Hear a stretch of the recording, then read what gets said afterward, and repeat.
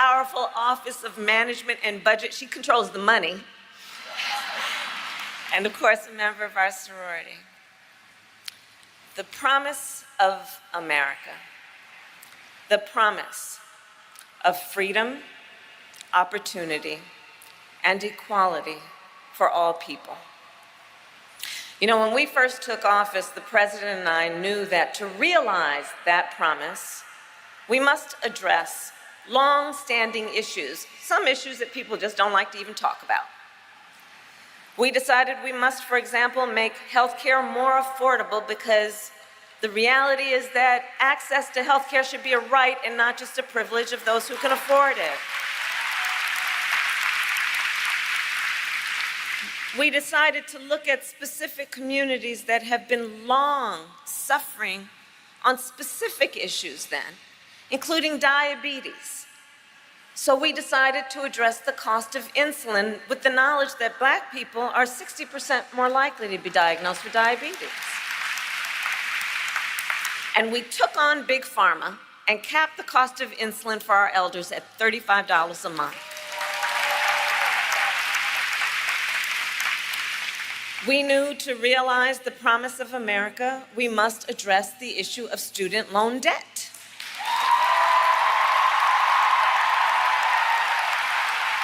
And I know there are many here who have benefited from that work. Please testify.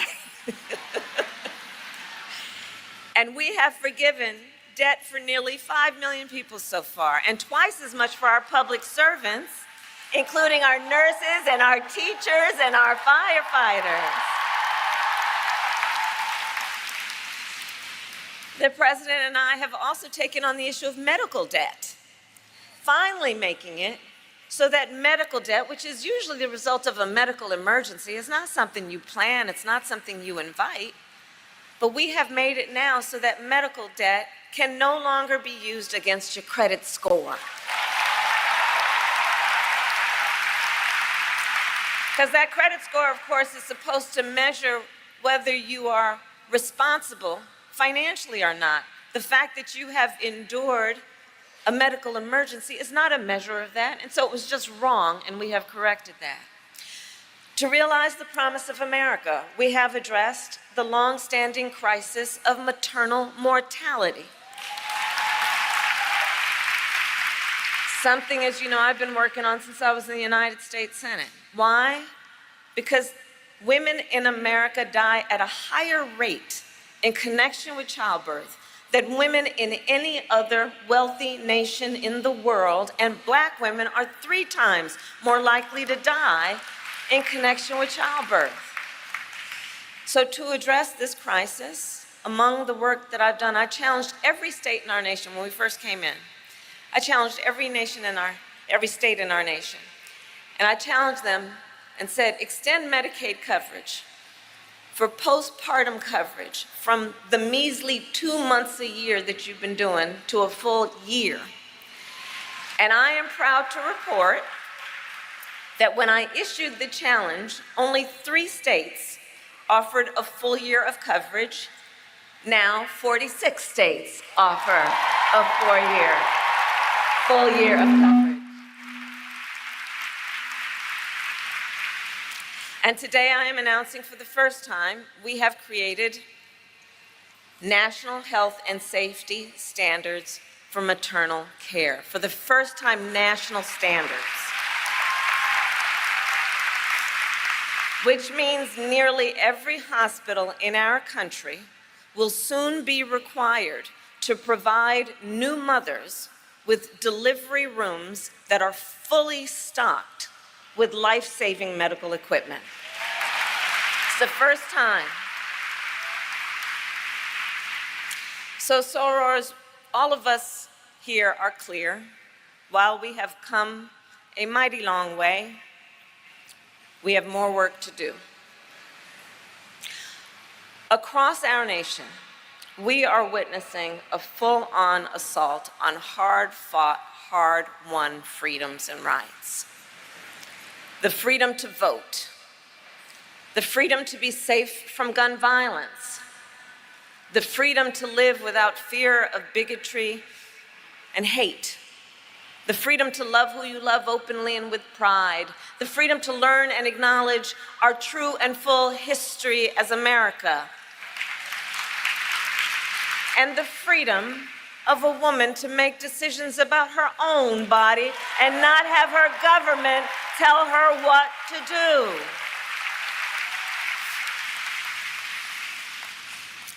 And these are not only basic freedoms and rights. These are the pillars of our liberty, the essence of our democracy, and the promise of America. On that last point about the attacks we see on reproductive freedom, understand how we got here. Then President Donald Trump handpicked 3 members of the United States Supreme Court, the court of Thurgood, because he intended for them to overturn Roe v. Wade, and as he intended, they did. Now, 2 years later, in the South, where the majority of Black women call home, every state except Virginia has a ban. Many with no exceptions, even for rape or incest. Now, we all know one does not have to abandon their faith or deeply held beliefs to agree the government should not be telling her what to do with her body. If she chooses, she will talk with her priest, her pastor. But it should not be the government replacing her good judgment with its own.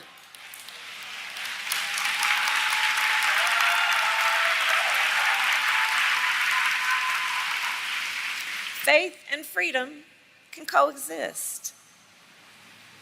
And understand, the former president wants to pass a national abortion ban to outlaw abortion in every single state. But we will not let him. We will not let that happen.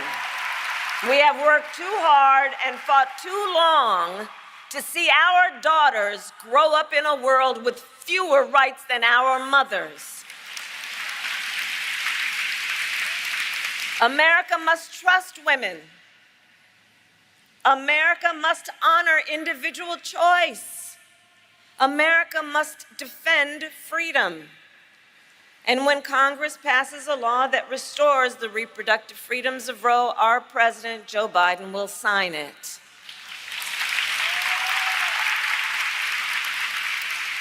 And there is so much at stake in this moment,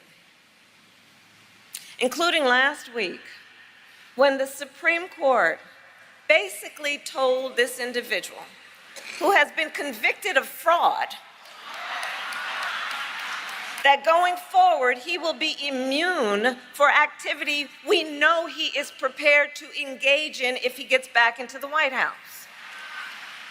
Consider, Donald Trump has openly vowed, if reelected, he'll be a dictator on day one.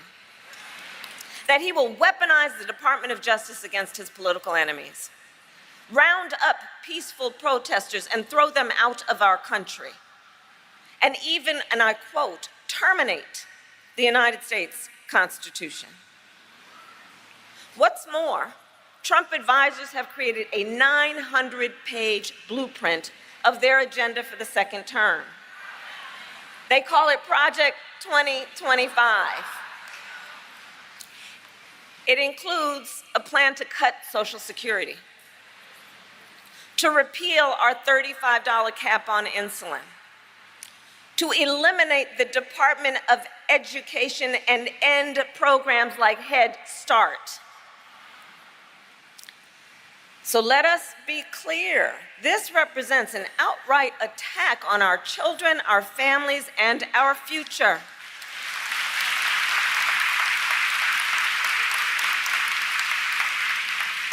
And all of this is to say, I do believe this is the most existential, consequential, and important election of our lifetimes. Sorors, Sorors, this is a serious matter.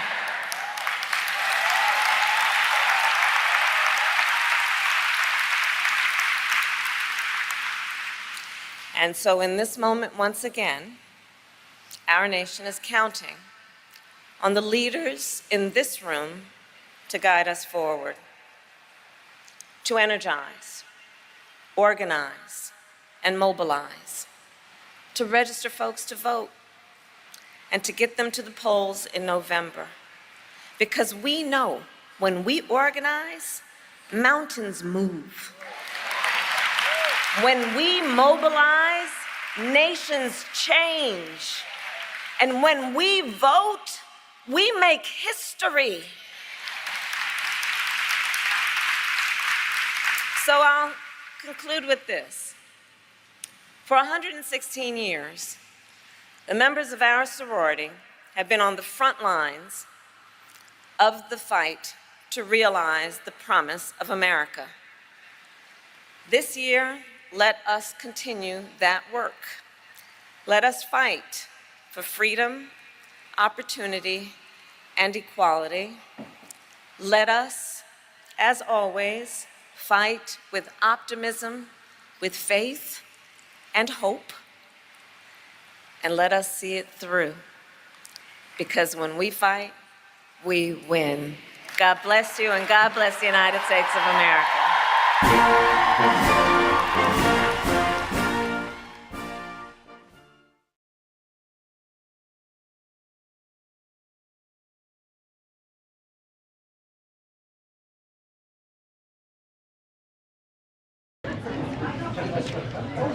Oh, wow. Hello, everybody. Good afternoon. So much excitement. I know it's the Fed chair meeting, right? I know. Yeah, Bloomberg.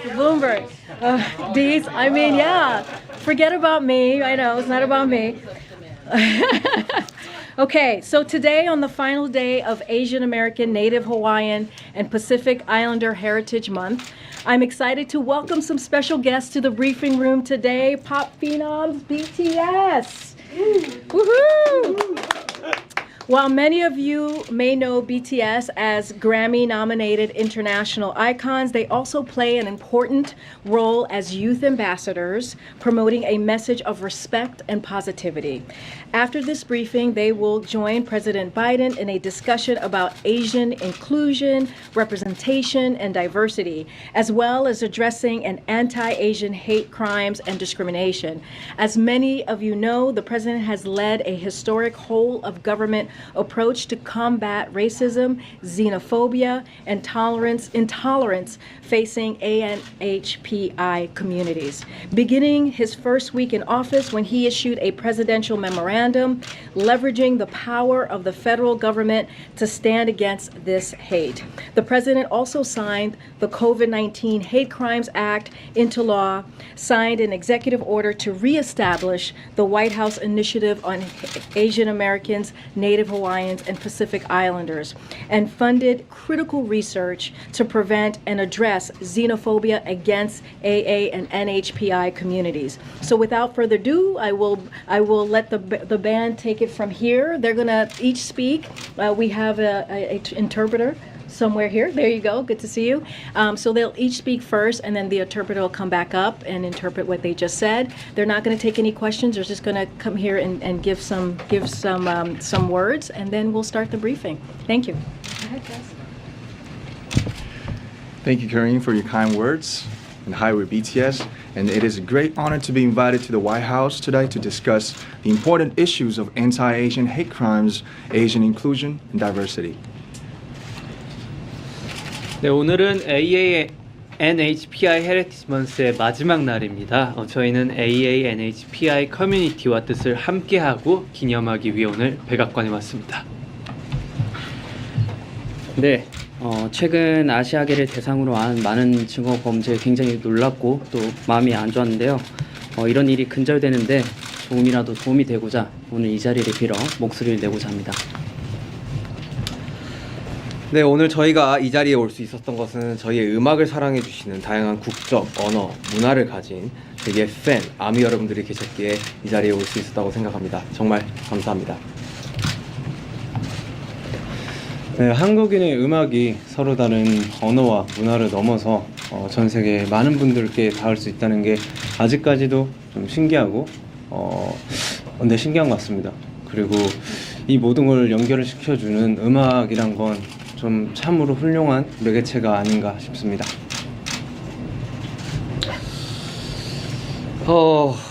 나와 다르다고 그것은 잘못된 일이 아닙니다. 옳고 그름이 아닌 다름을 인정하는 것으로부터 평등은 시작된다고 생각합니다. 네, 우리는 모두의 각자의 역사를 가지고 있습니다. 오늘 한 사람 한 사람이 의미 있는 존재로서 서로 존중하고 이해하기 위한 또 한 걸음이 되기를 바랍니다. And lastly, we thank President Biden and the White House for giving this important opportunity to speak about the important causes, remind ourselves of what we can do as artists. Once again, thank you very much. I'll provide an interpretation in Korean and English. 우리말과 영어로 통역 간략하게 전달드리겠습니다. 남준 씨는 친절한 소개 감사합니다. 방탄소년단입니다. 오늘 백악관에 초청받아서 반아시아계 혐오 범죄 그리고 아시아계 포용 그리고 다양성에 대해 논의하는 자리를 가지게 되어 정말 큰 영광입니다. Jun said today is the last day of the AANHPI Heritage Month. We joined the White House to stand with the AANHPI community and to celebrate. Jimmy said we were devastated by the recent surge of hate crimes, including Asian American hate crimes. To put a stop on this and support the cause, we'd like to take this opportunity to voice ourselves once again.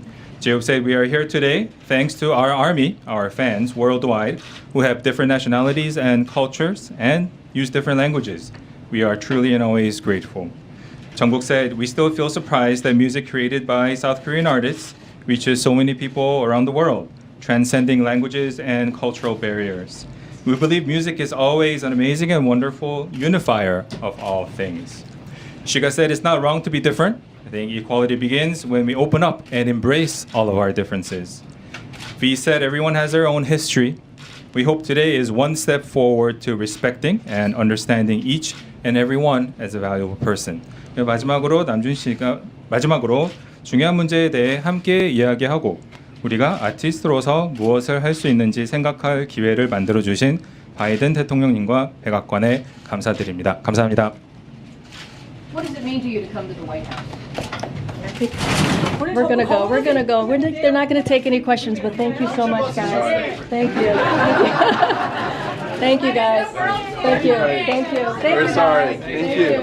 BTS 화이팅! 감사합니다. Thank you, guys. Thank you. Oh. All right. Okay. Yeah. Brian, I don't know how you're gonna. Okay. I don't know. I'm excited to hear what Brian has to say. Okay. Next up, we have Brian Dees, our National Economic Director of National Economic Council, who just came out of the meeting with the President and the Fed Chair and Secretary Yellen. And so he is joining us today. So thank you, Brian, for making the time. Okay.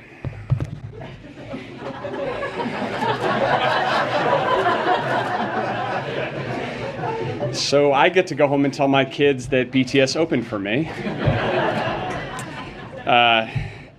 I did not expect that when I woke up this morning. And I know that you're all here to talk about trimmed mean inflation, and you're as excited about that as you are for them. So thank you for hanging in here. I just wanted to provide a little bit of context to the economic focus of the day. As you all know, the President just concluded a meeting with Chair Powell, along with Secretary Yellen and myself. It was a very constructive meeting focused on the outlook for the U.S. and the global economy. And I won't go into detail of the private meeting other than to reinforce that the President underscored to Chair Powell in the meeting what he has underscored consistently, including today, that he respects the independence of the Federal Reserve and will provide the Federal Reserve the space and the independence that it needs to tackle inflation. Also today, the president published a op-ed in the Wall Street Journal, and I will just give you a little bit of context for that piece and how we are thinking about economic priorities here. So 4 quick points. The first point is there is no question that the global economy right now faces a range of significant challenges. Inflation is first among them. It is a global challenge. We learned, for example, today that inflation in the euro area hit an annual rate of 8.1%. And it is a challenge that the president understands is hitting American families and creating anxiety and also economic hardship. As he said, he gets this. The second point is that as the president is making fighting inflation his top economic priority, it is really important that we recognize that we can take on inflation from a position of relative economic strength. That is true if we look in the global context. Few countries are better positioned than the United States to make this transition and navigate this transition that the president talked about today from historically strong recovery to more stable, resilient growth. If you look, the reason why we have those economic strengths is the strength of our recovery, the historically unique strength of our recovery. At the center of that is the labor market. You all know the statistics. I won't belabor them, but suffice it to say we have the strongest labor market in modern history, which is not only creating job opportunities to move into new careers with better pay for millions of Americans, but it is also pulling more people into the labor force. And in fact, we've seen the most rapid labor force participation rebound among prime age workers of any of the last 4 recoveries. And we're also seeing that in terms of the strength of household balance sheets as well.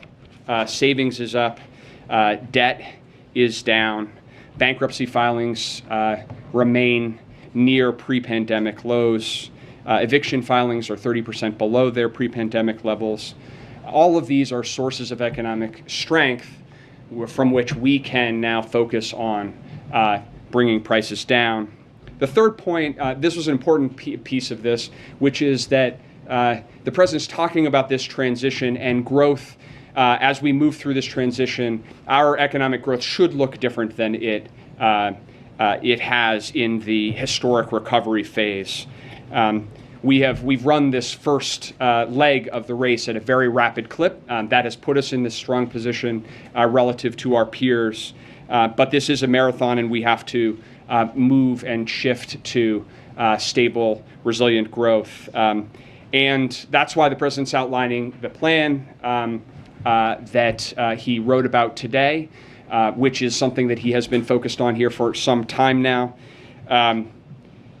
Core to that are the 3 elements that he flagged. The first is nominating quality people to the Federal Reserve. He has done that. He got an opportunity to speak with Chair Powell today. Strong, incredibly credentialed bipartisan group. And we are hopeful that the Senate will move to confirm the last of his nominees, Michael Barr, without delay, and giving the Fed the independence to operate, which is critically important, particularly at a moment where inflation is elevated, but cannot be taken for granted, which is why the president is reinforcing it publicly today. The second is lowering costs. How can we make things more affordable for typical families during this transition period? And the third is lowering the federal deficit, which will help to ease price pressures in the economy. That is, on those second and third, that is the focus, the president's economic focus, the focus of our economic team. Many things, many of the steps therein are things that we can do on our own with executive action. There are also places where we need Congress's help and to work with Congress. But that is our overarching focus when it comes to the economy right now. So that is the context I want to provide. Happy to do whatever Karine tells me to do. Brian, one trade-off to cutting or fighting inflation may be a change in the unemployment levels. What level of increase in unemployment does the White House see as acceptable in order to obtain lower inflation?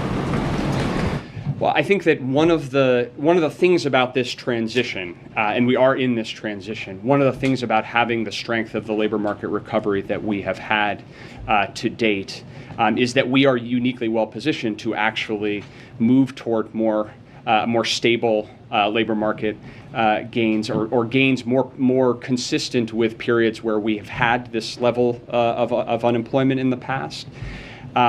And we can actually take on inflation without having to sacrifice all of those gains. And so you see that, for example, in the high rate of available jobs per worker. That can, and you've seen that start to moderate somewhat. So one of the ways that, for example, businesses can reduce their demand if that is necessary is to bring down the number of open jobs they have available. But that is, I think that the bottom line is we have a very strong labor market. And that is not only a source of strength for millions of people who are getting jobs or getting jobs at higher wages, it has helped to strengthen household and family balance sheets as well. So part of the reason why we have seen savings elevated and we have seen credit card payments and other debt service payments come down to historically low levels is because of the strength of the labor market. So that positions us relatively well going into this period of transition. Just one follow-up. The president emphasized, and you just emphasized, his respect for the Fed's independence. Is he happy with what the Fed is doing? Consistent with respecting their independence is respecting their independence. So what I would say is that he has confidence in the people that he has nominated. He is grateful to the Senate to confirming 4 of his 5 nominees, and he is focused on actually giving them the space to make those independent judgments. It certainly is the case that the president has identified inflation as his top economic priority, and he agrees with the assessment that the team at the Federal Reserve is making and that Chair Powell is making as well. But part of providing that independence is to stay out of the business of commenting on tactics, timing, or otherwise on the monetary policy side. So you can expect that from us going forward. Okay. A follow on that. If he's confident in the team that he's put there, is he confident that they will be able to deal with this enormous challenge, which is taming inflation and not putting the economy into a recession? Well, I think that what the president is and what we are very confident in is that we can approach this challenge and we can focus our efforts on bringing inflation down without having to sacrifice all of the economic gains that we've made because of the unique position of strength that we are in. Because of the progress that we have made over the course of the last 15 months, we are now uniquely well positioned to do that. Does the president think that the Fed needs to revise or review its modeling and forecasting techniques given they pretty badly misjudged that inflation was not actually transitory? That falls squarely into the category of things that we will leave to the independent judgment of the Fed. Phil in the back and then Kelly in the back. Thank you, sir. You noted that inflation remains the president's top priority. I'm wondering a little bit about the intersection of that priority and the president's plan to forgive as much as $10,000 in student debt relief for families making as much as $300,000. Some analysis says that this would cost taxpayers as much as $250 billion, and of course that money's not going to be dumped into the economy all at once. But I'm curious how you see this affecting consumer spending, because presumably some of these folks, rather than servicing their loans, might go buy a new phone or decide to buy that car or go on the vacation. So are you confident that that student debt relief program would not have a negative impact on inflation? Yes, I'd say a couple of things on that. The first is that notwithstanding some of the reporting, the president hasn't made any decision on that policy, and so I won't get ahead of any decision or any particular program or plan that has been speculated about. Broadly speaking, if you look at those who hold student debt, principally people who went to public colleges, principally people who, when they were going to college, had 2/3 of which their family income was less than $50,000 per year, and many of whom are struggling economically in a position of having to repay that debt. When you look at the question of the macroeconomic impact, I would say two things. One is it is a function of a number of those policy design parameters, including the repayment. So today there is a moratorium on repayment of student loans, and so the resumption of payments would interact with any potential debt cancellation from a macroeconomic perspective, number one. And number two, if you look at the impact of almost any proposal, because of the point that you made, notwithstanding the cost of any proposal is the economic impact of any proposal would be across the course of years or a couple of decades, and so the impact on inflation in the near term is likely to be quite small. But again, because the president hasn't made any decision, and we're not talking about a specific plan, I won't speculate specifically, but I think most of the analysis suggests that the near-term impact would be pretty small. As you're putting together sort of this outreach today with the op-ed, with the message that you and other colleagues have been putting out there, is implicit in that sort of acknowledgement that you have not been telling the story of the economic picture in a way that has been satisfactory to the president? I think what this underscores is actually an ongoing commitment by the president to both train his focus on what is the most important thing for the economy and to communicate that as well. So I would point you back to the President's State of the Union, where the president said that my priority is lowering costs and lowering the deficit.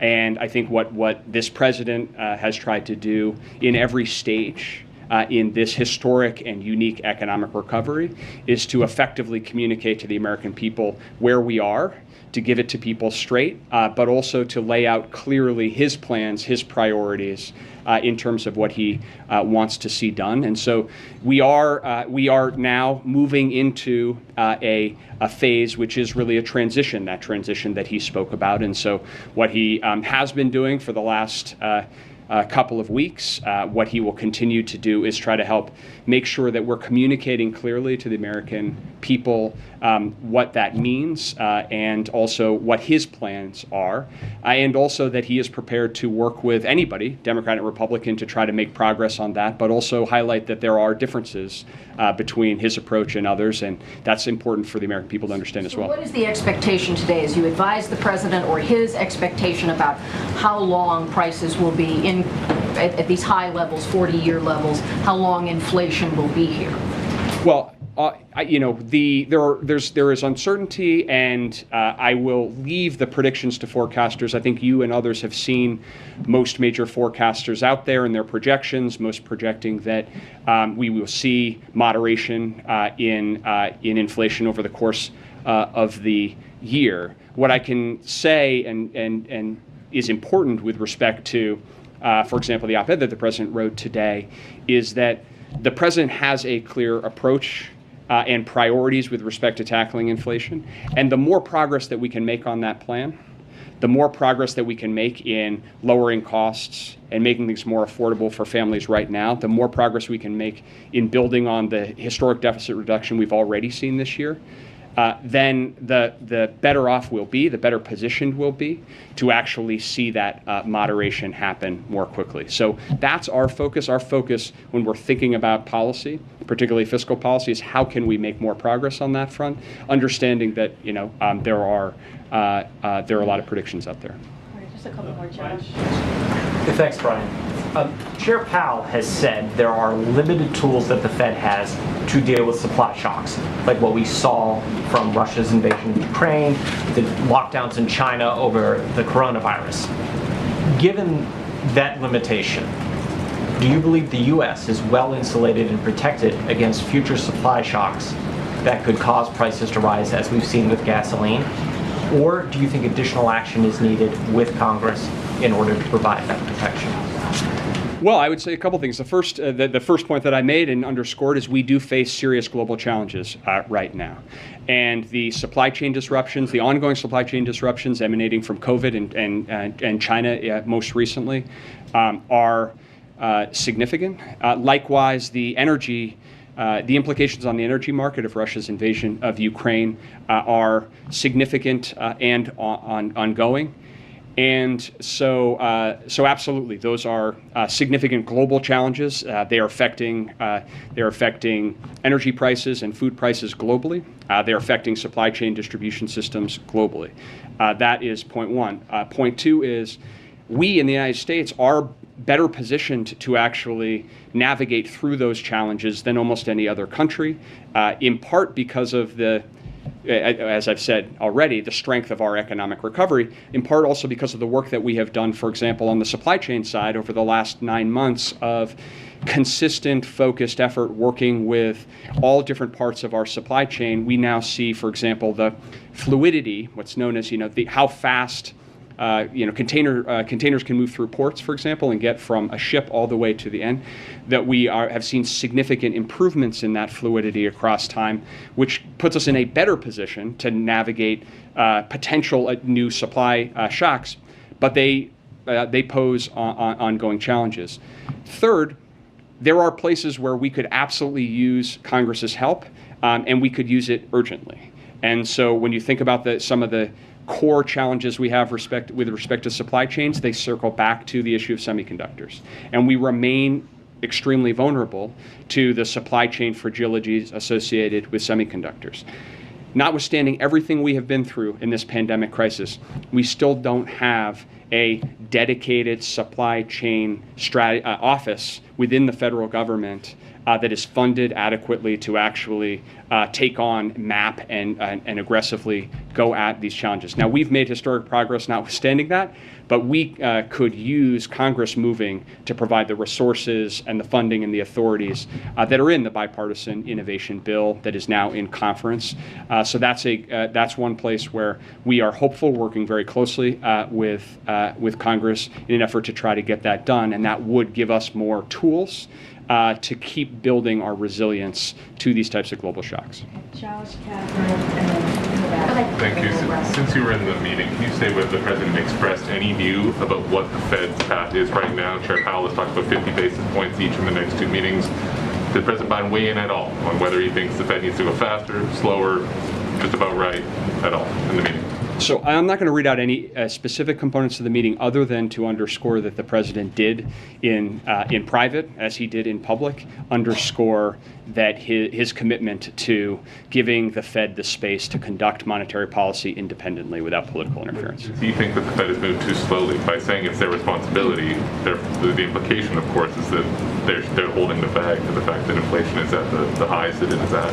I think by saying it's their responsibility, what the president is doing is acknowledging and underscoring the pivotal role that the Fed plays institutionally, and that monetary policy plays in the process of bringing prices down. That's a core mandate that the Fed has, and that he not only respects but is willing to underwrite. That independence matters, and being insulated from political interference matters. That's not an approach that the previous president took to this issue. It has not been an approach that presidents in the past have taken, and this president has underscored and is underscoring that he will do that. And I think that that's what you should take away from his acknowledgement of the responsibility that the Fed has. Did tariff reviews come up at all, or can you give us the latest on that? There recalls, of course, that easing tariffs on imports from particular countries could be one measure that would cool inflation here in the U.S. I know it's an issue of discussion. I don't have any update to share today. Just following up on Josh's question on tariffs, is there any timing you can give us on a decision specifically on the China tariffs? Nothing specific on tariffs today. I wanted to ask you about budget reconciliation. About the what? Budget reconciliation. What do you view as the right revenue to spending ratio to combat inflation? Well, I think what the president has said and is underscoring today is that we have a real opportunity to lower costs and lower the deficit. And that we can actually do those two things together in a way that will create a more competitive economic environment and actually increase incentives for businesses to invest in the United States by pairing tax reform with measures to lower costs for families. So I'm not going to get into the specifics of the conversations around reconciliation other than to say the president really does believe that the right approach here is to focus on measures that would lower costs and help to make things more affordable right now for families and to lower the deficit. And that he believes that that's the right way to address inflation, and that's probably the most significant thing that Congress could do right now to actually help to accelerate the process of bringing prices down, to Kelly's point. Last question. About a year ago, you stood here at the podium along with other officials talking about inflation as transitory. Now a lot of the focus from the White House and the broader administration is on messaging, as Caitlin and Kelly pointed out earlier. Was it a mistake to use that phrasing, and do you think it gave Americans a false sense of how long these rising prices would be here for? Look, I think that this has been an uncertain and unexpected and recovery period, historic in many ways. And so I think that our focus right now is on what is the right policy to bring prices down without sacrificing all of the economic gains that we have made. And I think that one thing that is unambiguously the case is that over the course of this 15 months, the strength of this recovery that we have had in the United States has not only helped millions of people and millions of families across the country, but now positions us well to address what is a global issue. And when you look out across the world right now, there's also no question that inflation is a global challenge. The 8.1% figure that I cited for the euro area, if you look back over the last 6 months, headline euro area inflation is 9%. And that is because we know that principally the drivers of that are the convulsions and the convulsive impact of having to shut the economy down and restart the economy. And compounded now by the supply effects that Josh asked about with respect to Putin's invasion of Ukraine. So that's our focus. That's where we're focused now. And we think that the policy choices that we make here going forward will be consequential in how quickly and effectively we can navigate through this next period. But that talks mostly about the structural factors. I guess when you talk to Americans, when you look at polling, they say their biggest concern is rising prices, which I think part of that stems from the prolonged period that we've been in. And so I'm wondering, as you focus on the messaging, have you learned lessons from that, where you discussed it as transitory, and now, 15 months later, we're still here?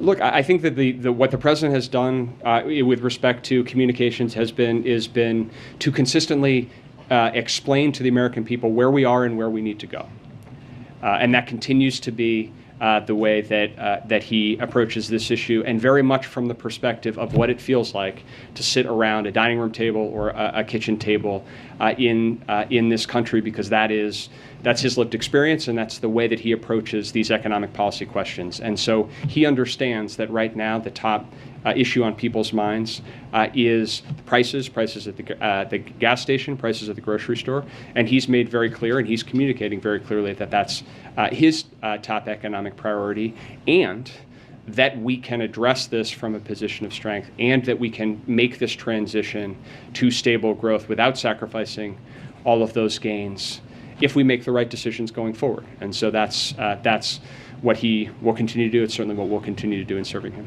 Brian, if I could quickly follow up, if the president is communicating effectively, how do you explain and make sense of his low poll numbers? Look, I will just say this, that the president always tasks us to focus on what are the right policy decisions and the right policy choices to try to advance an economy that has been his animating feature of what he wants to get done for years, which is how do you build an economy from the bottom up, the middle out, where working families have more opportunities. We've made historic progress in that direction. We have made historic progress in that direction because of some of the hard and difficult policy choices that this president has made. But we now have to address this issue of rising prices. The president has been focused on that for some time. We need some help in working with Congress on some of the issues that we just discussed. And I think that, if we can deliver, I think what the American people are mostly want to see is that we can actually move the ball forward and that we can actually make some progress in things that matter in their daily lives. And it's why you've seen the president so focused on things like reducing the cost of internet, building more affordable housing to reduce the cost of housing, because we get that those are practical things that are impacting people in their lives. And the more progress we can make on that front, that's what people want to see. That's what people want to see is progress. And so that's where we're going to keep our focus. Why is the president so hesitant to face us from behind the podium just like you did? Okay. Thanks, Brian. Come back soon. All right, that's all I have on for the topper. Oh, we could no. Go ahead, Josh. Why don't you kick us off here? Great. Thanks. Just 1 sec. 2 subjects. First, could you offer some clarity on what President Biden meant when he said we're not sending Ukraine rocket systems that could strike into Russia, since even short-range missiles could fly over the border if they're fired nearby? And is the White House concerned that sending a rocket system could be considered escalatory? So let me first say that those systems continue to be under consideration, so I don't have anything to preview on anything specific there. But as the president said, we won't be sending long-range rockets for use beyond the battlefield in Ukraine. But right now, I don't have anything to preview for you today. Secondly, could you update us on the status of where Mexico's president stands on going to the Summit of Americas? It's the first time we've hosted since 1994, and what does this controversy say about the U.S. relationship with Mexico? So, I don't have anything to share or anything to confirm about anyone's attendance. We don't have a final list. Once we have a final list, we'll be sharing that. Look, the president is looking forward to hosting, as you just said, the first one in a long time. It's the 9th Summit of the Americas in June, just a few days away, and values the opportunity for leader-to-leader, civil society and private sector engagement to advance our goals and find common ground. He views the summit as an important opportunity for leaders and key stakeholders to come together to address the core challenges facing the people of the hemisphere. No other part of the world impacts the security and prosperity of the United States more directly than the Western Hemisphere, and we are joined not just by geography, but also by economic ties, democratic principles, cultural connections, and familial bonds. I don't have a list to confirm or any invites or decisions that's been made. That's up to clearly the individual leaders. Hello. Hello. Happy Tuesday. I feel like it's been a long time. Just to follow up on that, has everyone who's going to be invited to the summit been invited? We're still working through some of the invites. We just don't have a final list. And we have said, once we have a final list, we'll share that. Can you elaborate on the president's promise earlier today to meet with lawmakers on new gun laws, when or how that would happen, and whether there are any preconditions on when or how he'd meet with them? So the president look, he's been calling for action for some time. What we have seen, in particular these past 2 weeks with these mass shootings in Buffalo, and we saw the president go to Buffalo and grieve with the family there. We saw the president and the First Lady just this past Sunday go to Texas to grieve with the parents there. And it is heart-wrenching what we're experiencing. This is an epidemic, the gun violence that we're seeing across the country, and we have to do something, and we have to continue to make efforts to act, to protect our kids, to protect people going to the grocery store. The president has made this one of his priorities from the first day that he walked into this administration, and now he's calling on Congress to act. And so he is hopeful. He wants to make sure there's action. The White House, we have our White House team that is in constant communication with Congress on an array of issues, including this one, because again, this is a priority, and he wants to continue to make sure that he continues to voice his concern and what needs to be done next. Look, the president has done everything that he can from the federal government. We are looking at other executive actions that we can possibly do. This president has done more executive actions at this point than any other president, but it's not up to him alone. He cannot do this alone. This is what you heard him say to Kelly O yesterday. And so Congress needs to act so we can have federal law legislation on the books so we can stop this epidemic that we're seeing across the country. What other executive actions would be under consideration if you just said he's done everything he can do? Well, we're looking to see what else can be done. To be clear, we have done, as you've heard us say, we have done the ghost guns. The stemming of the flow of ghost guns is something that the president has done through executive action. If you look at ghost guns, they are not regulated. There's no serial number connected to them. They are the weapons of choice when it comes to terrorists and criminals. This is something that we have seen more and more pop up across the country, and so he put out an executive order through the Department of Justice to make sure that we do everything to stem ghost guns being out there. He's taken more efforts to take on gun traffickers and make sure that they are held accountable. He used the American Rescue Plan, which, by the way, no Republican voted for, to make sure that we put police officers back in the streets, who many of them lost their jobs during the COVID pandemic. And so there's $10 billion that we announced that cities have used to make sure that they are using that funding, or said they have used that funding for gun violence. These are the actions that this president has taken. And now he's calling on Congress to take action. He's calling on Congress to take a vote so that we can protect families and communities. No, nothing's scheduled yet. I don't have anything more to preview. He said yesterday himself that they are looking at other options on executive actions. But again, he's done more than any president at this time. One other thing I wanted to just clarify, something he said on Friday during his address at the Naval Academy.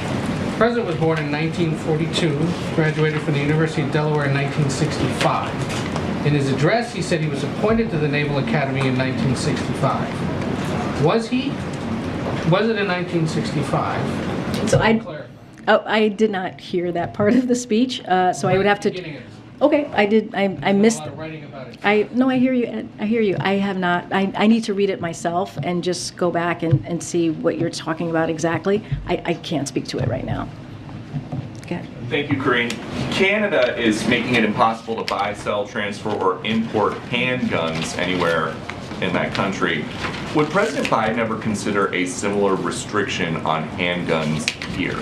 So, we'll leave it up to other countries to set their policy on gun ownership. The president has made his position clear. The United States needs to act, as I just laid out. He supports a ban on sale of assault weapons and high-capacity magazines, and expanded background checks to keep guns out of the dangerous hands. He does not support a ban on the sale of all handguns, to answer your question. Okay, thank you. In some places in this country now, a gallon of gas costs more than people on the federal minimum wage are making in an hour. What does the White House want these people to do? Just stop driving to work? Look, the president understands what it feels like. Deese just spoke about this. Brian Deese was just here and talked about how he understands what it means for people who are sitting at their kitchen table and see gas prices go up. He understands that feeling personally, or seeing prices of groceries go up in the grocery store. This is something that he is inherently aware of, and he's doing everything that he can. As Brian Deese was just here, his economic advisor, one of his top economic advisor, laying out what he is planning to do or continue to do to make sure that we lower costs at the gas pump. Brian also said that we are dealing with an unprecedented time with global challenges that we have never seen before.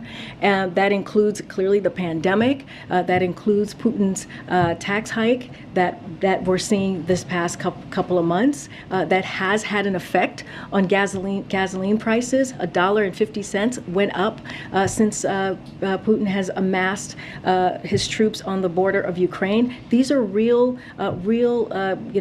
global issues that has led to this moment. But the president is doing everything that he can to make sure that we address this issue. And you just mentioned Putin a few times as a reason for recent inflation. Do you guys think that any part of inflation this year is because of President Biden's spending plans, or is it all Putin's fault? Well, what I can say is we are, and Brian just spoke to this, we are at a historic place when it comes to the economy, when it comes to unemployment being at the lowest that we have seen in some time, when it comes to the president creating more jobs in his first term, his first year, than any other president, more than 8.5 million jobs. Now we're going to a place where we're going into transition, where we're going to see an economy that's more stable, that's more steady. So that's because of the American Rescue Plan that the president signed into law, that no Republican signed or voted for, I should say, and all of that work that he's done the first year has led us to a place where there are more jobs out there, more jobs are being created, that we are in a place where we're seeing economic growth. Now, and also, as I've stated, this is an unprecedented time with COVID. This is an unprecedented time with the war. And so that Putin has created and started on Ukraine. And so we have seen, data has shown us since these past couple of months, since the war, we have seen an uptick on gas prices. So I guess the next question would be, does President Biden take any responsibility for his policies potentially contributing to inflation? His policies has helped the economy get back on its feet. That's what his policies has done. When we talk about the gas prices right now, this is indeed Putin's gas hike. This is what we have seen in the most recent months of what we've seen at the gas pump. And so that is a fact. We have seen about 60% increase in the past several months, and because of the amassing and his invasion of Ukraine. And so the president, his goal right now, and what he is frustrated about, is what the American people have to go through, and what they are trying to deal with as they are around their kitchen table. So that is his focus right now. Go ahead. The president has talked about understanding from his life experience those difficulties, economic hardships, and so forth. Does he consider it a crisis for American families that prices are at this 40-year high? He understands the hardship that people are going through. He understands how difficult it is for families. He understands that. That's why he has done everything that he can and taken steps in many different ways to make sure that we lower cost. We announced new actions to give farmers the tools and resources they need to boost production and lower food prices and feed the world. High-speed internet for tens of millions of Americans. We announced new steps with the private sector to lower those prices. The nonpartisan Congressional Budget Office found that the deficit fell by $1.5 trillion this year, and it actually fell even more in most regions. Is it a problem? Is it a hardship? Is it a crisis? What is it that people are facing? It is. We're just in a difficult time right now with this inflation. That's why he's doing everything that he can. Look, his op-ed, he talks about this explicitly, about what he knows the American people are going through, and he laid out what it is that he's going to do to really fight against inflation. So it is something that he is aware of. This is clearly, right, as president, is something that is a priority to him. That's why he made sure that he rallied allies and partners around the world to release 1 million barrels of oil per day from the Strategic Petroleum Reserve, and that has been something that started for 6 months, in addition to an additional 60 million barrels of oil from other country reserves. That's for gas, to help with gas. The administration has allowed E15, which uses homegrown biofuels, to be sold this summer to help as well. And also he announced administration actions to save hundreds of thousands of families hundreds of dollars per month by fixing the Affordable Care Act's family glitch. So these are the things that he is continuing to work on and make this a priority. And that's why one of the reasons he wanted the American people to hear directly from him, hence the op-ed that came out. Back on the issue of gun reform, so you mentioned the limitations that the president is facing. He also has Yeah, been he blunt said this yesterday that himself. There's only so much that he can do, that much of this is in the hands of Congress. But in Texas over the weekend, the president came face to face with a crowd that was demanding that he act, chanting, do something. And the president said, we will.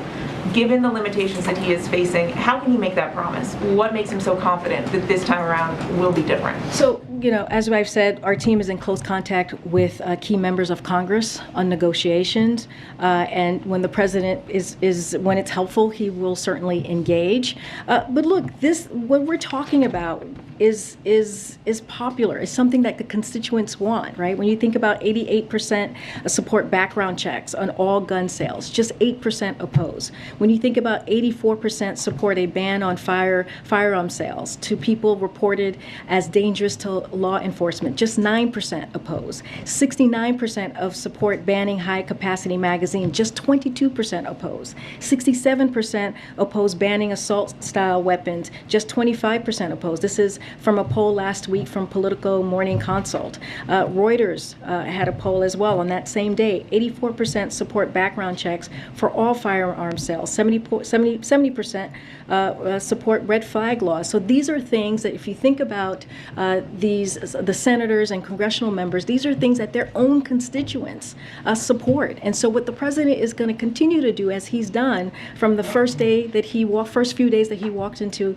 office, is to ask Congress to act. And so we're going to continue to have those conversations. He's going to do everything that he can to make that happen. We have to stop this gun violence epidemic that we're seeing. But these measures have been popular for some time. I mean, that's not new to this most recent massacre. So what is the president seeing, if anything, that makes him confident that this time will be different? I mean, we've heard him say that he thinks everyone's getting more rational about this. What has he seen from Republicans that gives him that sense? Well, right now, as we know, there are bipartisan negotiations happening today. It may have happened already. I know there was supposed to be a Zoom call that was being led by Chris Murphy. And so, it is important. That's what we want to see. We want to see steps being taken so that we can get to a resolution, a solution here. We cannot continue having this epidemic that we're having with gun violence. This is not okay. And what we're asking Congress to do is to vote. Vote again. I just said this. Vote to protect our communities. Vote to protect our children. Vote to protect our teachers. Vote to be able so that people can safely go into a grocery store and not worry about being killed.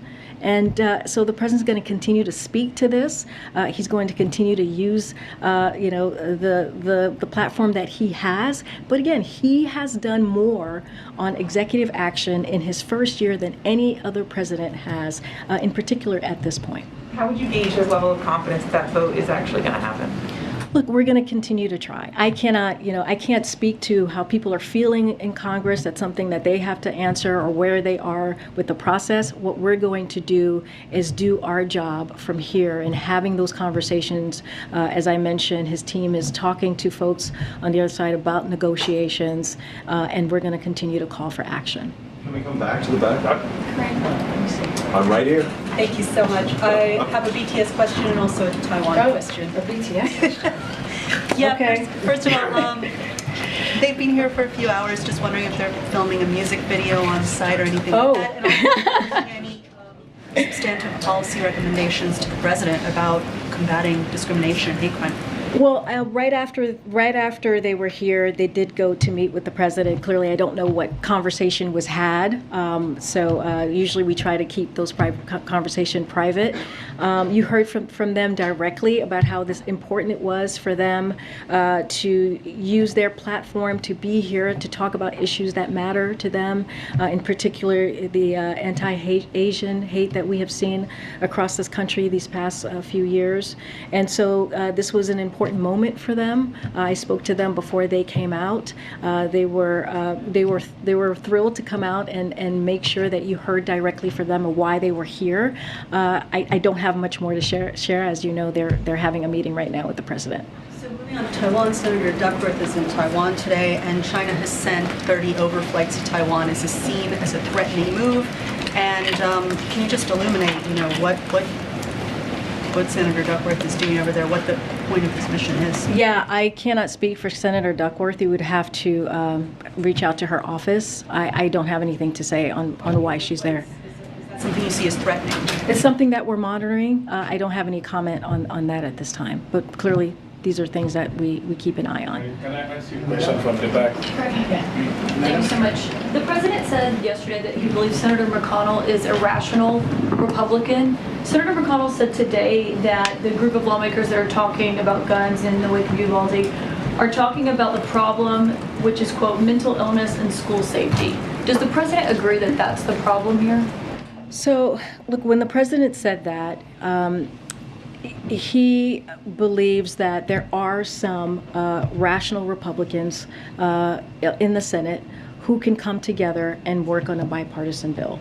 And Mitch McConnell is one of those folks. He does not believe, and we've talked about this. He's talked about this. We are the only country that is dealing with gun violence at the rate that we're dealing, and other countries have mental health issues. So what's the problem here? And so the problem is with guns and not having legislation to really deal with an issue that is a pandemic here in this country. And so that is not his focus, obviously. And when it comes to schools, and I don't know what he said specifically about schools. I know there's been conversation about hardening schools. That is not something that he believes in. He believes that we should be able to give teachers the resources to be able to do the job that they're meant to do at schools. And this is something that he's been focusing on since he was a vice president. So those are two things that he does not agree on. But look, he thinks there's a way to potentially come for senators to come together and Congress to come together. They need to act, and that's what he's going to continue to call for. Even though he disagrees with the top Republican in the Senate on what the problem is here. I mean, look, I think that what the president is going to continue to do is call for Congress to take action. Is to call for Congress to move forward and deal with this epidemic that we're seeing across this country. And so he's going to leave it up to Congress to do that. He's going to step in when needed. But again, our office here is in regular contact on negotiations. And you just said that the president will get engaged with Congress on these talks when he believes it's helpful. Does he believe it's helpful right now for him to be involved directly in these negotiations? When the time comes, he will get involved. He spoke to this yesterday. What we're going to continue to do is call on Congress to act. And again, our offices here, our different departments here are in constant communications and with the negotiation process that's happening. Can you confirm that the President Chief of Staff Ron Klain is leaving his position after the midterms? Can you confirm that? No. Can I ask you a second question? No. Go ahead. Green, a follow-up on the long-range rockets question. Does the United States not want Ukraine to launch attacks into Russian territory, despite the fact that Russia is obviously launching attacks on it? I mean, the president spoke to this yesterday. I don't have anything more to add. First of all, we don't have, it's under consideration. I don't have anything more to say to that. But again, we won't be sending long-range rockets for use beyond the battlefield in Ukraine. So the president answered that yesterday. Switching gears to gun control and to the meeting with the New Zealand Prime Minister today, the president mentioned what New Zealand has done on this issue. What does he think, or what does the White House think the United States can learn from New Zealand on guns? Look, I think they had a very good meeting. They clearly spoke about gun reform. In the meeting, he actually wanted to talk more about what the New Zealand Prime Minister has done on gun reform in her country, and so he wanted to hear more about that. I don't have anything more to read out, but it is something that an agenda item that came up in their meetings, and he's always open to listen. But then again, we have to just remember that we need to act. Congress needs to act. It is the time to act now. And that's what the president's going to continue to call for. it is something that he has worked on since he was a senator, as a vice president, and now as president. He has taken action as a president to make sure he can do everything that he can to address gun violence, and now he's calling on Congress to deal with banning the banning of assault weapons, and also background checks, expanding background checks. Those are things that they can do. It's popular. I just laid out the polling and what the polling showed. This is what their constituents want them to do, is to act. And so that's what we're going to keep calling on them to do. Okay. Thanks, Corinne. Following up on Keelan's question about the president's involvement, you said he would engage when he thinks it would be helpful. Does he think it would be unhelpful right now for him to engage in those negotiations? No. What we're trying to say is that there are conversations happening right now, right? There's a Zoom call, a bipartisan conversation happening right now. So we're going to let that process go. But at the same time, we're going to continue to call for action. He directed his team to look at additional ways for executive action. So that doesn't stop from us on our end, but he can't do it alone. And that's what we keep trying to say here. Congress needs to take their step to make action. And then just one follow-up again on the comment that he made about there are rational Republicans. As a candidate on the presidential campaign trail, he often said Republicans would have an epiphany after Trump was defeated, that they would come to their senses, in his words, and work with Democrats on certain issues. Many Democrats that you talk to say that that is an outdated view of the modern Senate, that the partisanship has increased significantly. Does he still believe that there are 10 Republican senators willing to vote on some measure of gun reform? There's criticism that is the view that Mitch McConnell and others are rational Republicans, given Mitch McConnell's long and well-documented history of blocking any sort of vote on gun control throughout his leadership of the Republican Party. What we're saying is that's what their constituents want them to do. That is what, regardless if you're a Republican or independent or Democrat, you have a bipartisan opinion out there from constituencies, from American families, from the American public that wants Congress to act. 90% of gun owners support universal background checks. That's 90%. 84% of Republicans and 80% of NRA members support background checks. That's what we know. That's what the data shows us. That's what we need to do, is for them to act so that we can make sure that our communities are protected, that we save our communities, that our children are not going to school feeling unsafe. So that's what we need to make sure. What does the president think the reason is that Republicans are not voting for some of these bills? If you're saying they're widely popular, where does the president believe the disconnect is between the Republican leaders? That's for them to answer. They have to answer to their constituents. I just laid out what their constituents wants to see. That's for them to answer.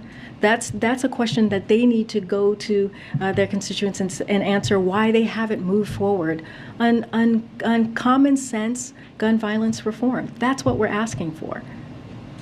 Go ahead. This is a question I was hoping to get to Brian Deese, but I'm hoping you can help us understand it as well. Earlier today, Larry Summers told the Washington Post essentially that a soft landing seems, in his views, particularly unlikely. And you heard Brian suggest, I think, a rather rosy picture of being able to move out of this inflationary period. I guess I want to understand from you all, what makes you so confident that a soft landing is possible, and should we be anticipating as a public that there will be a rocky economic period coming forward? I guess I just want to understand what makes you all think. Look, and this is what Brian Deese set up here, and I think he would say the same thing to this question, is that we are doing everything that we can to deal with what the American public is currently have in front of them, right? With these high gas prices and inflation, and we are taking every step that we can, taking this very seriously to make sure that we bring down inflation and we deal with inflation in a way that the American public feels this. And we feel that if we are able to do that, continue with the 4 steps that the president talked about in his op-ed today, that we will get to a place where the prices can come down and we can deal with inflation in a real way. And so I guess, the outlook, though, is that a recession, when you look at inflation historically at this level, a recession is naturally followed, you would say, within 2 years. And so why would this time be any different? Well, as we have said, we're dealing with a transition, right? We're dealing with an economy that has really bounced back. More than 8.5 million jobs have been created. We've seen unemployment go down, and now we're in a transition period where we're going to be in a place where it's more stable and more steady. And so that is our focus. That's where we are currently, and that's where we're going to be moving forward to. Final question? I'll take one question. Yeah, thank you. The gunman suspects in both Buffalo and Texas were 18 years old. Would the president's support or be open to raising the minimum age for purchasing a gun to 21 years old? This is something that Congressman Kinzinger, a Republican, said would be a no-brainer on Sunday. And so it seems like something that would have maybe out of the gate some bipartisan support.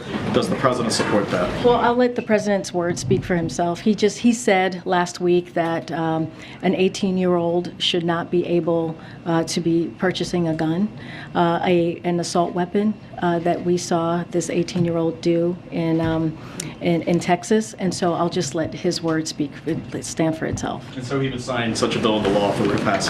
I'll just let his words stand for itself. I'll take one more. On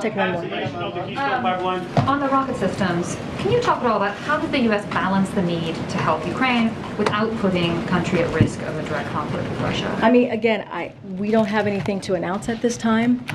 What the president said stands as of today. I don't have anything more. It's under consideration. I just don't have more to share on that. Guns, Karina, on Saturday, gun control advocates are marching in D.C. and cities around the country.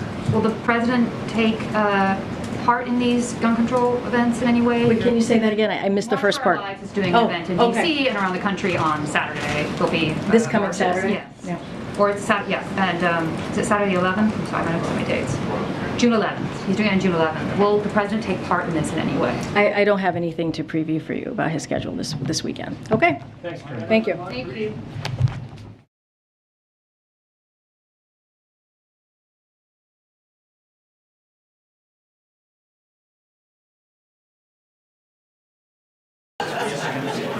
All right, hey you guys, how's everybody doing? Now it's time to settle down.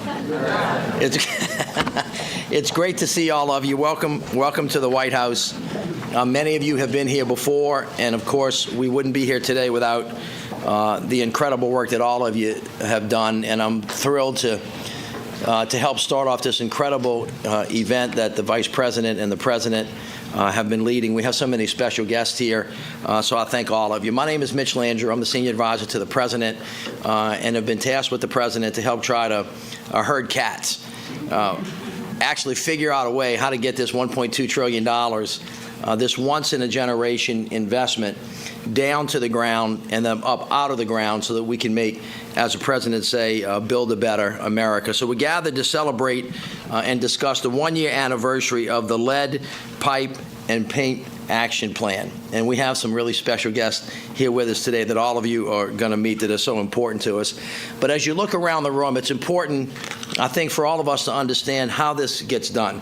And from the President's perspective, it can only get done when we do it together. And the together means federal, state, local. It means regional. It means geography. It means race. It means class. It means everybody. Because this President and Vice President know that diversity is this nation's greatest strength. And the only way we can do great things is when we do them together. So it's about partnership. It's about collaboration. It's about communication. It's about really getting down to the ground and building a better America from the bottom up and the middle out, not the top down, hoping things just trickle down to the bottom. And he's not just talking about money.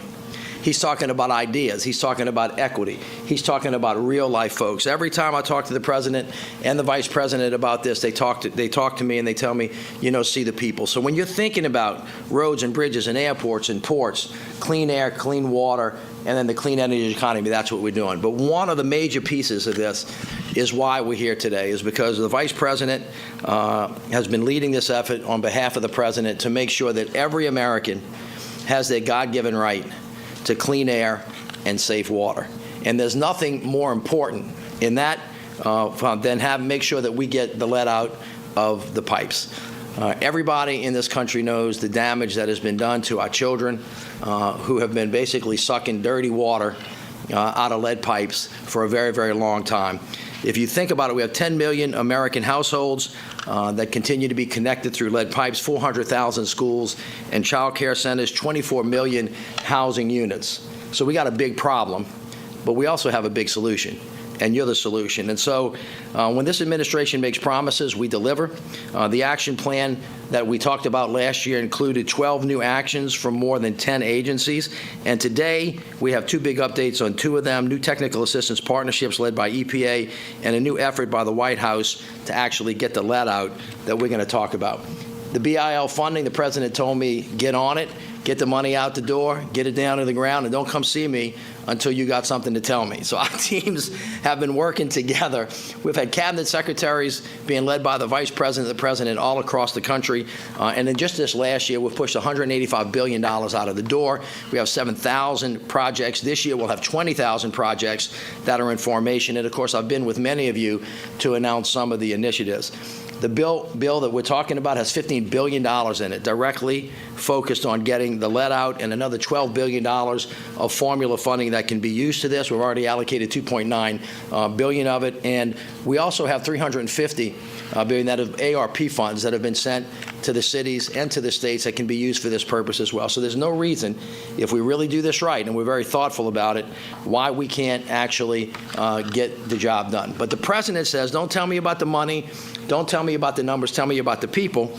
And I want to introduce you all to Miss Deanna Branch, who's sitting over there to my left. This young lady, I had the opportunity to visit. I think the vice president did. She's got 2 handsome young folks with him, Jaden and Aiden, who basically have allowed us to put a real face and a real person on what it is that we're doing, because sometimes folks get lost in the numbers. But not with this vice president and not with this president. I also went to Saginaw, Michigan, and actually saw the same challenges. I was in Ward 7 with Mayor Bowser doing the same thing to talk about the impact that it has on real life, real people, and the challenges that we face and the things we need to do so that these 2 young folks can actually grow up to realize their God-given potential. And they can't do that if we don't give them access to clean air and to safe water. This is a public health issue.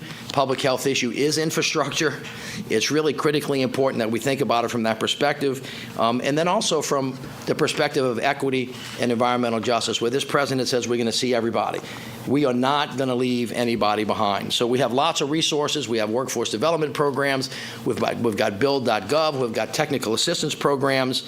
And I just want to reiterate before I sit down how it's really critically important to the kids and to the parents in Connecticut, Pennsylvania, New Jersey, Wisconsin, all over the United States of America, that this vice president and this president are committed to actually getting this job done. And that's what we're here to do today. Let me just, again, thank you all. 90% of this money is going to be spent by the governors and the mayors and by folks that are in this room. You are the ones who are the folks that are actually going to make this happen. So thank you for being here today. We're going to have a great day of many different panels, and then we're going to be joined wonderfully by the Vice President a little bit later. So thank you all very much. And now let me help welcome one of the great quarterbacks of this effort, somebody that I have worked with really, really closely on a lot of these issues, and I cannot speak highly enough about you, the wonderful Radhika Fox. Thank you, Radhika.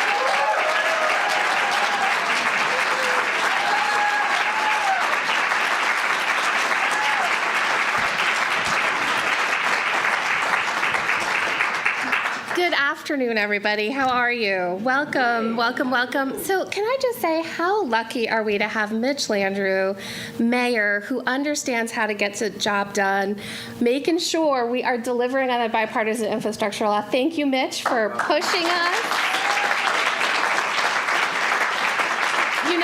You never want to have a meeting with Mitch and not have said, we got another $1 billion out the door, mail it, Mitch. We got another $1 billion out the door. So thank you for your leadership, Mitch. And I just want to thank all of the offices in the White House that came together to make this event happen. Of course, Mitch's office, the White House infrastructure team, the Office of the Vice President, OMB. I think it really demonstrates what a commitment this issue is to this White House. And I also just want to say hello to all of you. There are so many partners, and some of you have been longtime allies doing the work to get the lead out. And what we're able to do now as an administration is really standing on the shoulders of that work. So thank you all for what you have done to bring us to this moment. As Mitch said, I'm Radhika Fox. I'm the Assistant Administrator in the Office of Water, and it's really my great honor to help us shepherd about $50 billion of resources to the water sector that we receive through the bipartisan infrastructure law. And what we know at EPA, and we have known this for a long time, there is no safe level of exposure to lead. No safe level. The science is clear on that, and we know that it's especially true for children, right? And that is why President Biden has made such a deep commitment to get, his goal for us is to get 100% of lead pipes out in a decade. Because what he wants, what we all want, right, is that we want everyone to be able to turn on their tap and for that clean water to come out, that they can drink a glass of water and know that it's safe, that they can make formula for their children and know that it's safe. That's really what this work is all about. And so over the last 2 years, the EPA, under the leadership of Administrator Regan, has been trying to use every tool in our toolbox to get the lead out. We've put out in this year alone $1.2 billion in dedicated funding for lead pipe replacement to 21 states, tribes, and territories. And look, there's still more of that. There's $15 billion. So we are waiting for those intended use plans from you states so we can improve them and get more resources out to communities.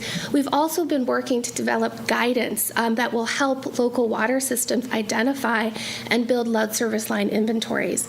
And we're also working very hard on a more protective lead and copper rule that we're going to be proposing by the end of this year. So we are doing everything that we can at EPA to get the lead out. And that's why I'm so thrilled today to announce a new technical assistance initiative that we believe is going to help us go farther and faster towards President Biden's vision of lead-free water systems. It's called the Lead Service Line Replacement Accelerators. The accelerators are a partnership between the states of between EPA and the states of Connecticut, Pennsylvania, New Jersey, and Wisconsin. And what we're going to be doing in 2023 is working with 40 underserved communities in those 4 states to rapidly get the lead out.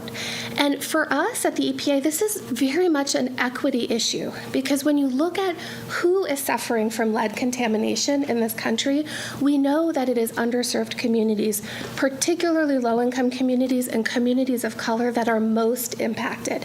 And we also know these are the same communities that don't have best-in-class technical assistance. They don't have the resources. They don't have the managerial knowledge to get the lead out. And that's what these accelerators are doing. They're saying every community in this country should have access to the technical assistance to be able to do this work. And that is what the accelerators are going to be providing from start to finish, from identifying that lead pipe to getting it out once and for all. And for us, this is just the beginning. 2023, we're starting with 40 communities, but we're not going to stop there. We're going to learn from what we do in this year so that in 2024 and beyond, we scale this to every community in this country that wants to get the lead out. So that's our announcement, but let's now talk about the really incredible innovation that's happening all around the country. And so I want to invite the first panel up. Come on up.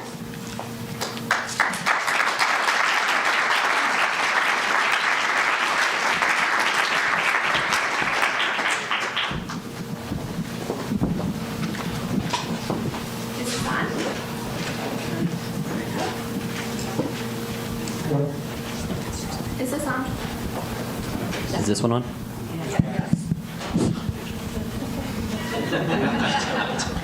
I've been friends with Will for a long time, so he's going to share his microphone with me. So I have to say, I have an all-star panel here, innovators in very different ways on this issue of how do we get the lead out. So starting from that side, we have Kareem Adeem from Newark Water and Sewer. Next to me is Will Pickering from Pittsburgh Water. Sean Tourette in the middle, the Secretary for the New Jersey Department of Environmental Protection, and then Kevin Riley sitting next to him from LIUNA. So I'm going to start with you, Kareem.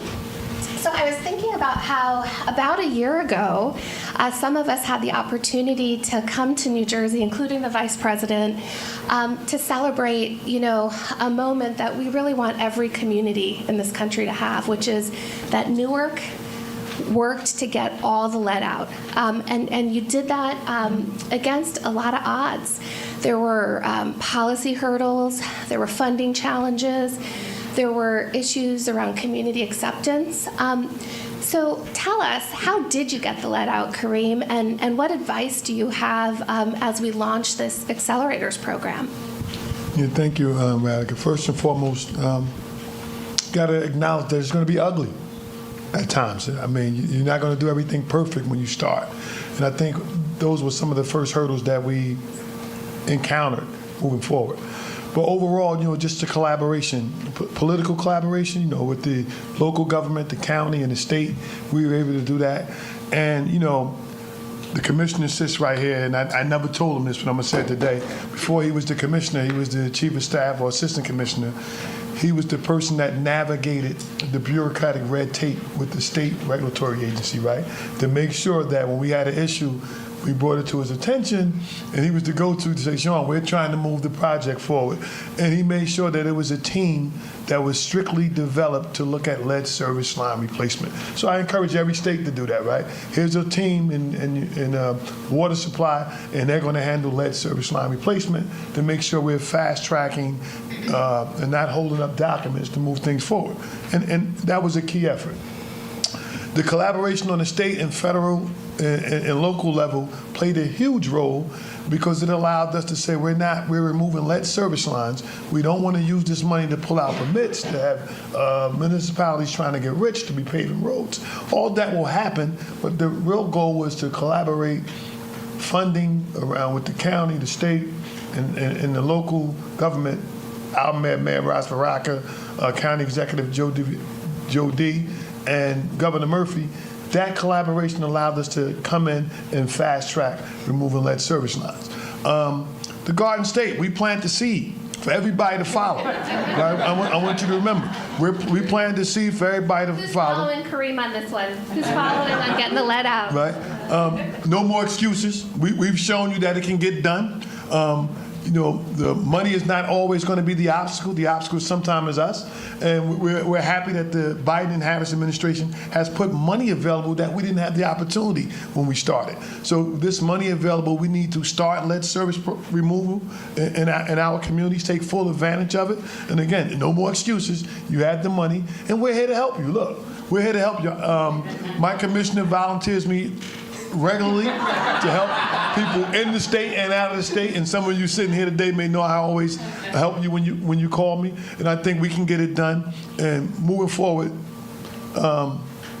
collaboration, I just want to say it again, collaboration, early collaboration, meeting with your state regulatory authorities, using the infrastructure bank, or we call New Jersey the infrastructure bank, but the state revolving loan funds, having early meetings with them to let them know what you're trying to do, before you submit the application, what's available.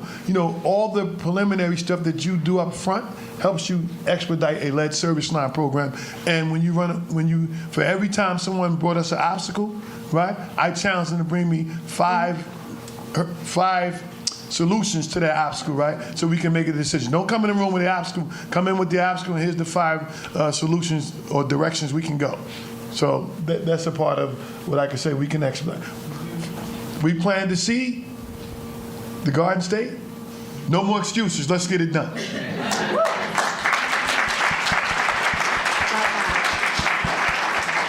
no more excuses. We're getting the lead out. Thank you, Kareem. So, Will, I'm going to go to you next. So, I can say this, which is that, when Will joined Pittsburgh Water, he really brought around a turnaround story.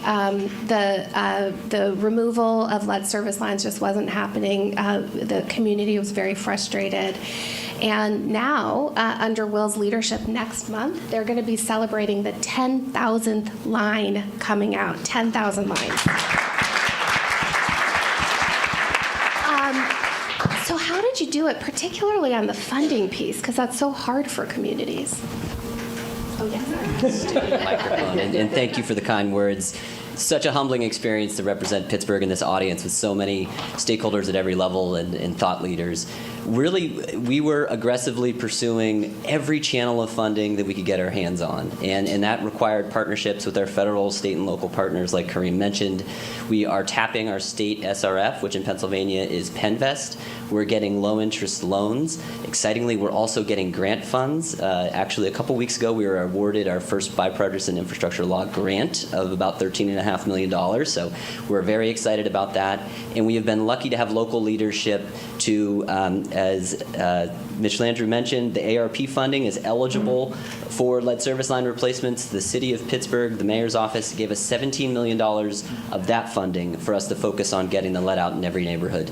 So as you mentioned, there are no excuses. The resources are in hand, and that's allowed us to get close to that 10,000. We think we have about 6,000 left in a big acknowledgement for the Biden-Harris administration of putting those dollars on the table to help us get it done. What was once a really ambitious goal to get it all done by 2026, we're really confident that we can get it done. Well, and you have your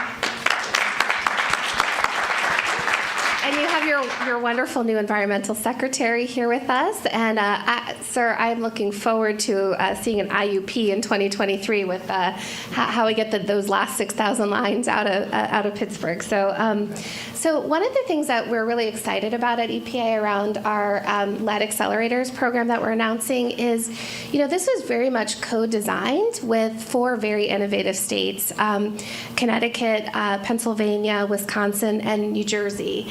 And Sean, you've been part of these discussions from the very beginning, co-designing along with us. So, can you talk to us about why that partnership between EPA and the state is so important to hit the president's vision?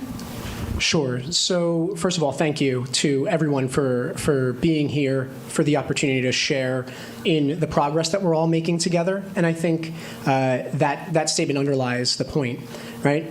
The way that we're going to go about building the infrastructure that every single American deserves, right? The right to clean water is of one of many priorities, getting the lead out of our water and away from our kids.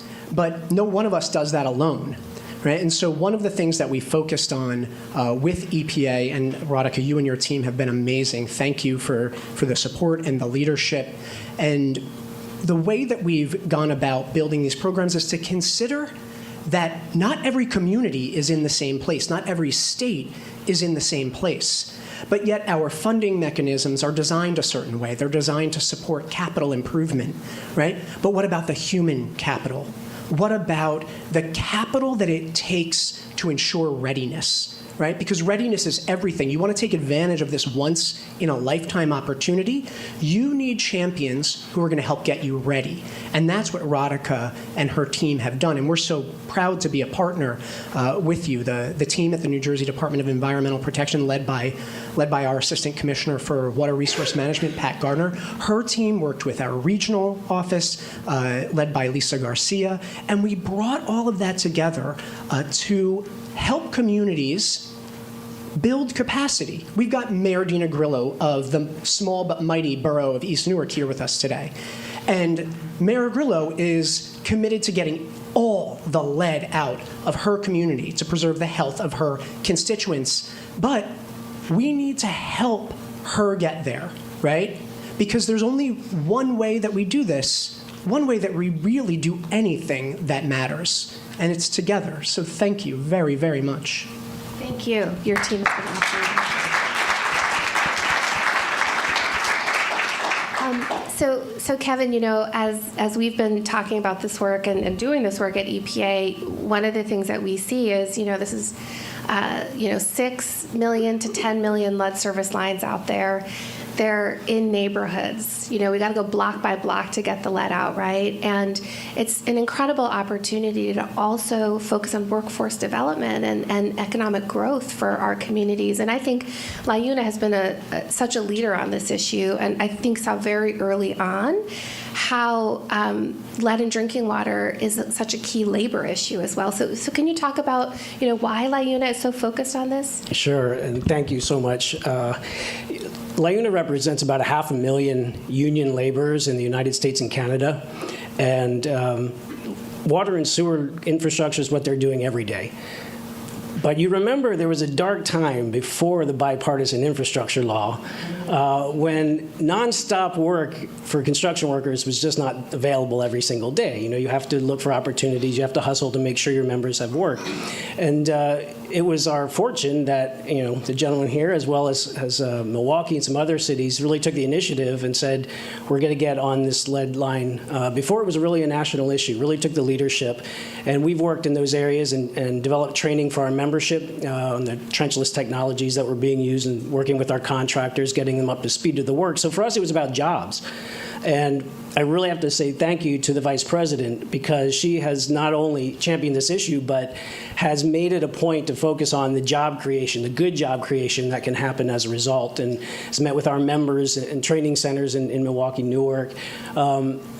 But I think it really dawned on us most in our work in Newark, because I think it was in that first year, 2019, there were about 60 laborers got put to work on the lead program, and 25 of those were out-of-work workers from our local 472. But the local also had gone out and recruited and trained Newark City residents, all of them people of color, 80% of them unemployed, and got them on the job to work next to the experienced union laborers. And that in and of itself is fantastic, but the biggest number is that as of last time I heard, 32 of those 35 new recruits were still on the job 3 years later through COVID as union laborers working on a range of other construction. So this is an important pathway, and that's what we're really focused on, and hope we can replicate it in everybody's city. Well, we have 40. We have 40 communities ready to go with this technical assistance initiative. So, Kevin, we're excited for that partnership. So I have a question for Will and Kareem, which is that, in everything that we're doing at the EPA, we are focused on equity and environmental justice. And as it relates to lead, this is such a huge equity issue. We know that it is Black and brown communities, it is lower income communities that are disproportionately impacted by lead contamination. And for us, we really believe that equity is not just the right thing to do, but we actually get to better outcomes for our communities when we focus and center ourselves in equity, right? So how have you built that into your two programs to get the lead out? Great, I'll start. It's a great question.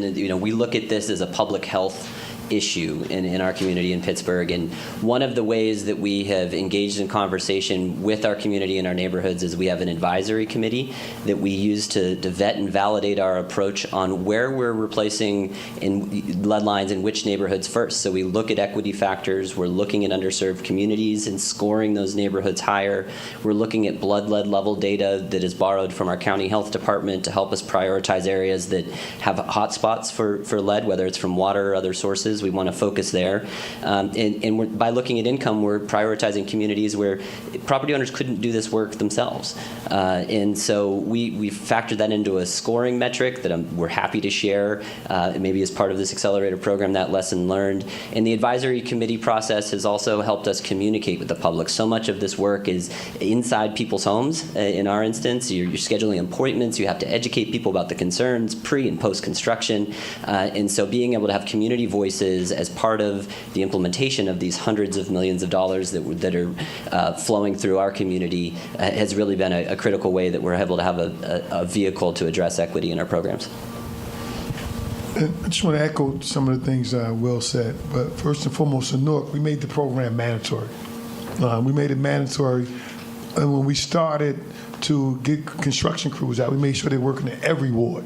Although we prioritize all the areas around schools and daycares and the areas that may have high contents of lead, having a mandatory program worked. And then we had trusted advisors. Those trusted advisors, those community groups that live in the community, that actually operate in the community, those small community groups, they have the pulse of the community to help us get the message out of what we were doing. And we wanted to monitor how we were working the program throughout each ward in the city. Newark has 5 wards. We wanted to make sure we had resources in all 5 wards at all times. And we wanted to make sure that our community groups, who were the trusted advisors, contributed to getting the message out, whether it was door knockers, signing people up for right of entries, and we eliminated the cost barrier, right? We understood that in the city of Newark, a large majority of Newark, maybe 70% of Newarkers, are renters. They don't own their own homes.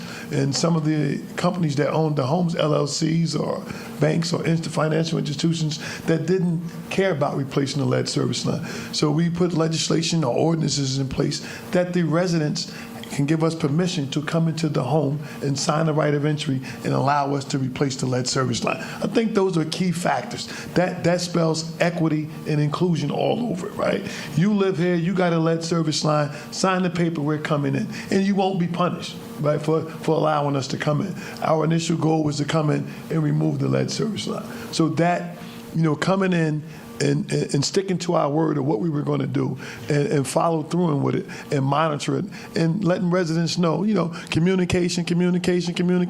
You may not always get it right, but that don't mean you stop. You continue to communicate. Continue to, acknowledge that times when you made a mistake. You should always acknowledge it. But here's the plan to move forward. And doing that, the residents believe you, the community believe you, and you'll accelerate a lead service line replacement program. Thank you. Thank you.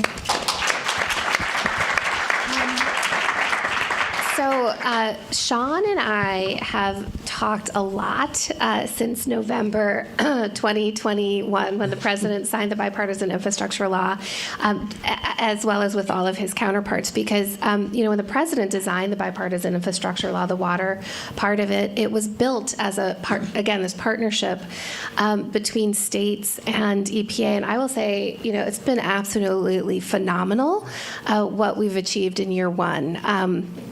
$4.7 billion of SRF money out the door to 47 states, tribes, and territories. Just phenomenal. So, Sean, I don't know if you thought we could pull it off, but we're pulling it off, right? But so tell us, based on what you and New Jersey have learned over this first year of bill implementation, what are you going to apply as you think about the accelerator work and going faster and further on the lead issue? I think we're going to lean more into partnership, because that's the way to get it done. Partnership with our friends in organized labor, right? With our communities, right? Practicing the principles of equity and environmental justice that we expect of the regulated community, we expect of ourselves, right? Moving forward with a community-first imperative. And we also have to make sure that we're leveraging the multiple opportunities that not just the bipartisan infrastructure law offers and the ARP offers or IRA or any one of these gargantuan investments in our infrastructure, but also our tried and true programs and those that have been expanded over the years, like the WIFIA programs and SWIFIA programs that can help us as states to reduce the debt burden both on state government and on local government, and EPA can help with that. We in New Jersey just got a $500 million loan, and yes, I know the money is best when it's free or looks free, but by doing this piece of work over 5 years, we're going to save taxpayers $72 million in interest, right? And then we leverage that with private investment funds through our infrastructure bank and revolving payments to our SRFs, and we are able to pull together a statewide water infrastructure investment plan that can make a real difference. And so we're going to lean more into that and take on every opportunity that's put on the table and join others in doing the same. Very exciting. Very exciting. So, Kevin, one of the things that I've observed about LiUNA's work in both Milwaukee and in Newark is how LiUNA was there on the front end of the program. So can you talk a bit about, how that's led to the results it has and sort of advice around that moving forward? Sure. I think there's really two pieces of that. One is that, our members live in a lot of the neighborhoods affected, and so they are very good third-party messengers. They got friends and family who are affected. They're affected, and I really think that should be considered because there was an interview with one of our apprentices in Newark, and he said, "Look, I live in a city." He said, "I got 3 kids. I can now, for the first time, my kids can drink water out of the tap. I can let them take baths. I can cook normally." And so it's meaningful work that I think should be echoed, within the workers themselves. And which leads to the second issue, which is, labor should be at the table because this is about good job creation. You can't underinvest in water infrastructure for a generation, as we did in this country, and then suddenly expect a skilled army of workers to show up to do it. And you're also now competing with $1 trillion of other construction. And I'll tell you this, laborers will vote with their feet. If you want the workers, then you better create a good job because they will go elsewhere to find it. So building that up in the front end is what guarantees you the long-term investment in the workers you're going to need for a generation to do this work. Thank you. So I say vote with your feet and go to all the water infrastructure projects. So just to wrap us up, for those of you who know me, you know that I often say this is water's moment, and we're going to meet that moment by working together, right? And so I just want to close us out and tell us, what energizes you about the fact that we are at a moment where we are going to work together to get the lead out. What energizes you? I'll start. It's more than just the dollars. I mean, I think I mentioned the dollars are going to get us to replacing all of the lead in our system. But the access to all of the other communities, just when you look in the Commonwealth of Pennsylvania and how many small systems are dealing with the same issues that we're having in the city of Pittsburgh, being able to pool those resources, share that technical assistance, it's something that excites our team to share that knowledge. And then just having all of the bright minds in this room come up with new ways for us to approach this. Some cities have been kind of charting the way, but as we all get into it, we're going to find new alternatives to replace these lead lines more efficiently, utilizing new technology. There's a lot of room for growth for us to do this work maybe more intelligently than we have to date. So I think what energizes me most, and I'll be a little cheesy about it because I'm a dad and I have 12-year-old twin girls, wish me luck.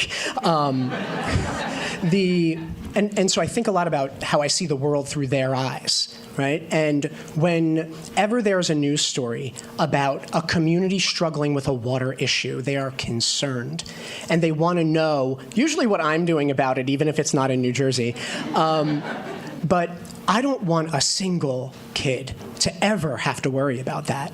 Right?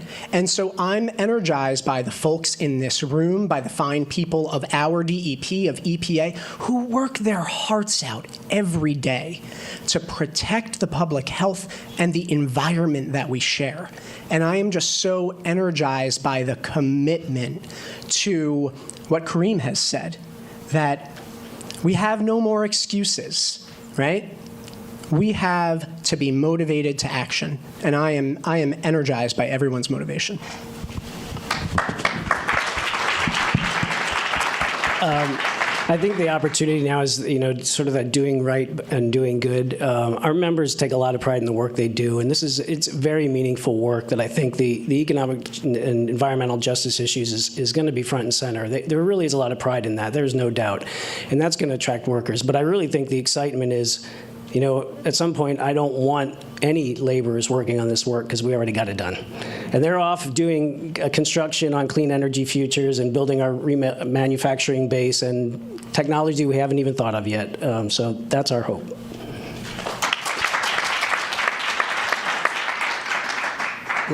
What I'm excited about is, future generations of young kids. Tens of millions of kids will not be potentially exposed to lead in the drinking water, right? Because what we're starting to do now, and the investment in infrastructure in the future will make sure those underserved communities are at the front of the table, right? And making sure we're not being overlooked. So I'm excited to see that, this investment in what we're doing now will potentially protect tens of millions of kids from potentially being exposed, future generations, from lead in drinking water.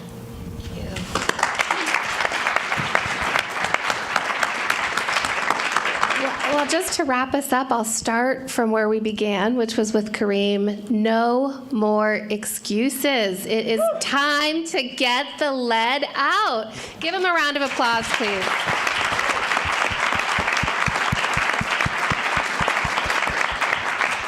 All right, thank you.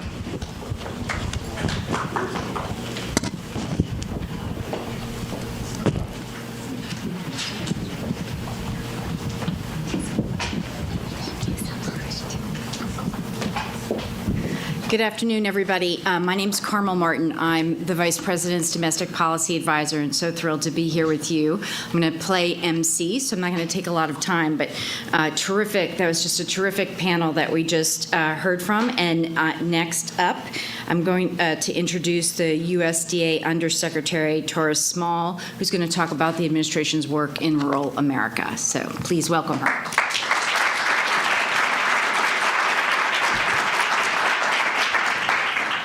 It is just such a joy to be with so many people who are working on this issue to, as Radhika couldn't have put it better, get the lead out. I think it's also wonderful that we're all in the same room so that we can learn from each other like I just did, and that we can be reminded of the high stakes that we face, the people who are counting on us, and the great team that it's going to take to do it across the country. When it comes to infrastructure, there's not much more essential than clean, safe drinking water. And that's why President Biden and Vice President Harris have made replacing lead pipes a centerpiece of their bipartisan infrastructure law. As we know, water's crucial. As my nana, who was a farm worker, used to say, el agua es la vida.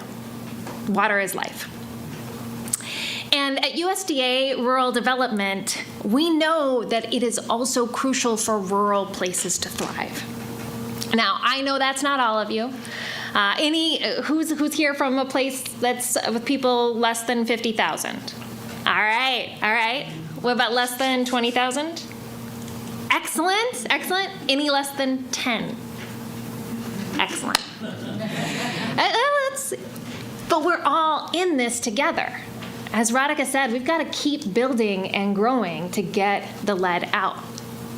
And it's a matter of us being united as a country. It's also a matter of equity.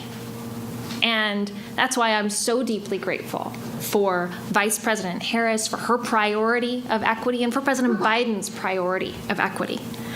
It's needed because we know there's 10 million Americans, at least American households, that are connected to water through lead service lines. We know that there's more than 400,000 schools and childhood facilities that are at risk of exposing teachers and their students to lead. But here's something you might not know. The Department of Ag is a leader in construction and technical assistance financing. And Rural Development's Water and Environmental Program continually delivers on its mission to provide affordable, safe, and reliable water and wastewater access to people living all across rural America.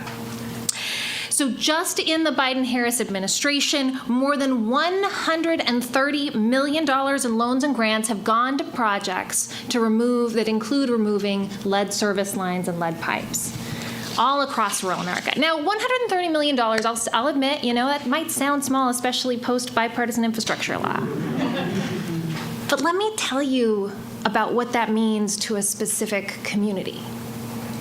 So Madison is a town in rural Maine that's less than 5,000 people. And that's a pretty standard client for us.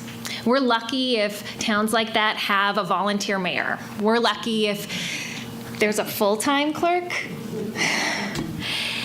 So when their water district, which supports 2 low-income schools, found nearly 34,000 feet of pipe with leaded joints, they were looking at a price tag they couldn't afford. But they also couldn't afford to keep their kids, the very future of their town, in a school with dirty water, with unsafe water. So they worked hard to find the pipes and to partner with rural development. We just heard from New Jersey about how much work that takes, right? And in return, the Biden-Harris administration provided a $9.5 million grant and loan last March to get the lead out. Now the kids, the teachers, and other faculty that use these facilities have a safe place to be and a safe place to build the future for that town. So water is a crucial part of the equation, and that matters in schools, that also matters in homes. We heard about that. And so the rural development also has a crucial program, Section 504, that helps homeowners make sure that their home is safe. Because when we talk about equity, being able to finally own a home is a crucial part of building that equity. But as we've learned in other cases, home that could be a source of wealth can be a trap when it's not safe. And we know the dirty truth, that a home can be a trap all too often for people who have been denied justice, for people who've been ignored or systemically discriminated against. And so making sure that their homes are safe is crucial. Across rural America, that means making sure that homes are safe in Indian country. It means making sure that homes are safe in the Black Belt. It means making sure that homes are safe in rural Alaska. It means we've got to get the lead out everywhere. So that's why I'm so grateful to be here with this group today, because you are doing something about it. Obviously, we know there's not a single federal agency that can get this done. We know there's not a single governmental entity that can get this done. There's not a single person who can get this done. It's going to take continued coordination with federal, state, and local partners to make the strides that we need. But it's possible. We heard from Mitch Landrieu. It's a big problem, but we've got a big solution. We heard that we have to lean into partnership. And so I'm inspired to partner with people at this table and on the ground who are committed to improving the living conditions in their homes and for communities in the next generation, because their future and our future depends on it. Thank you.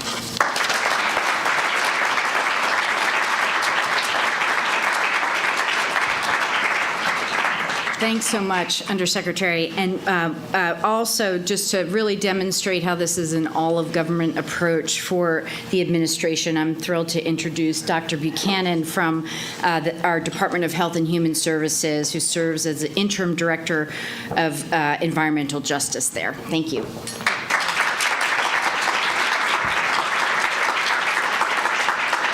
Well, good afternoon, everyone. I am just so heartened by what has been said. I really get emotional about this stuff, but you'll probably see why. Again, as everybody said, or I was introduced, I'm Dr. Sharonda Buchanan, and I am serving as Interim Director of HHS's new Office of Environmental Justice.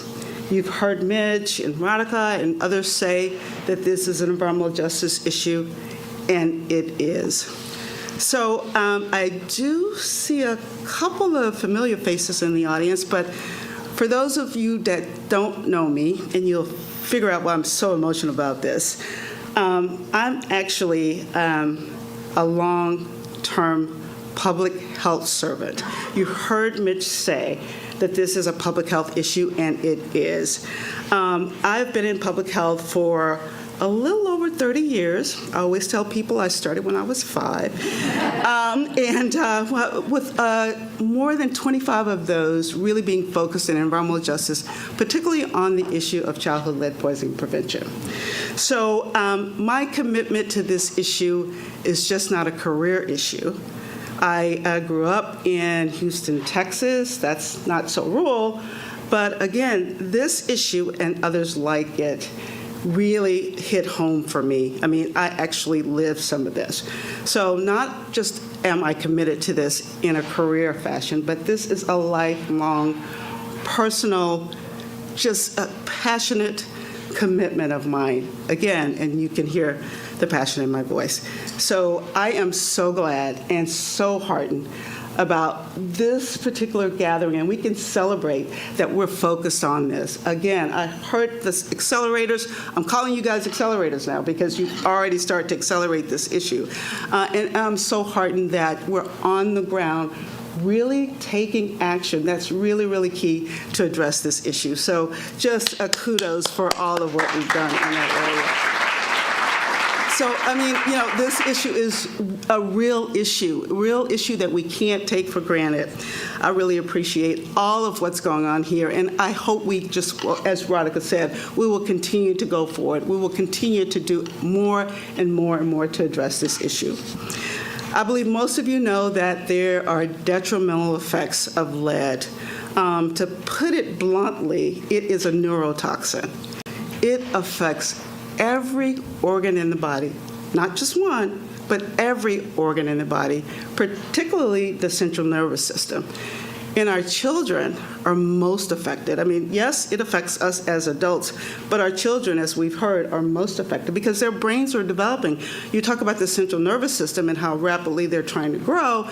This is really an important issue that we need to focus on from a health perspective, from a public health perspective. So again, I just want you to know that what we're doing is not really going to be a game changer for our environment, but also for our health and the health of our children, the health of all of us, again. I want you to know that even those small amounts of lead, somebody said it earlier, I think it was Mitch, that no safe blood level has been identified. Small amounts of lead, affect the IQs of our children, causes slowed growth. There are many issues that we want to focus on. And when you get to those higher levels of lead, even seizures and comas and things like that, you may not even be aware of. So as I look at our family that was here, and sort of really think about what's going on in their lives, in the lives of many of our communities. Again, we are just so glad that this effort is going on. I want to say that, again, and you'll hear me say this, it's a broken record. This is an environmental justice issue. When you find environmental injustices, you are going to really want to focus in on that because, again, communities of color, and I think, Radhika, you said this, low-income communities or indigenous populations are particularly affected by this issue. So when we think about sort of health and health equity, because it all affects our health, we really want to make sure that we're focused in on this issue around, again, eradicating lead in our pipes, if you will. The risk factors, I just want you guys to know, for higher blood lead levels for children in this country include race, ethnicity, housing age, that is a factor, and of course, poverty. The contribution of lead pipes to elevated levels is enormous, and that is why addressing this lead service line issue or lead pipe issue is really, really important. I think we all know that lead service line and that the whole concept of the corrosion issue is affecting the lead and making sure that it gets in the water. I mean, just think about it. When you're thinking about the corrosion and the fact that there's pipes and there's water coming through it, could potentially be affected, particularly in health. So it is so critical that we're focused on this issue. Though banned, millions of lead service lines still remain in the United States, although it was banned several years ago, I think about 30. I am glad that this administration is focused in on this issue. So thank you, Vice President Harris, President Biden. I am just so heartened by that. I want to bring one more thing to your attention as we think about our children and the fact that we really want to focus in and find those kids that have already been exposed.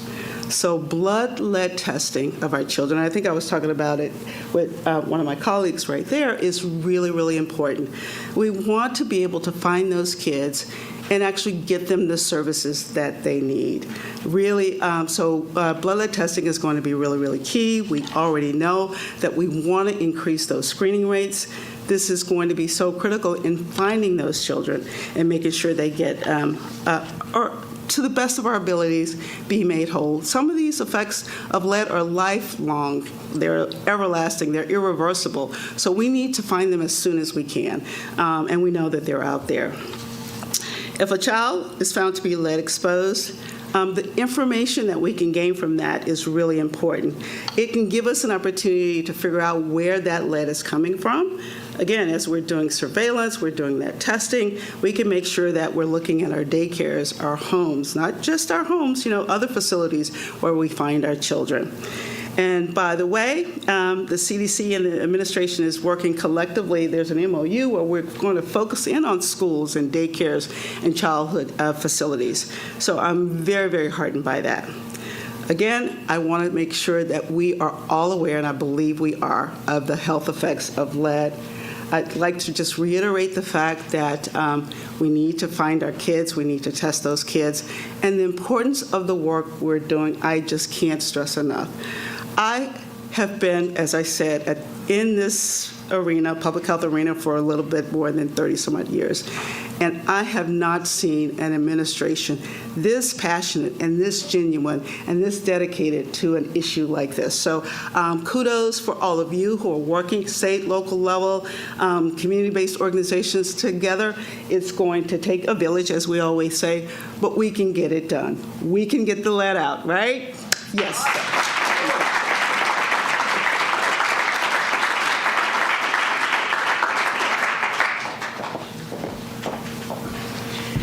Thank you. That was terrific. And now it is my great honor to introduce one of the biggest leaders on this issue, our Secretary of our Secretary of Housing and Urban Development, who comes to this issue with real experience as a mayor, as a member of Congress, and now as our wonderful secretary at HUD. So please join me in welcoming Secretary Marcia Fudge.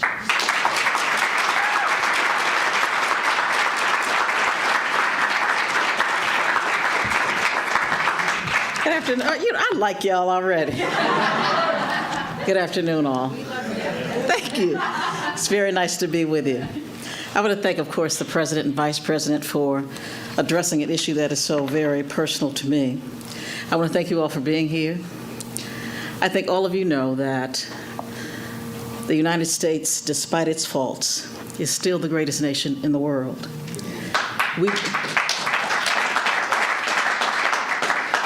We still believe that every person deserves equitable access to opportunity, and we believe that every single person in the United States should be able to live in a community, in a home that is safe.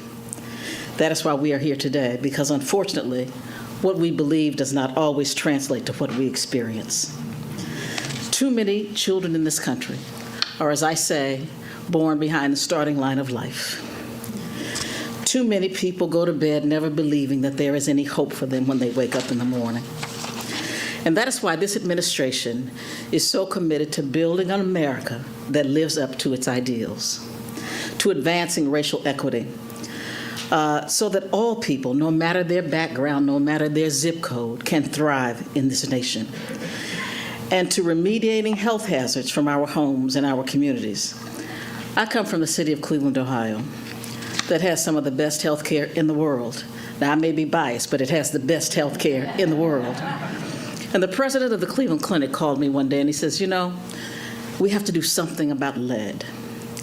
He said to me that we lose in my one county 1,000 children annually to the debilitating effects of lead.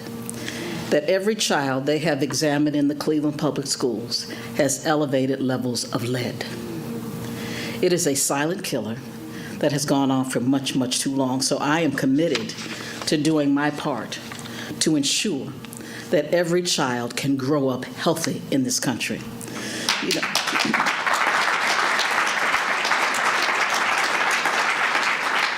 I tell you, I'm a recovering lawyer by profession. But I have always said, and I say it to the healthcare community, every person in this country has a right to a lawyer. Every child should have a right to a doctor. It is time that we take health seriously. Since 1993, we have put more than $2.7 billion into making America's homes safer, to eliminate lead-based paints and other hazards, as a matter of fact. And through the end of this fiscal year, this administration is going to add to that total by $1.1 billion, more than has ever been done at any one time. So let's say congratulations to our President and Vice President. Just this month, we have issued a notice of funding in the amount of $568 million, including, and in that is $403 million for state and local governments, so that you can assist families who are living in housing that predates 1978, which we believe we know has lead in it, and $165 million to go to public housing agencies. We are serious about this issue. We are also developing a plan to replace water lines that go from the street to the house, because we know low-income people can't afford to replace those lines. Now, I know the EPA is going to come in here and tell you about all of the great things they're doing, but HUD is better. So we are, if you tell them I said, I'm just going to say, what? I will not be honest with them about that. But anyway, HUD is partnering right now with 300 state, tribal, and local governments. We're implementing more than 375 grants, and we're going to do everything we can possibly do to make sure that the children of this country have a future. They deserve it. All of you have something to do with government, and I would say this to you. We only have one job, and that is to protect our people. That is the only job we have. I don't care about what else you say is in your portfolio. Our job is to take care of the people who put us in place. So let's do our jobs, and let's get rid of lead. Thanks, everybody.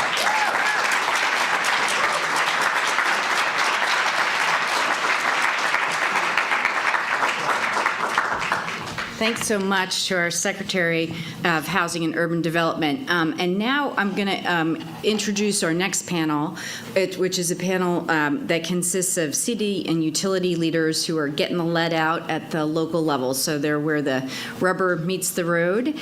So I'll start by introducing the moderator for our panel, Gabe Amo, who is our Deputy Director of Intergovernmental Affairs here at the White House.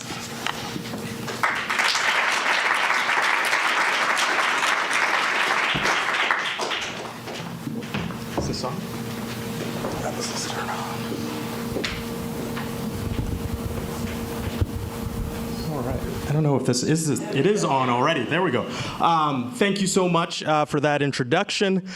We have a few local officials to share their perspective, so I'll introduce them up here to begin this panel. So Mayor Johnson from Milwaukee.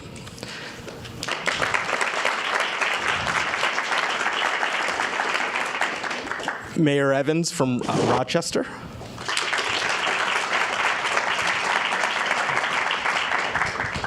County Executive Meyer from Newcastle County, Delaware.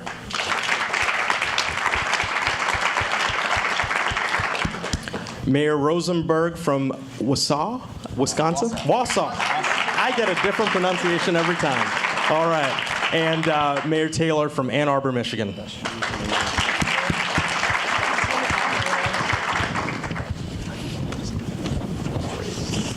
Well, again, good afternoon, everybody. I want to reiterate the thank you from my colleagues across the government and here at the White House for all of you being here today. This partnership is part of an exciting moment in our history, and we're deeply grateful to the President and Vice President for their leadership on addressing lead service lines and the importance of protecting our drinking water. Today, we have several elected leaders from communities who are still dealing with the enormous task of working to remove lead service lines and ensure a healthier and safer future for our children. And so what I'm going to do to kick us off is really just hear from each of these leaders about the work that they're doing already in their communities and some of the challenges that they faced. And so why don't we start on the far end with you, Mayor Taylor, and tell us a little bit about what you're experiencing in Ann Arbor and some of the work that you have coming ahead. Super. Well, thank you so much.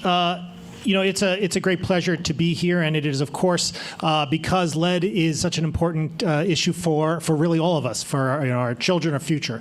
It is insidious, and it is our responsibility, as the Secretary said, to really take care of our people, and we do that through our municipal water system in this context. In Ann Arbor, we so many of us stand on the shoulders of giants, and I'm so grateful as the mayor of Ann Arbor that folks in Ann Arbor have been keyed in on the issue of lead for some time. When I rolled in, we were getting towards the end of our project for the city-owned lead service lines, and by 2016, in a decades-long effort, we did make sure that all of our city-owned lead service lines were out, and that is the current condition. But of course, going forward, we have private lines to consider, private lines to address, and we were in the middle of we're middle of planning for a smart meter program, and with our smart meter program, we were having folks on the ground in every parcel of our community. We were able, through that, to have an actual enumeration and create our own inventory of private lead service lines, private galvanized pipe. We identified about 1,300 and developed a plan to take care of them. Then rolls into COVID, of course, and eventually, thank goodness, the American Rescue Plan.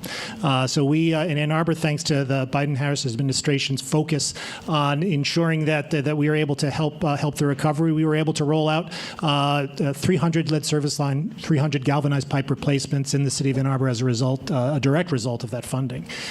We are, of course, focusing on making sure that we're doing this all in an equitable fashion. We understand where the low-income parts of our community are. We are working with community organizations, neighborhood groups, making sure that we let folks know what we're doing, why we're doing it, and how they can help. It's something where we have to get everybody on board because it's obviously incredibly important and critical. We're working with Ann Arbor Public Schools, making sure that every faucet, every fountain is lead-free so that children can come to school and have water safely. It's something that we're excited about. It's a project. We're hopeful that over the next 7 years we'll be able to complete it so that there'll be no lead or galvanized pipe in the city of Ann Arbor. Thank you, Mayor. Mayor Rosenberg, after you. Thank you. First off, Wausau is an Ojibwe term, means a faraway place, so true for a lot of people here. So I think one of the big things we're doing is we were able to use the American Rescue Plan funding to start to work with a consultant so we could start understanding the scope of the problem, understanding where these lead service lines are, and we found them all. We got about 8,000 left to take care of. We've been diligently taking care of those public side lines. But sometimes when you are approaching somebody's home and you say it'll be $6,000, they say no. So thank you. I see our DNR secretary here. We've gotten some grants. We were able to also replace some of those private lead lines, but we need to do it faster. So our consultant has helped us come up with a plan, and as we're looking at this, everything from the public street to the home to the meters, it'll cost about $10,000 each. So it's just an $80 million issue over the next 15 years. But again, we want to do this faster. We want to make sure that we're doing this right. So we're hoping that with support here, we'll be able to continue on. I will say one of the things that we dealt with recently is we discovered that every one of our wells was contaminated with PFAS, and that's a challenge in itself. But I talked to a company out of Michigan, and they said, "Hey, we can get these temporary granular activated carbon systems rolling to Wausau any moment here." And so we started looking into this, but we couldn't deploy that because of the lead service lines. We were afraid that it would affect the anti-corrosion treatments that we're doing. So then you're forced to make this choice between what do we treat? And obviously we don't want lead. We heard how it affects babies and kids. So it's just awful. So we didn't want to do that. But I'm happy to say we are addressing both of those problems now, thankfully. But we're really hopeful for being able to accelerate this with this partnership with state and federal government. So thank you. Great. Thank you, Mayor. Mr. County Executive, after you. Yeah, thank you, Gabe. It's great to be here today. I know there are a number of people watching online. This is a really inspiring room. You look across, there's really a diverse group of advocates in government, outside of government, as was shown, urban, rural, suburban here, to advocate for our kids and for the safety of our kids. Where I'm from in Newcastle County, Delaware, the first county in the first state, home of the first family. It's one of my constituents. For years, we've said, when you look at the problem of lead in our community, lead pipes and lead paint, it's a huge problem. It's an expensive problem. It's a problem that we simply haven't been able to afford. And it's because of people in this room, Gabe, you and the administration, that we're now saying this is a problem that we can't afford to ignore. And we have the resources really to do something about it. There are two things that I just want to add to what's already been said. The first is cultural and community competency is fundamental to this effort. It's key. It's so important to this effort. That's one reason why the person we brought on to head this effort here in Newcastle County government is a local jazz singer. And there's no better person, I think, to have community competency very often than the local jazz singer.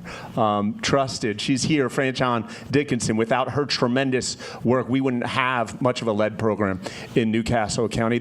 The second thing is the tremendous importance, and it was emphasized before with LIUNA, of workforce and getting a good unionized workforce out there and getting people from the community. We're here talking about injustice, historic intergenerational injustices, and much of that injustice is about the lead in the pipes and the poor health of children and families, but it's also about workforce and the fact that too often we've sent outsiders in to fix these problems. So working really hard under Franchine's leadership in Newcastle County to send local workforce. And I know I said two things.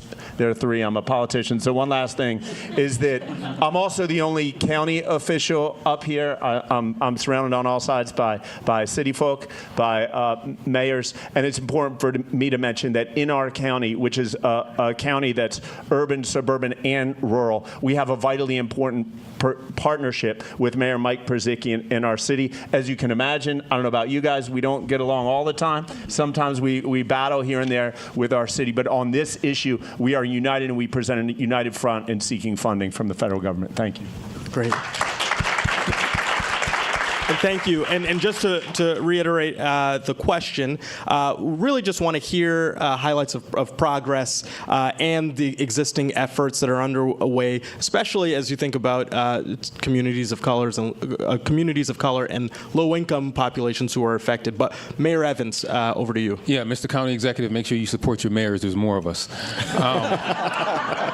Let me just say that, first off, I have to thank the administration, because one of the reasons why we've been able to accelerate our replacement of every single lead service line in the city of Rochester, it started with the American Rescue Plan Act, which allowed us to accelerate it. We had already started. Rochester, New York, if you don't know it, is a model for the country and also for New York State in terms of dealing with lead. We started with it in housing very early on. The governor of New York actually just recognized Rochester and is doing a model across the state in the way in which we deal with lead in houses. So we wanted to accelerate that with the pipes on private property as well as the city-owned property. And we said no way in the richest, most powerful country in the world should lead in water ever be an issue. Now, obviously, we have to get all of the funds together to be able to do that, but we have made a commitment by 2030 to ensure that every single pipe is replaced. But we started proactively to reach out to daycare centers, to reach out to places where we know there are children, to make sure that there is no lead. So we did that proactively. So we're moving forward with making sure that we replace every single pipe. I come from a banking background, so I'm always looking for that capital stack to see how we can make the money work. So it's been a combination of our own personal bonding with the city of Rochester, money from, like I said, the American Rescue Plan Act, and we're hoping that with this great infrastructure bill that we'll be able to see some resources from there. But we have made it clear to our citizens in Rochester and to our community that we are committed to replacing every single lead line. We are prioritizing neighborhoods where we know there might be more lead than others, and we know from history that most of them are in black and brown communities, so we are prioritizing those areas to make sure that we move forward with getting rid of every single lead pipe by 2030.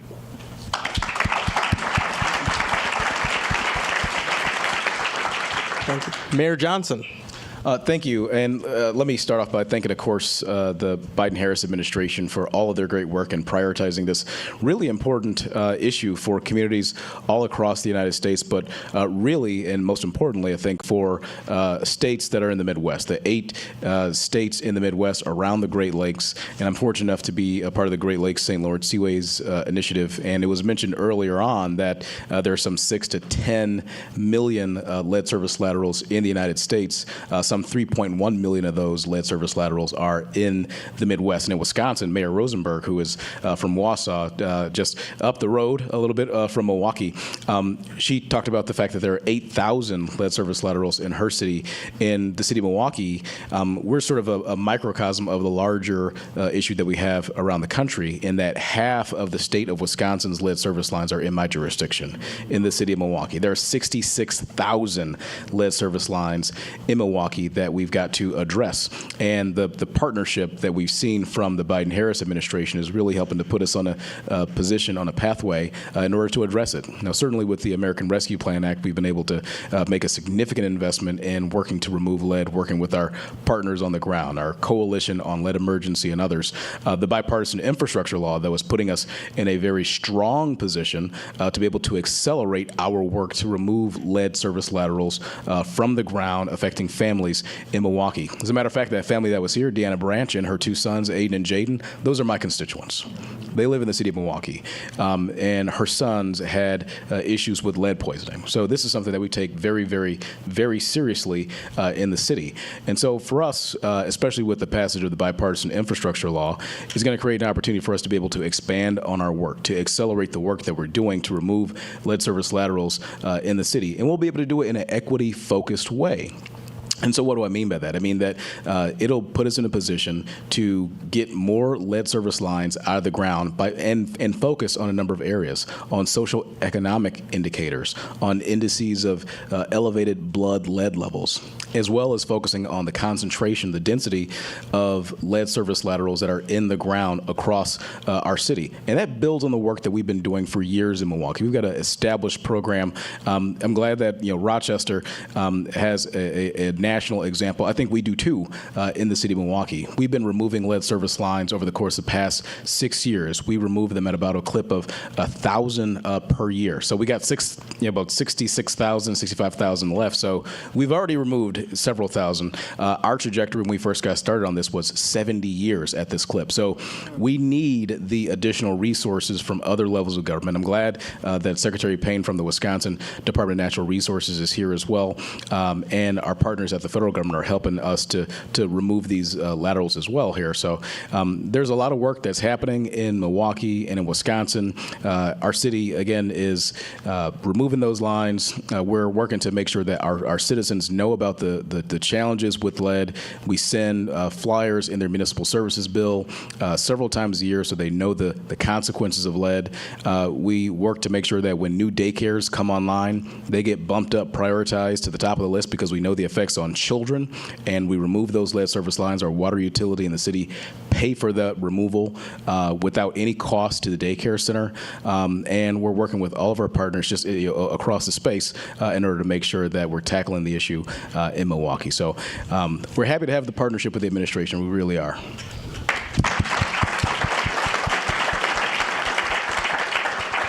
Well, I want to pick up on 2 themes that I heard throughout. And there were themes about, one, community engagement and some best practices there. And then also the sort of economic narrative, right? There are jobs here and a real ability to help the folks who are, the ones that most affected by these service lines also by getting jobs and improving their stead. Can you, mayors, and we can sort of do popcorn on this one, but can you share some thoughts on best practices on both the community engagement practices and how you've provided access to economic opportunity through this work?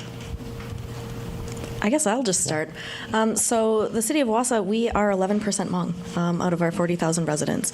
And so ensuring that everybody understands what's going on, making sure that our elders understand what happens, communication is really important. So that's actually part of our plan with our consultant to make sure that we're communicating in a language that people recognize and can understand. So there's that.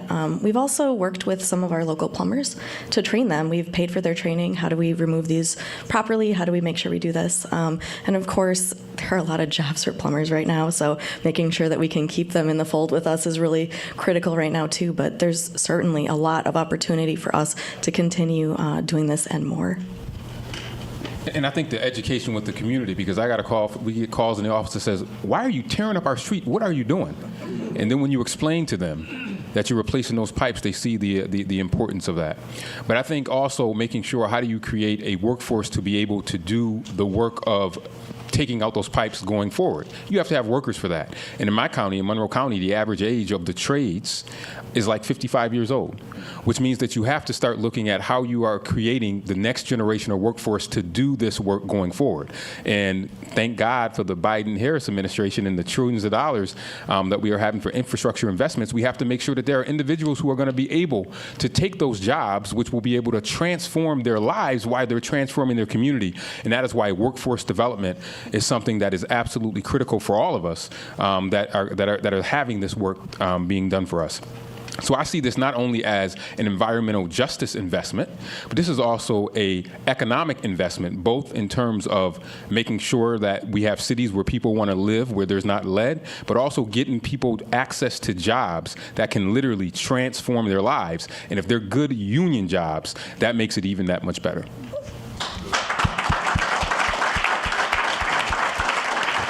Piggybacking on that, I'd like to say too, I think it's about communication, and for us in Ann Arbor, it's about best value. You have to communicate to residents, let them know what you're doing, why you're doing it, meet them where they are. Of course, as I mentioned earlier, we engage so much with our community centers, our neighborhood centers, to make sure that residents of all kinds who are used to receiving services, used to receiving help, and from those locations can understand what their government is doing through that site. Also, we also have a lot of outreach to renters. Ann Arbor's a high renting community, and folks who are tenants are not perhaps keyed in on home improvements too much. They don't understand the connection. They're not used to hearing from the government about them coming in and doing something. And the landlords, some are on top of the game, but some, not so much. And so, we have a lot of outreach to tenants, making sure that they know what's going on, how they can help us, how we can help them, and whether that's through direct mail, through door hangers, in-person contact. It's incredibly important. With respect to workforce development, we in Arbor, we don't have much regulatory power, but we do have a modicum of market power in the context, and it's keyed in along with something we've been doing now and just getting off the ground that I'm incredibly excited about. We in Ann Arbor, by city charter, have for years had to take the lowest responsible bidder, and responsibility in this context is bottom tier. It is the barest ability to get the job done, and none of us exert our market power that way. That's not exactly how we always go about doing things. We know that value is multivariable, and so we passed a city charter amendment. We proposed it, voters voted for it, which enables us to use best value contracting now, so that in this context, and indeed in all contexts, we were able to take so many different things into account. Of course, finances, we have to and are incredibly important public stewards, and we will make sure that the residents are getting value for money. But value means so many different things. It means workplace safety, job safety. It means quality. It means worker training, apprenticeship programs. We love it when Leona 499 is a participant in the bid. We want to make sure that our residents are getting the best value, that their city is operating in a way that is a steward for its dollars and for the community as a whole, and that the workers, whether you're in-house or out of side of the city, you're a contractor, you're helping us all live our values. And we're doing so for the future by creating a workforce that is able, through trainings and apprenticeships and so forth, for which people do get credit as you're putting in your bid in Ann Arbor, that you're able to do it to make sure that the work is done and it's done well.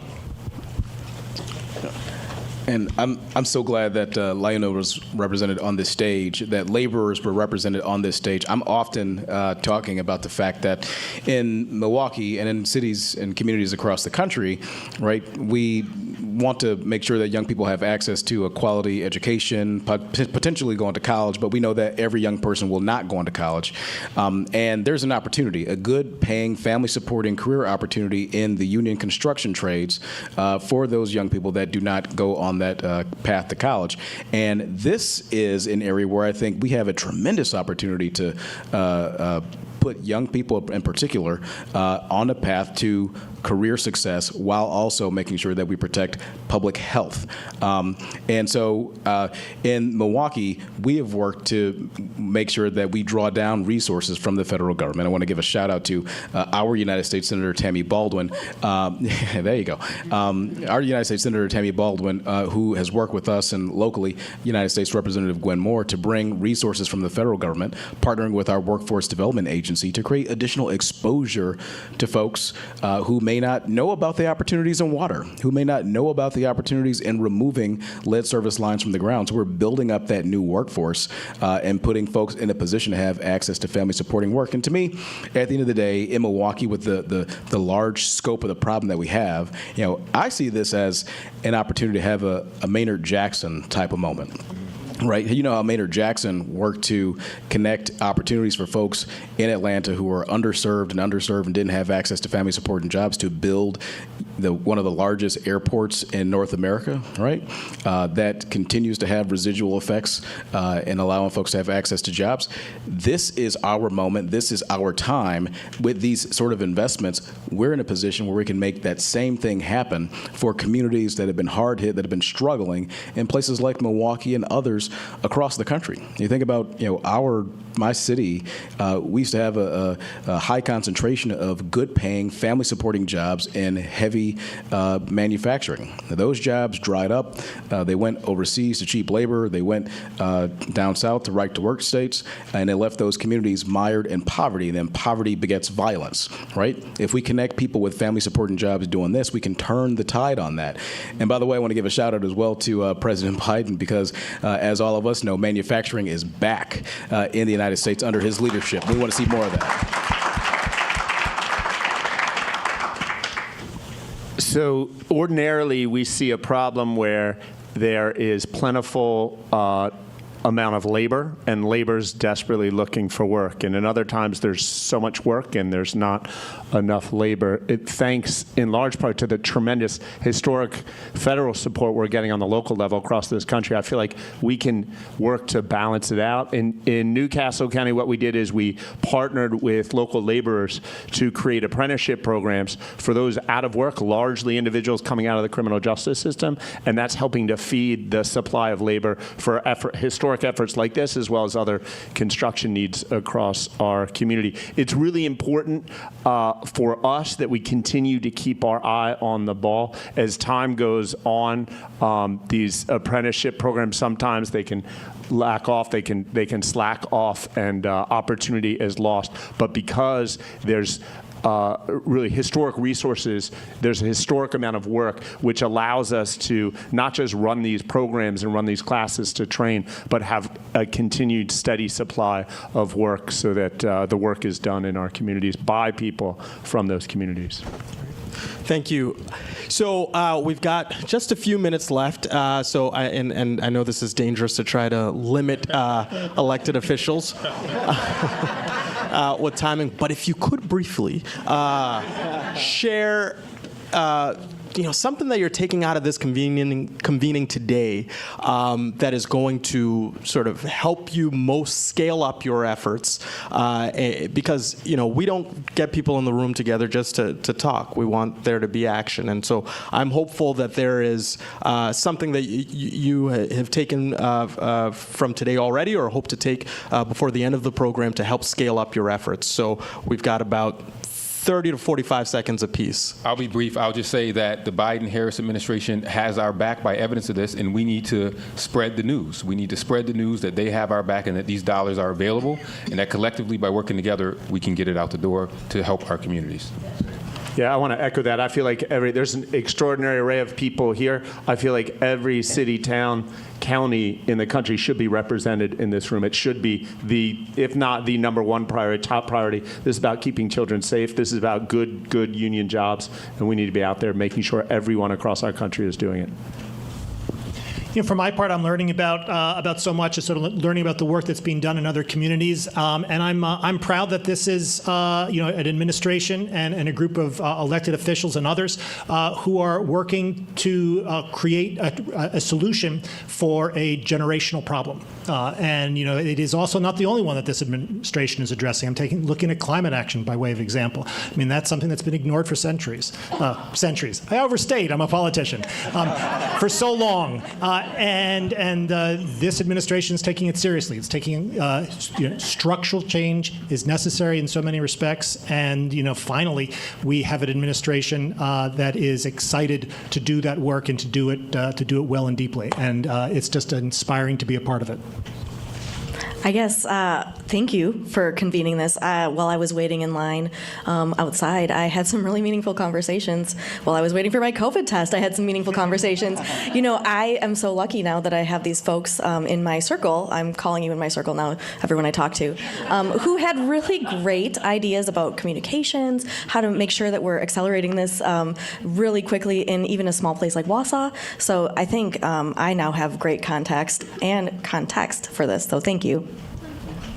And I would say that Secretary Fudge, I think, touched on the fact that lead service lines had been banned in the United States for some decades. And now we still have so many lines in the ground, and now there's urgency. There is urgency in President Joe Biden and Vice President Kamala Harris's administration to get the lead out, to remove these lines from the ground, to protect the public safety and health of citizens all across the United States, but namely, in Great Lakes states that have the majority of lead service lines in the United States. I'm going to say the same thing that I mentioned just last week when many of us were here for the United States Conference of Mayors, and that is this. If you want things to get done, if you want projects to happen, if you want lead service lines to be pulled out of the ground, then send resources directly to cities. Send resources to mayors. We are...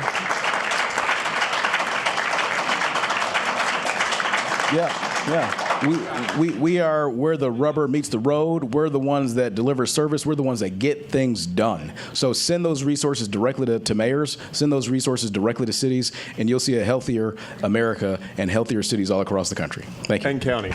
Boom. And counties. Sometimes.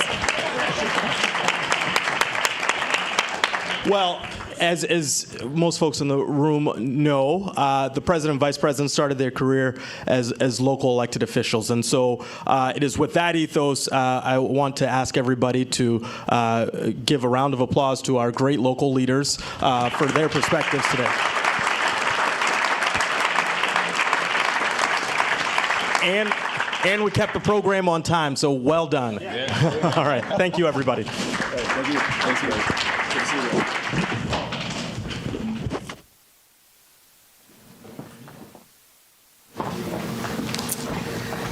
Thanks so much to Gabe and that terrific panel.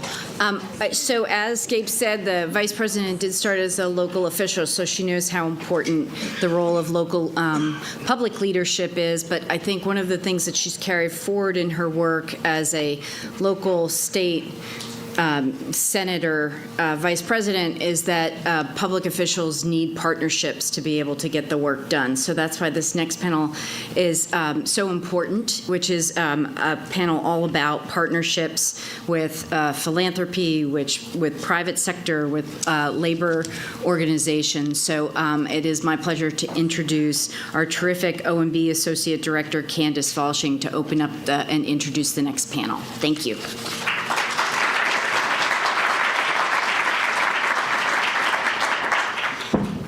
Thanks, Carmel. So as Mitch said earlier, up to 10 million American households and 400 schools are exposed to lead each year. And that is simply not acceptable, as we've all talked about today, to be happening in 2023. Everyone deserves access to clean water. And that's why nearly a year ago, as we've talked about, President Biden and Vice President Harris set a strategy into place. And we pulled together every lever of government in that strategy, literally. This is now the third version that we've released, and you can see every part of government doing everything we can across the board, using literally every lever. I'm just going to say that a lot during this panel. So this has allowed us to put up to $5 billion into action across towns and cities across the board for lead pipes. And we cannot do this alone. We've heard a lot from folks in the government today, but it's really going to take the entire country working together to achieve the president and the vice president's goal. And that's why we're expanding our strategy today to include water utilities, labor unions, NGOs, variety of partners in our new Biden-Harris Get the Lead Out partnership. So this partnership is about collaboration, both within government and across government, outside of government. We are taking an all-hands-on-deck approach so we can improve the people's lives in 3 ways. 1, leverage more money. 2, create more jobs. And 3, most importantly, improve the health of our children, as we've heard from numerous people today. And I'm very excited to say that already, we hadn't even formally launched a partnership, but we have 123 founding partners, which just goes to show how impactful this is today. So just a big round of applause to everyone who signed up. And the intention of the partnership, just to be clear, builds on the work of all the people in this room. So whether that's Tom Nettler and Lynn Thorpe from the Lead Service Line Replacement Collective, or Tom and his work on EPIC, we're working together to replace lead. And I also want to thank a lot of the mayors in this room. So it's my understanding we have mayors from Albany, Rochester, Ann Arbor, Newcastle, Milwaukee, and Wasua. So can you all stand up, please? Just want to recognize all the mayors here that we've heard.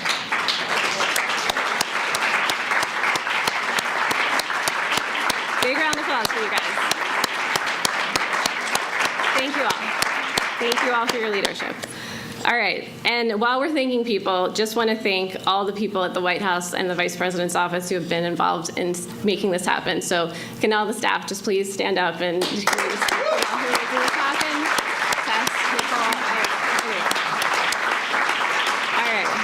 All right, so now back to this fantastic set of leaders that we have here. So I'd like to invite the panelists up on stage.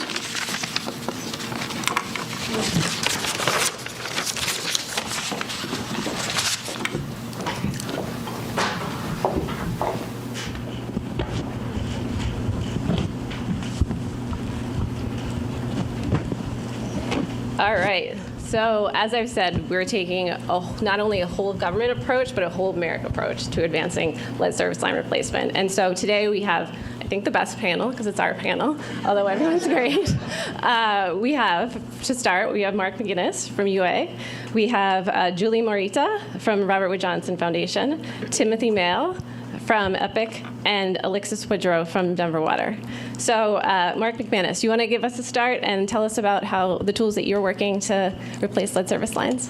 Sure. Good afternoon. I'm Mark McManus. I'm General President of the United Association, which is the plumbers and pipe fitters, 365,000 members strong, 133-year organization. We've never been larger than we are right at this moment.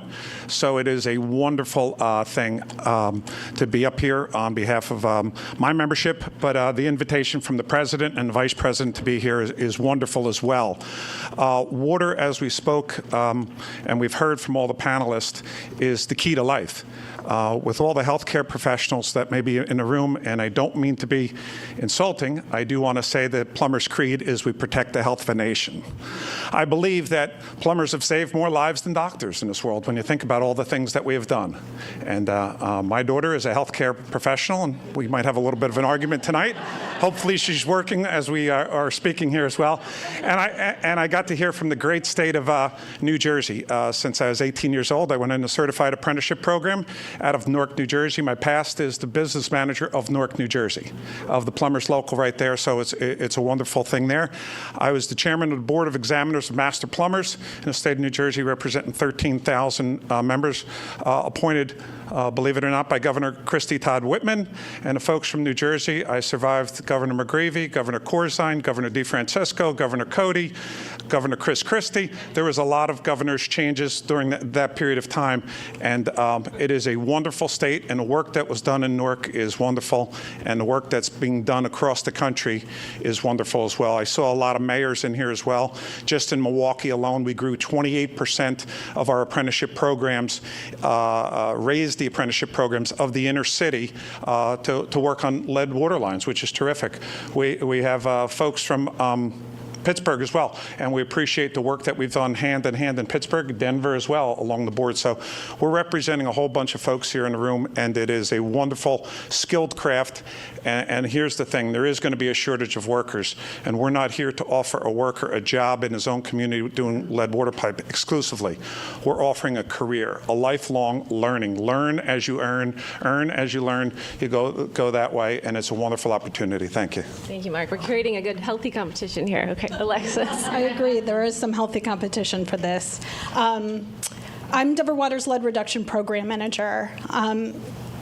The mission of a utility is to deliver safe and reliable drinking water to its customers. Denver Water is Colorado's oldest and largest water utility, serving 1.5 million people. That's about a quarter of the state's population. We serve them through our distribution system to 320,000 customer-owned service lines and taps.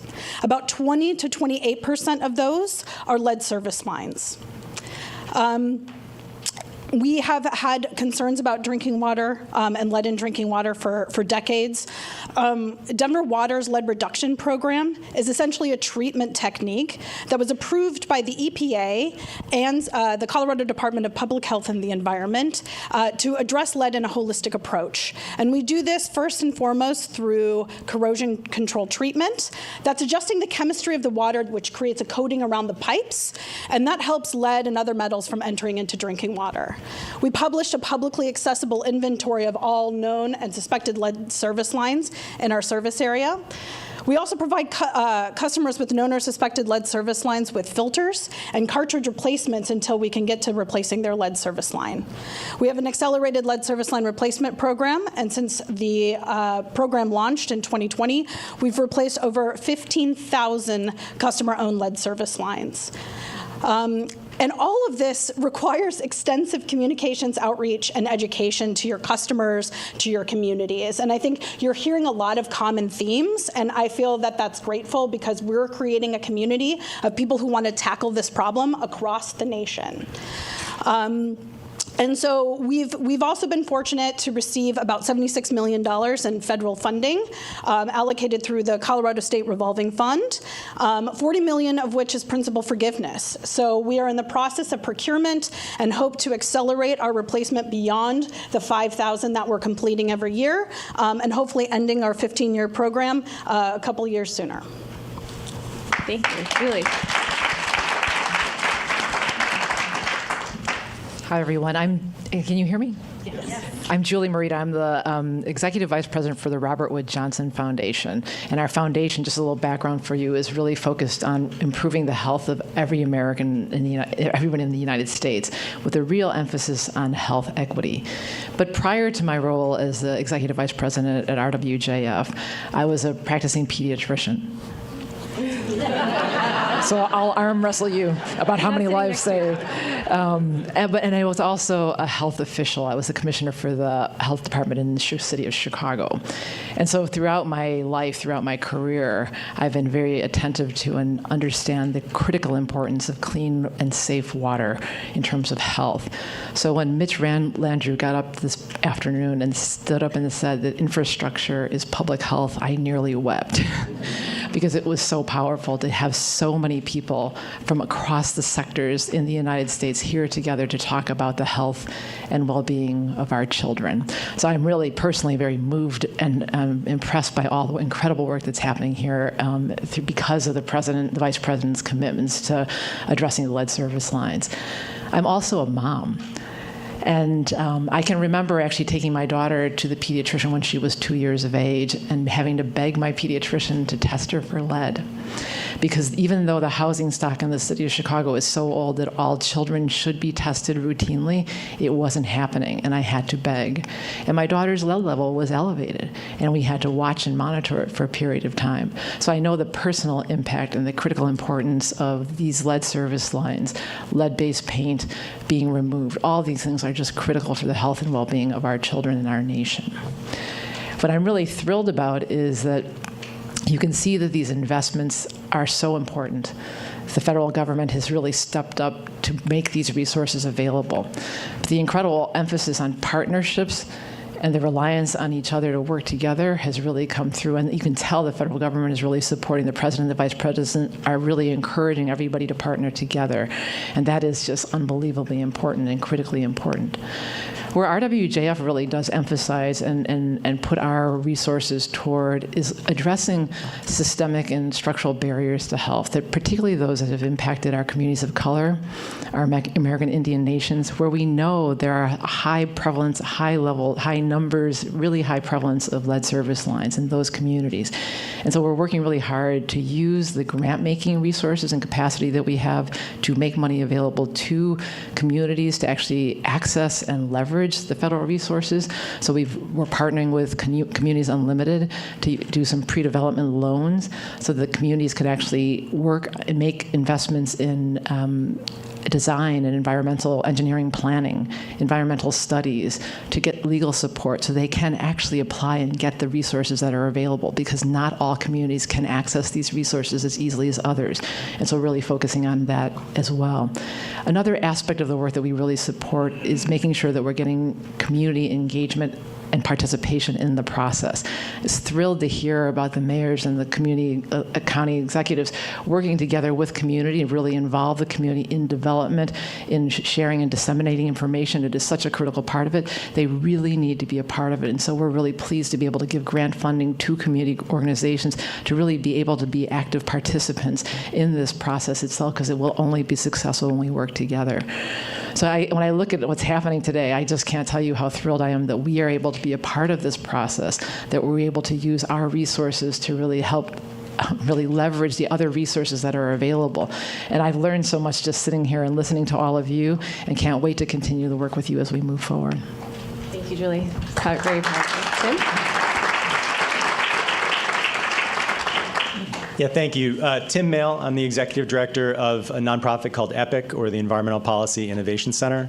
I'm a former city council member, and actually 10% of our staff are either current or former city council members. So we have a really special place in our hearts for mayors. Totally get local government. We do a few things. We specialize on a few things. But the thing we most specialize on, half of our staff work on water infrastructure and finding ways to help finance better water infrastructure for disadvantaged communities.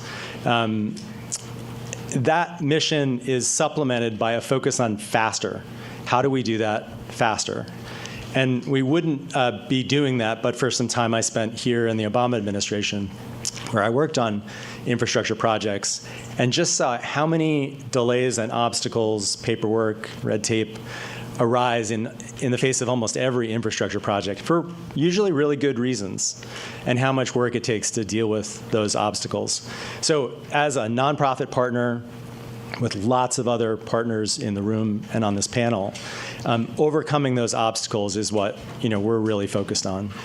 And for us, that often means not working in big cities, but in smaller places. And so in West Tallahatchie, Mississippi, and with the Sweet Home Sewerage and Water District, also in Mississippi, or with Mayor Harvey's city in New York, Newburgh, New York. We're doing projects like helping them develop inventories of lead pipes and map where those lead pipes are, or just running community meetings to explain and engage communities in the process of prioritizing and planning water infrastructure projects, including lead pipe replacement. And so it's often those really simple things, really simple steps that a partner like us can help a city with to get to the point of being able to get financing from the amazing resources that are now available from the federal government and some states. Thank you. Thanks, Tim. All right, so to stimulate more of this healthy competition here, as you guys know, and as Mitch mentioned earlier, we're all here to improve the quality of people's lives. And improving the health of people's lives is very important as well. And so Mark and Dr. Morita, I'm going to call you doctor just to reinforce the doctor part. Can you guys talk about some on-the-ground experiences where you've seen replacing lead service lines improve people's lives?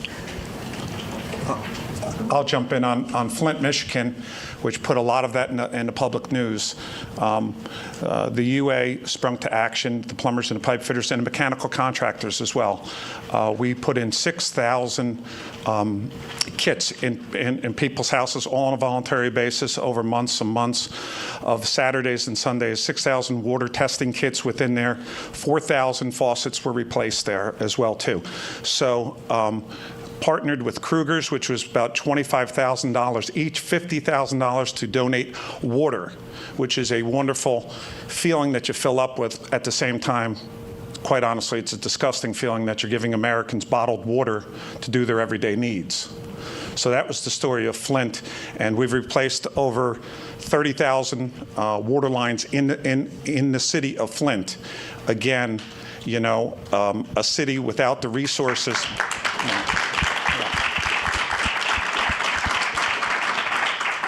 Again, a city without some resources, maybe a city that was left behind, maybe a city that was somewhat ignored in that state.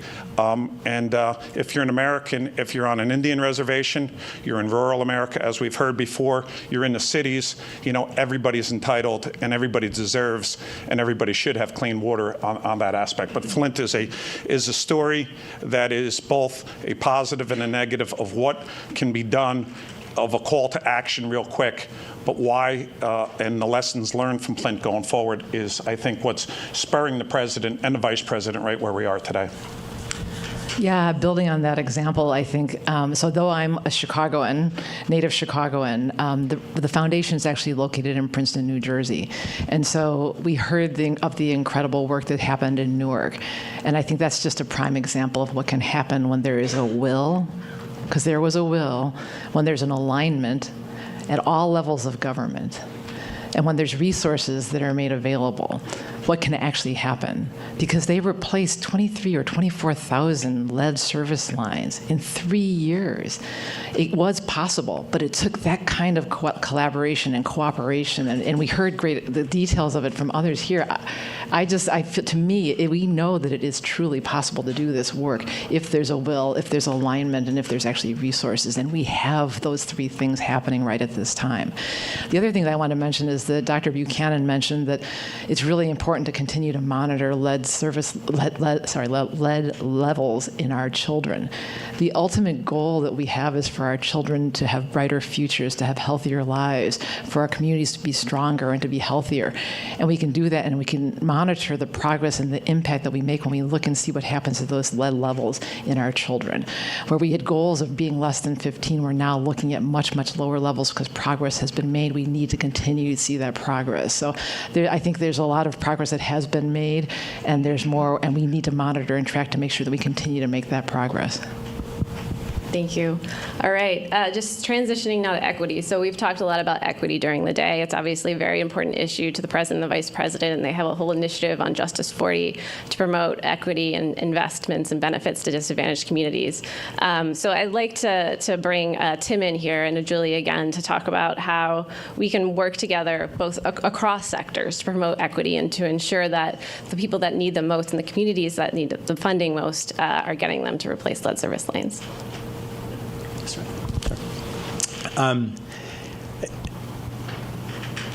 The primary way that a lot of the new federal money is going out is through the state revolving loan programs. Lots of money from Congress, amazing, generous amounts of money, state money on top, and funds that circulate back into those programs from repaid loans.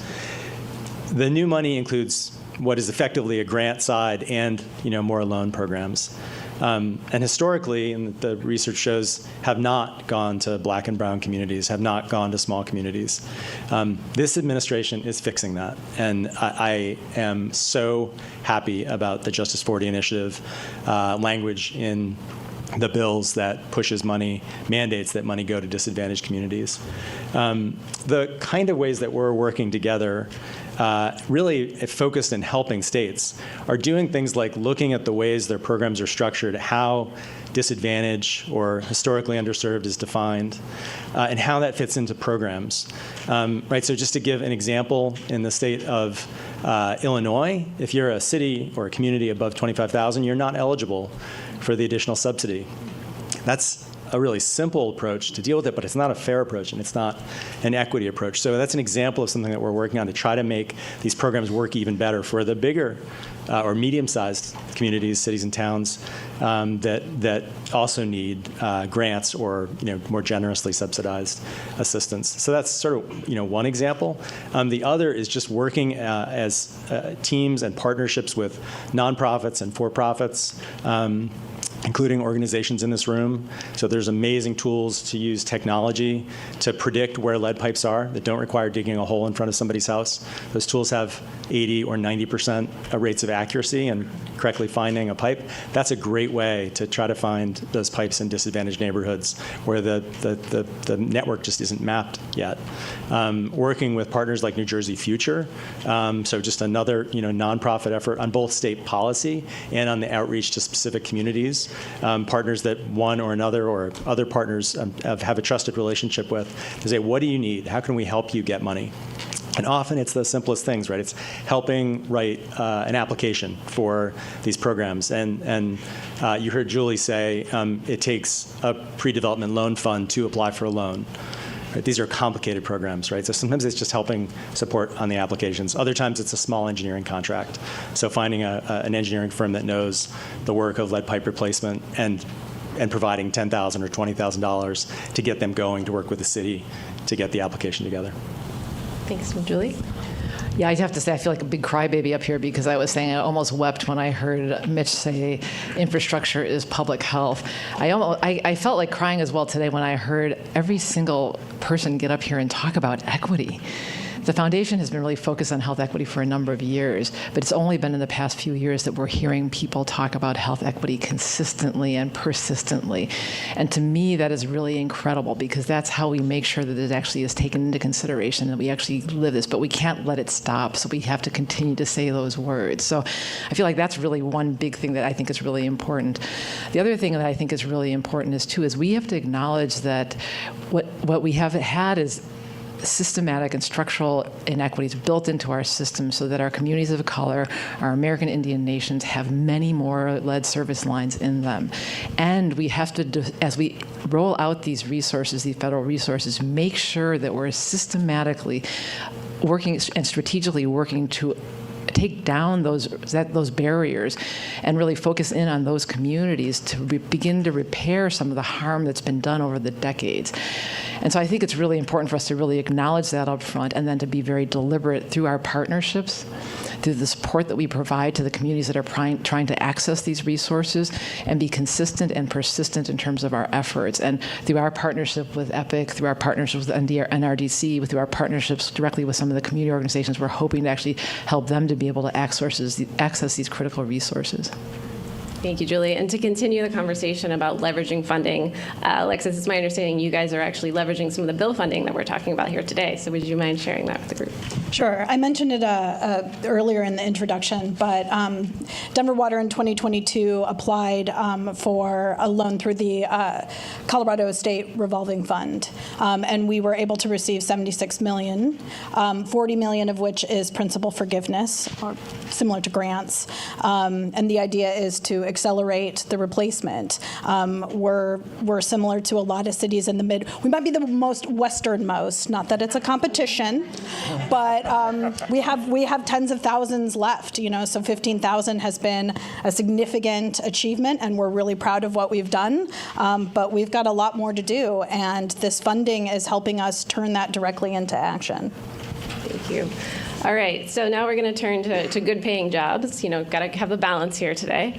Mark and Alexis, we've talked a lot about jobs throughout today and the importance of them. Can you guys help us understand some best practices or examples of how we can work across sectors to help create good-paying jobs?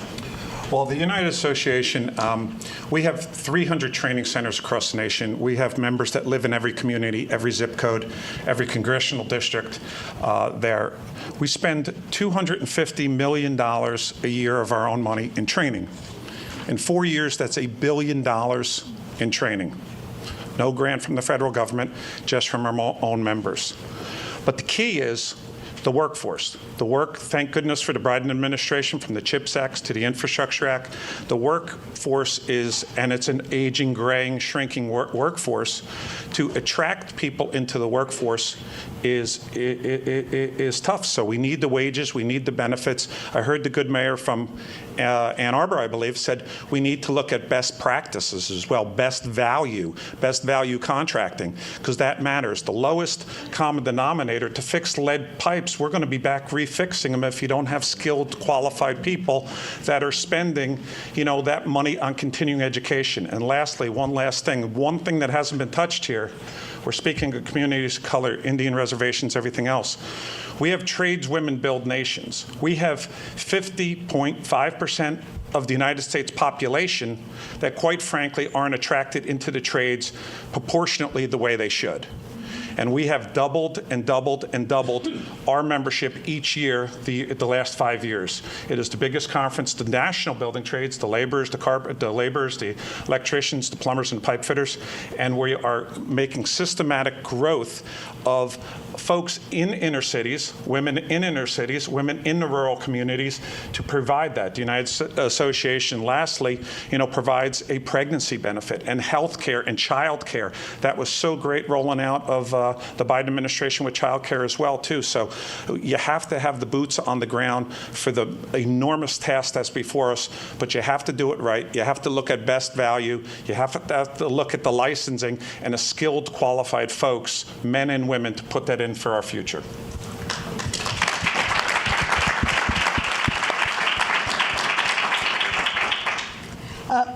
A significant portion, about 20 to 25% of lead service lines that are replaced annually in Denver Water service area are performed by our own crews. We have a master plumber as part of our water distribution group, but we needed to have more people skilled, and so we have an internal apprenticeship program where that master plumber trains, usually utility techs, so people where there might not have a necessarily upward mobility in the organization, and now they have the opportunity as a plumber apprentice. Our contractors, it's not just the replacement of the lead service lines. There's a lot of materials that get moved, and nobody is going to let you replace their service line if you leave gaping holes in the street. So that requires a lot of landscape restoration and asphalt restoration, and that allows us to partner with small businesses, minority businesses, women-owned businesses to get that work done. So I want to make sure that folks understand that this workforce is a larger community effort, and not every customer is going to let you in the door. And that's where you're leveraging your other community partners, your organizations, and people that become ambassadors for you. And we've been able to create additional work for those groups as well. Thank you. And not to put you on the spot again, but do you mind partial lead replacements? This is a very wonky but a very important issue. So can you just briefly, in less than 30 seconds here, help us understand how you guys are helping to push for to stop partial replacements? Sure. So I think I've mentioned before, the service line in Denver Water service area from the water tap at the main all the way into the home is owned by the homeowner. We replace lead service lines at no direct cost to the customer. That sounds great. It's not as easy for every utility to do it. I think that Denver Water has had advantages, this program being a treatment technique being one of them. But I think a lot of water utilities are not empowered or don't feel it's possible to perform a replacement on the private side. There's a lot of challenges. I think there's history that kind of limits their ability, but there could be coding and enforcement or their own governance might limit them to do those replacements. And so I think that there's policy barriers that probably need to be addressed across the country, but there's also partnerships, the community groups that can make those inroads where you can get those funds to do it. It's not easy to get customers to comply, and I think you've heard some of the stories from the other cities about how you build that trust. But I think Denver Water's been really fortunate to be able to do that, and I'd like to see the people in this room and others, pave the way and empower utilities to help take this on. Thank you. All right, I just want to thank all our panelists here. In closing, I think we have been the best panel. As I said, we stimulated some healthy competition. We're going to do more work. Yes. Thank you. Thank you, guys.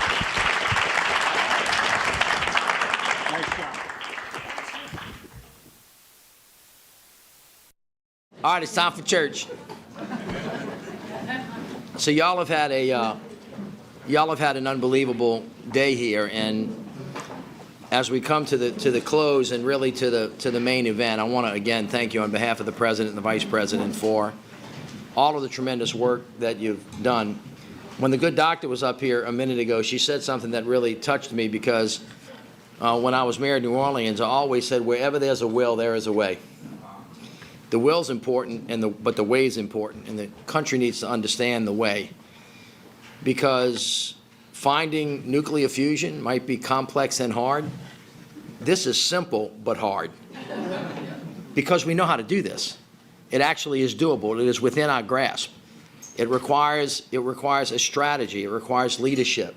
It requires coordination, collaboration, and communication horizontally and vertically, and then across your portfolios. It requires making sure that we see everybody and understand that we build this from the bottom up. And this effort has been led on behalf of the President by the Vice President of the United States and by Michael Regan, who is our fantastic administrator for EPA. I know that you share my love for him and for her and the great admiration that you have for them both. I will repeat what I said this morning. The President says to us all the time, and the Vice President reminds us every day, that this is about real people. This is about real children. When you talk about the health of America, you build it by one person at a time, one family at a time, one community at a time. And that's how you lift up the entire country. There is a wonderful human being with us today whose name is Deanna Branch.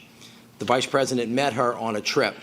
I also met her on a trip sometime after that, and she is an individual who lives in a neighborhood, regular folk, whose life has been changed dramatically because her children, two of whom are with us today, you saw them. One of them was standing up here and said he's going to be the President of the United States soon. Jalen and Jaden and Deanna Branch, who I saw, Mayor, when I was in your town with you and the Vice President saw, and the same thing in Saginaw and the same thing in Ward 7, the same thing in New Orleans, the same thing in your towns. You know who we're doing this for, because that's what the President and the Vice President say, keep in mind. That is the vision of why we all come to work and how all of you collectively are changing the world for the better. So with that, please help me welcome Ms. Deanna Branch, who is going to introduce our very special guest. We need 3 more minutes. All right, so I want to explain to you that I can cover 3 minutes. That's not a problem. Don't worry about it. Mayors, I'd like to tell y'all that one day y'all are not going to be mayors anymore. You're going to step out of being the mayor, and everybody in the city knows who you are. But like maybe the second day after being the mayor, you are going to maybe be taking your kid to the ballpark. And they're going to say, Daddy, can we get something to eat? Now, doctors, my health doctors, close your ears. If you run up into Wendy's or McDonald's or something like that, and you're going to order a fried chicken sandwich or something like that, the lady looks at you and she says, are you the man in that TV? Sit down, Mr. President. And you say, and you say, yeah, why? Do you recognize me? And she says, well, I think so, but are you sports or weather?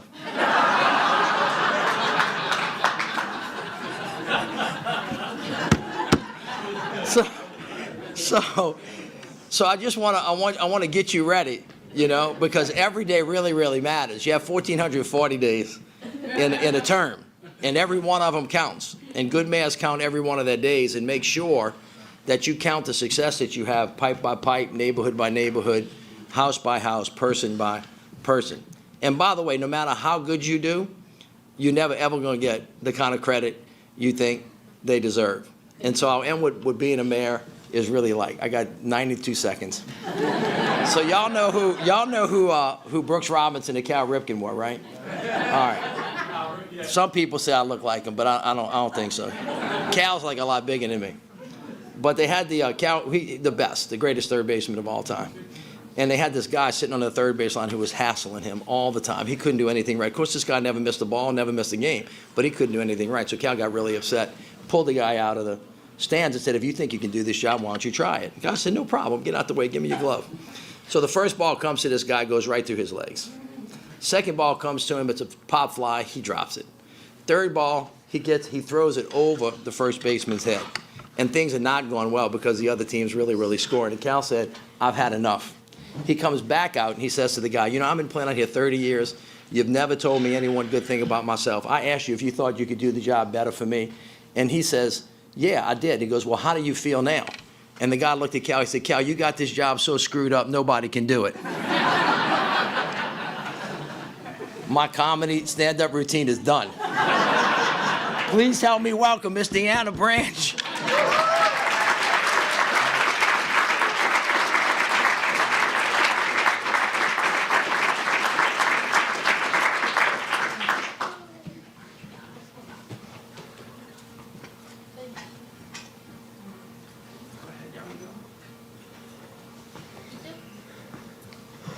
Thank you, sweetheart.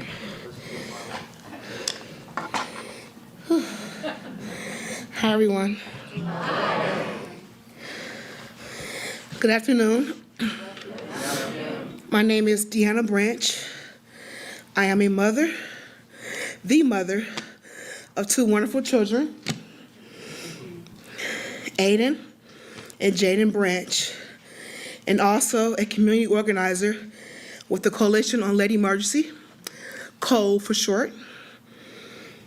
It is an honor to be here today to talk about our country's commitment to protecting children from the irreversible and damaging effects of lead poisoning by removing lead service lines. I must thank President Biden and the members of Congress for listening. COLE and frontline community groups across the country have been advocating for the removal of lead pipes and access to clean drinking water for all communities who are devastated by elevated blood lead levels. We found out when my son Aiden was 2 years old and had to be hospitalized not once, but twice, due to the severity of elevated blood lead levels. When I found out what happened to my son, I had no idea of the severity of lead exposure. After learning how I needed to be there for my son, how I needed to be there for my community, I began to advocate and fight for children everywhere who don't deserve to be exposed to lead in their water and lead in their homes. I am happy to share now that Aiden is now 9 years old and standing beside me today, healthy and well, with a gift, with the gift of his first book, Aiden, the Lead-Free Superhero, signed and ready to be given as an honorary gift to Minister Regan and President Harris, Vice President Harris, for all of their hard work. Thank you to Minister Regan, Vice President Harris, and the Biden administration for taking the first step with the bipartisan infrastructure plan to help cities and states remove all of their lead laterals. Now it is up to communities to hold our elected officials accountable to implementing the infrastructure bill. It is up to utilities to share what they need to ramp up their lead service line programs. Most importantly, it is up to our government agencies and mayors and governors to act with a sense of urgency to prioritize removing every single lead service line. In the words of my son, Aiden, you are all lead-free superheroes. And together we will defeat the evil lead monster in the water, paint, and soil. My sons and I are so honored and grateful for this invitation to witness history in the making. Without further ado, I would like to introduce you to Minister Regan and Vice President Harris. Thank you.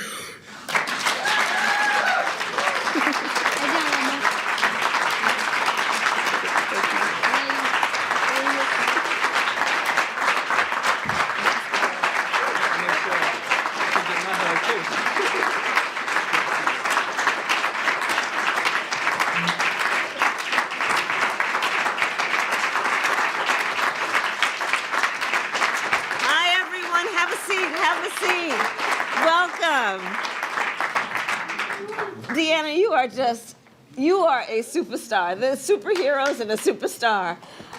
Thank you so very much. And to the boys, thank you guys. Aiden, we are so motivated by your mom and the two of you as young leaders on this issue. Your voice has been so important. And to everyone here, welcome. Thank you for convening on this Friday afternoon. I know it's been a good day of a lot of important discussion and meeting about our plan for 2023 to continue in this movement, which is such an important movement. We have here, as I'm sure you know, we have elected leaders, we have community leaders, we have labor leaders, we have our partners in the private sector, foundation folks, all together under one roof to show that when we work together on an issue like this, which is seemingly intractable, you would think, based on the length of time that it's been an issue without resolution, but coming together under this roof at this moment to really build on the momentum of the work that so many of you have been doing for years and years to see the success and see it through. So on behalf of myself, our administration, the president, and of course Administrator Regan, I welcome you and look forward to our discussion. And Mayor, I want to hear later, what was the joke about the weathermen and the sportsmen? You just can't help yourself, but you're so good. So thank you for all the work you're doing. And with that, we'll get started.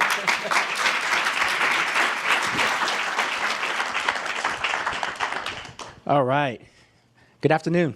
Good afternoon. So first of all, Madam Vice President, we want to thank you for convening everyone in this room. You haven't missed anyone. We have labor, nonprofits, our agencies, and the private sector, all who are here with one thing in mind, and that's to get lead pipes out of all of our communities. Now, I've had the honor of traveling all across the country with Madam Vice President. We've had some fun. But it's a serious matter. We've traveled to cities like Newark, New Jersey, Milwaukee, Wisconsin, and we've seen firsthand the challenges that our communities are facing. Madam Vice President, it's been an honor to travel with you, and I've seen firsthand your commitment to clean water and also environmental justice. Talk to us about why that's a priority for you in this administration.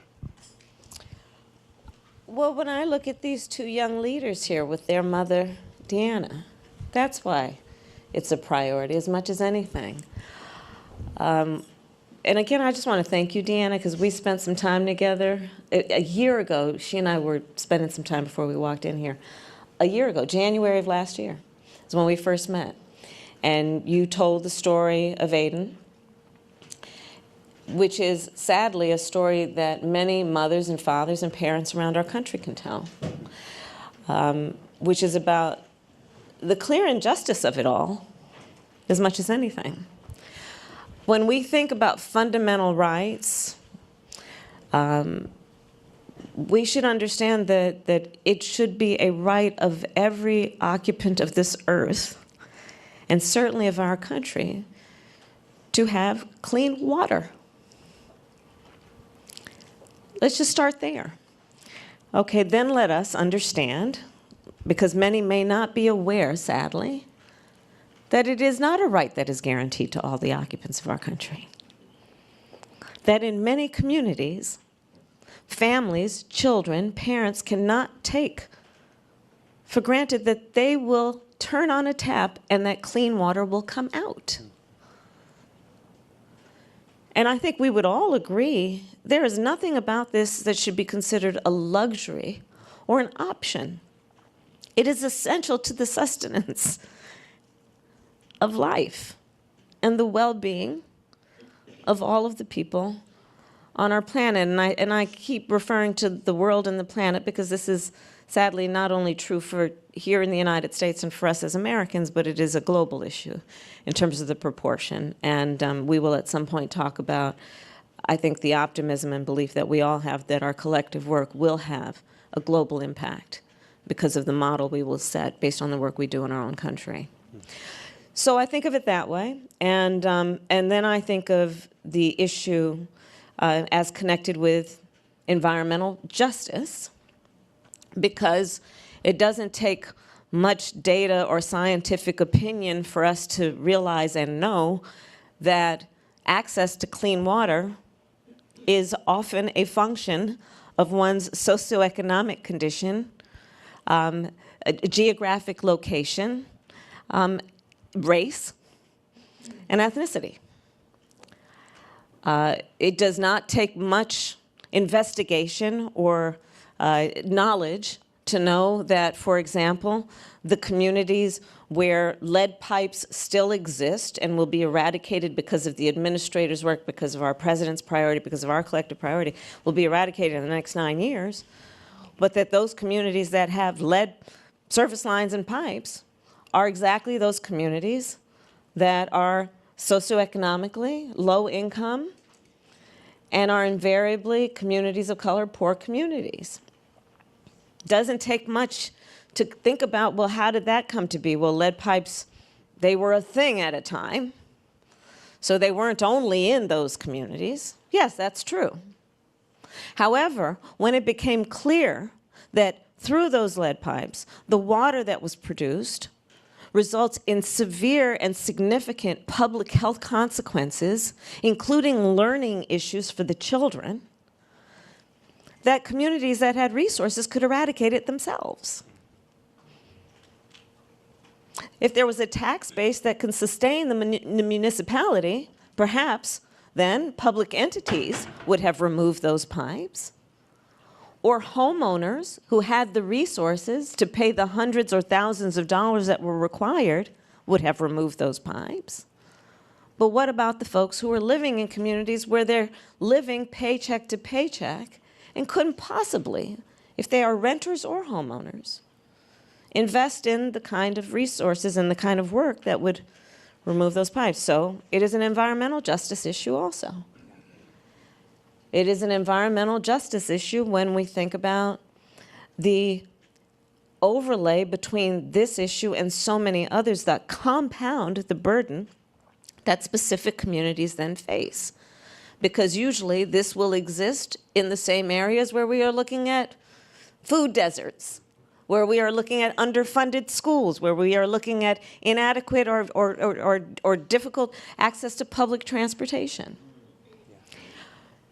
So this is how I think about this issue, and also I think about it in the context of being a child of parents who were active in the civil rights movement, who fought every day and shouted and marched for justice, which was about equality and equity, and fairness and freedoms, including the freedom to live and thrive and be healthy and enjoy one's childhood, not to mention the rest of their life.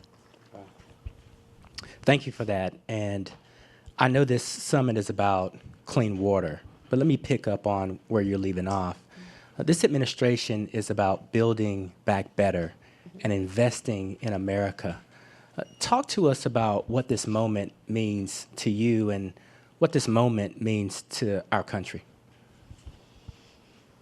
I think that we are at a very pivotal moment where, and you and I, who are friends, Michael, have talked about this, the administrator, have talked about this, where this is not just kind of incremental improvement. We are really looking at the potential for jumping onto a new plateau, which is another way of saying that this has the very real potential to be a very transformative moment. Mm-hmm. Think about it. Our team has calculated that we have probably, between the infrastructure law, between the Inflation Reduction Act, and some of the other work, we're probably looking at a federal government investment of up to $1 trillion on these issues that are about our climate. $1 trillion. And right.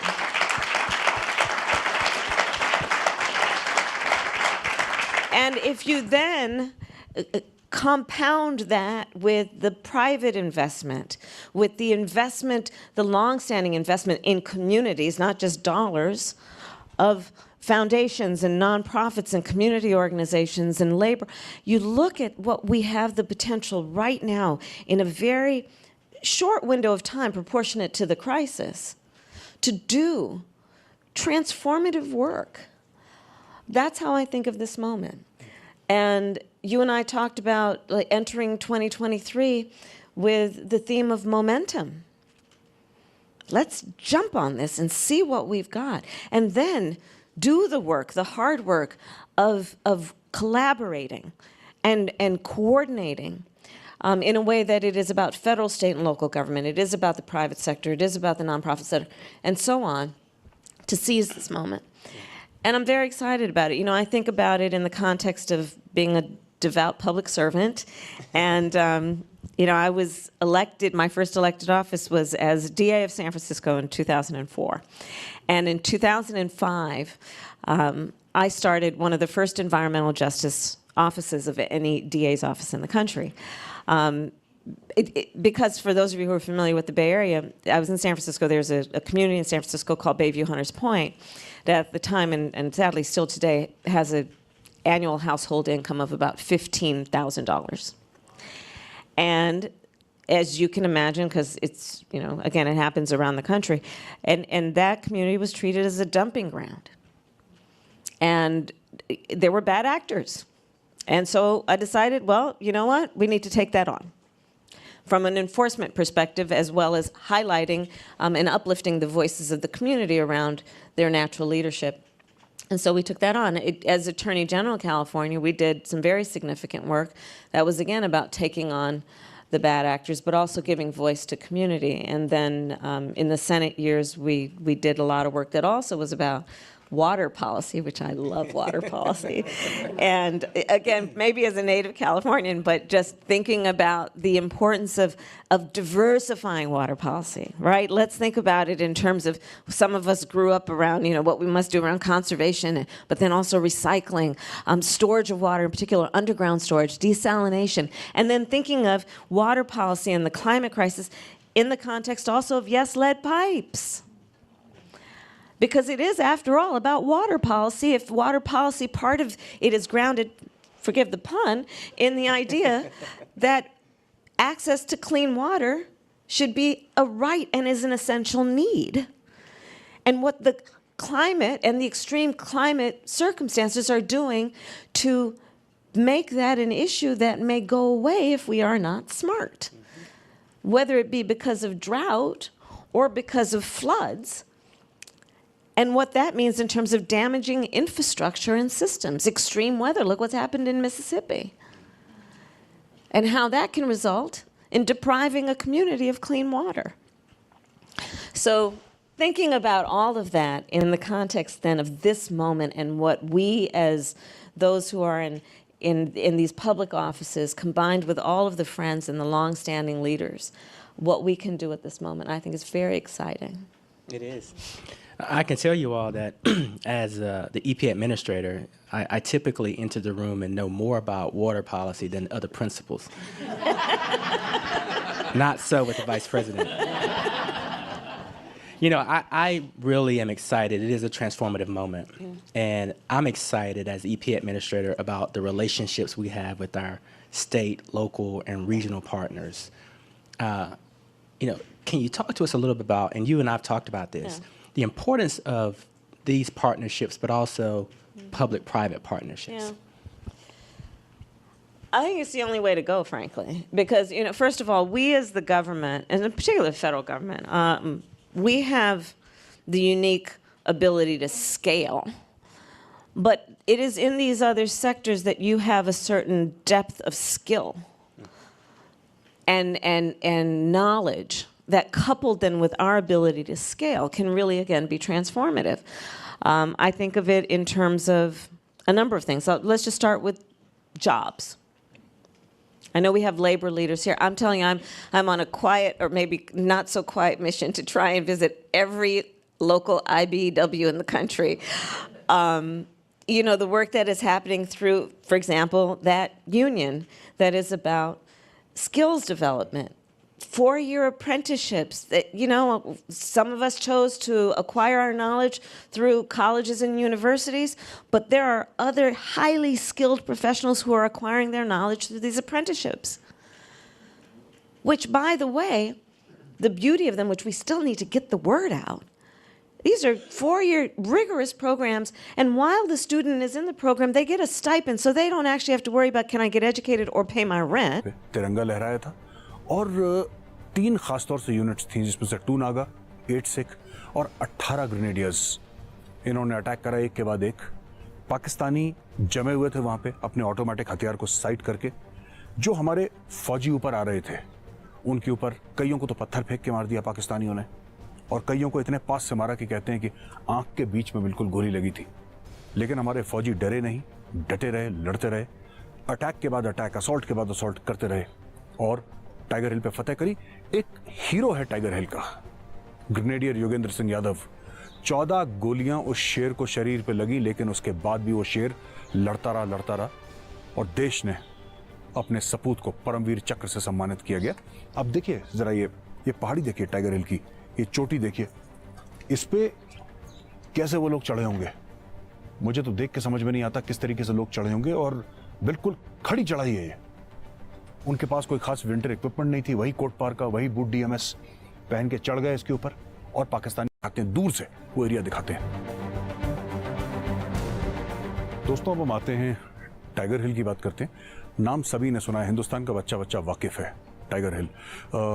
4 जुलाई 1999 को हमने tiger हिल पे तिरंगा लहराया था और 3 खासतौर से units थी, जिसमें से 2 नागा, 8 सिख और 18 ग्रेनेडियर्स इन्होंने अटैक करा एक के बाद एक। पाकिस्तानी जमे हुए थे वहाँ पे अपने ऑटोमेटिक हथियार को साइड करके। जो हमारे फौजी ऊपर आ रहे थे उनके ऊपर कईयों को तो पत्थर फेंक के मार दिया पाकिस्तानियों ने, और कईयों को इतने पास से मारा कि कहते हैं कि आंख के बीच में बिल्कुल गोली लगी थी। लेकिन हमारे फौजी डरे नहीं, डटे रहे, लड़ते रहे, अटैक के बाद अटैक, असॉल्ट के बाद असॉल्ट करते रहे और टाइगर हिल पे फतेह करी। एक हीरो है टाइगर हिल का, ग्रेनेडियर योगेंद्र सिंह यादव। 14 गोलियां उस शेर को शरीर पे लगी, लेकिन उसके बाद भी वो शेर लड़ता रहा और देश ने अपने सपूत को परमवीर चक्र से सम्मानित किया गया। अब देखिए जरा ये पहाड़ी देखिए टाइगर हिल की, ये चोटी देखिए, इस पे कैसे वो लोग चढ़े होंगे। मुझे तो देख के समझ में नहीं आता किस तरीके से लोग चढ़े होंगे, और बिल्कुल खड़ी चढ़ाई है ये। उनके पास कोई खास विंटर इक्विपमेंट नहीं थी, वही कोट पार का, वही बूट डीएमएस पहन के चढ़ गए इसके ऊपर, और पाकिस्तानी आते हैं दूर से वो एरिया दिखाते हैं। दोस्तों अब हम आते हैं टाइगर हिल की बात करते हैं। नाम सभी ने सुना है, हिंदुस्तान का बच्चा बच्चा वाकिफ है टाइगर हिल। 4 जुलाई 1999 को हमने टाइगर हिल पे तिरंगा लहराया था और 3 खासतौर से यूनिट्स थी, जिसमें से 2 नागा, 8 सिख और 18 ग्रेनेडियर्स। इन्होंने अटैक करा एक के बाद एक। पाकिस्तानी जमे हुए थे वहाँ पे अपने ऑटोमेटिक हथियार को साइड करके। जो हमारे फौजी ऊपर आ रहे थे उनके ऊपर कईयों को तो पत्थर फेंक के मार दिया पाकिस्तानियों ने, और कईयों को इतने पास से मारा कि कहते हैं कि आंख के बीच में बिल्कुल गोली लगी थी। लेकिन हमारे फौजी डरे नहीं, डटे रहे, लड़ते रहे, अटैक के बाद अटैक, असॉल्ट के बाद असॉल्ट करते रहे और टाइगर हिल पे फतेह करी। एक हीरो है टाइगर हिल का, ग्रेनेडियर योगेंद्र सिंह यादव। 14 गोलियां उस शेर को शरीर पे लगी, लेकिन उसके बाद भी वो शेर लड़ता रहा और देश ने अपने सपूत को परमवीर चक्र से सम्मानित किया गया। अब देखिए जरा ये पहाड़ी देखिए टाइगर हिल की, ये चोटी देखिए, इस पे कैसे वो लोग चढ़े होंगे। मुझे तो देख के समझ में नहीं आता किस तरीके से लोग चढ़े होंगे, और बिल्कुल खड़ी चढ़ाई है ये। उनके पास कोई खास विंटर इक्विपमेंट नहीं थी, वही कोट पार का, वही बूट डीएमएस पहन के चढ़ गए इसके ऊपर और पाकिस्तानी आते हैं दूर से वो एरिया दिखाते हैं। दोस्तों अब हम आते हैं टाइगर हिल की बात करते हैं। नाम सभी ने सुना है, हिंदुस्तान का बच्चा बच्चा वाकिफ है टाइगर हिल। 4 जुलाई 1999 को हमने टाइगर हिल पे तिरंगा लहराया था और 3 खासतौर से यूनिट्स थी, जिसमें से 2 नागा, 8 सिख और 18 ग्रेनेडियर्स। इन्होंने अटैक करा एक के बाद एक। पाकिस्तानी जमे हुए थे वहाँ पे अपने ऑटोमेटिक हथियार को साइड करके। जो हमारे फौजी ऊपर आ रहे थे उनके ऊपर कईयों को तो पत्थर फेंक के मार दिया पाकिस्तानियों ने, और कईयों को इतने पास से मारा कि कहते हैं कि आंख के बीच में बिल्कुल गोली लगी थी। लेकिन हमारे फौजी डरे नहीं, डटे रहे, लड़ते रहे, अटैक के बाद अटैक, असॉल्ट के बाद असॉल्ट करते रहे और टाइगर हिल पे फतेह करी। एक हीरो है टाइगर हिल का, ग्रेनेडियर योगेंद्र सिंह यादव। 14 गोलियां उस शेर को शरीर पे लगी, लेकिन उसके बाद भी वो शेर लड़ता रहा और देश ने अपने सपूत को परमवीर चक्र से सम्मानित किया गया। अब देखिए जरा ये पहाड़ी देखिए टाइगर हिल की, ये चोटी देखिए, इस पे कैसे वो लोग चढ़े होंगे। मुझे तो देख के समझ में नहीं आता किस तरीके से लोग चढ़े होंगे, और बिल्कुल खड़ी चढ़ाई है ये। उनके पास कोई खास विंटर इक्विपमेंट नहीं थी, वही कोट पार का, वही बूट डीएमएस पहन के चढ़ गए इसके ऊपर और पाकिस्तानी आते हैं दूर से वो एरिया दिखाते हैं। दोस्तों अब हम आते हैं टाइगर हिल की बात करते हैं। नाम सभी ने सुना है, हिंदुस्तान का बच्चा बच्चा वाकिफ है टाइगर हिल। 4 जुलाई 1999 को हमने टाइगर हिल पे तिरंगा लहराया था और 3 खासतौर से यूनिट्स थी, जिसमें से 2 नागा, 8 सिख और 18 ग्रेनेडियर्स। इन्होंने अटैक करा एक के बाद एक। पाकिस्तानी जमे हुए थे वहाँ पे अपने ऑटोमेटिक हथियार को साइड करके। जो हमारे फौजी ऊपर आ रहे थे उनके ऊपर कईयों को तो पत्थर फेंक के मार दिया पाकिस्तानियों ने, और कईयों को इतने पास से मारा कि कहते हैं कि आंख के बीच में बिल्कुल गोली लगी थी। लेकिन हमारे फौजी डरे नहीं, डटे रहे, लड़ते रहे, अटैक के बाद अटैक, असॉल्ट के बाद असॉल्ट करते रहे और टाइगर हिल पे फतेह करी। एक हीरो है टाइगर हिल का, ग्रेनेडियर योगेंद्र सिंह यादव। 14 गोलियां उस शेर को शरीर पे लगी, लेकिन उसके बाद भी वो शेर लड़ता रहा और देश ने अपने सपूत को परमवीर चक्र से सम्मानित किया गया। अब देखिए जरा ये पहाड़ी देखिए टाइगर हिल की, ये चोटी देखिए, इस पे कैसे वो लोग चढ़े होंगे। मुझे तो देख के समझ में नहीं आता किस तरीके से लोग चढ़े होंगे, और बिल्कुल खड़ी चढ़ाई है ये। उनके पास कोई खास विंटर इक्विपमेंट नहीं थी, वही कोट पार का, वही बूट डीएमएस पहन के चढ़ गए इसके ऊपर और पाकिस्तानी आते हैं दूर से वो एरिया दिखाते हैं। दोस्तों अब हम आते हैं टाइगर हिल की बात करते हैं। नाम सभी ने सुना है, हिंदुस्तान का बच्चा बच्चा वाकिफ है टाइगर हिल। 4 जुलाई 1999 को हमने टाइगर हिल पे तिरंगा लहराया था और 3 खासतौर से यूनिट्स थी, जिसमें से 2 नागा, 8 सिख और 18 ग्रेनेडियर्स। इन्होंने अटैक करा एक के बाद एक। पाकिस्तानी जमे हुए थे वहाँ पे अपने ऑटोमेटिक हथियार को साइड करके। जो हमारे फौजी ऊपर आ रहे थे उनके ऊपर कईयों को तो पत्थर फेंक के मार दिया पाकिस्तानियों ने, और कईयों को इतने पास से मारा कि कहते हैं कि आंख के बीच में बिल्कुल गोली लगी थी। लेकिन हमारे फौजी डरे नहीं, डटे रहे, लड़ते रहे, अटैक के बाद अटैक, असॉल्ट के बाद असॉल्ट करते रहे और टाइगर हिल पे फतेह करी। एक हीरो है टाइगर हिल का, ग्रेनेडियर योगेंद्र सिंह यादव। 14 गोलियां उस शेर को शरीर पे लगी, लेकिन उसके बाद भी वो शेर लड़ता रहा और देश ने अपने सपूत को परमवीर चक्र से सम्मानित किया गया। अब देखिए जरा ये पहाड़ी देखिए टाइगर हिल की, ये चोटी देखिए, इस पे कैसे वो लोग चढ़े होंगे। मुझे तो देख के समझ में नहीं आता किस तरीके से लोग चढ़े होंगे, और बिल्कुल खड़ी चढ़ाई है ये। उनके पास कोई खास विंटर इक्विपमेंट नहीं थी, वही कोट पार का, वही बूट DMS पहन के चढ़ गए इसके ऊपर, और पाकिस्तानी आते हैं दूर से वो एरिया दिखाते हैं। दोस्तों अब हम आते हैं टाइगर हिल की बात करते हैं। नाम सभी ने सुना है, हिंदुस्तान का बच्चा बच्चा वाकिफ है टाइगर हिल। 4 जुलाई 1999 को हमने टाइगर हिल पे तिरंगा लहराया था, और 3 खासतौर से यूनिट्स थी, जिसमें से 2 नागा, 8 सिख और 18 ग्रेनेडियर्स। इन्होंने अटैक करा एक के बाद एक। पाकिस्तानी जमे हुए थे वहां पे अपने ऑटोमेटिक हथियार को साइड करके। जो हमारे फौजी ऊपर आ रहे थे उनके ऊपर कईयों को तो पत्थर फेंक के मार दिया पाकिस्तानियों ने, और कईयों को इतने पास से मारा कि कहते हैं कि आंख के बीच में बिल्कुल गोली लगी थी। लेकिन हमारे फौजी डरे नहीं, डटे रहे, लड़ते रहे, अटैक के बाद अटैक, असॉल्ट के बाद असॉल्ट करते रहे, और टाइगर हिल पे फतेह करी। एक हीरो है टाइगर हिल का, ग्रेनेडियर योगेंद्र सिंह यादव। 14 गोलियां उस शेर को शरीर पे लगी, लेकिन उसके बाद भी वो शेर लड़ता रहा और देश ने अपने सपूत को परमवीर चक्र से सम्मानित किया गया। अब देखिए जरा ये पहाड़ी देखिए टाइगर हिल की, ये चोटी देखिए, इस पे कैसे वो लोग चढ़े होंगे। मुझे तो देख के समझ में नहीं आता किस तरीके से लोग चढ़े होंगे, और बिल्कुल खड़ी चढ़ाई है ये। उनके पास कोई खास विंटर इक्विपमेंट नहीं थी, वही कोट पार का, वही बूट DMS पहन के चढ़ गए इसके ऊपर, और पाकिस्तानी आते हैं दूर से वो एरिया दिखाते हैं। दोस्तों अब हम आते हैं टाइगर हिल की बात करते हैं। नाम सभी ने सुना है, हिंदुस्तान का बच्चा बच्चा वाकिफ है टाइगर हिल। 4 जुलाई 1999 को हमने टाइगर हिल पे तिरंगा लहराया था, और 3 खासतौर से यूनिट्स थी, जिसमें से 2 नागा, 8 सिख और 18 ग्रेनेडियर्स। इन्होंने अटैक करा एक के बाद एक। पाकिस्तानी जमे हुए थे वहां पे अपने ऑटोमेटिक हथियार को साइड करके। जो हमारे फौजी ऊपर आ रहे थे उनके ऊपर कईयों को तो पत्थर फेंक के मार दिया पाकिस्तानियों ने, और कईयों को इतने पास से मारा कि कहते हैं कि आंख के बीच में बिल्कुल गोली लगी थी। लेकिन हमारे फौजी डरे नहीं, डटे रहे, लड़ते रहे, अटैक के बाद अटैक, असॉल्ट के बाद असॉल्ट करते रहे, और टाइगर हिल पे फतेह करी। एक हीरो है टाइगर हिल का, ग्रेनेडियर योगेंद्र सिंह यादव। 14 गोलियां उस शेर को शरीर पे लगी, लेकिन उसके बाद भी वो शेर लड़ता रहा और देश ने अपने सपूत को परमवीर चक्र से सम्मानित किया गया।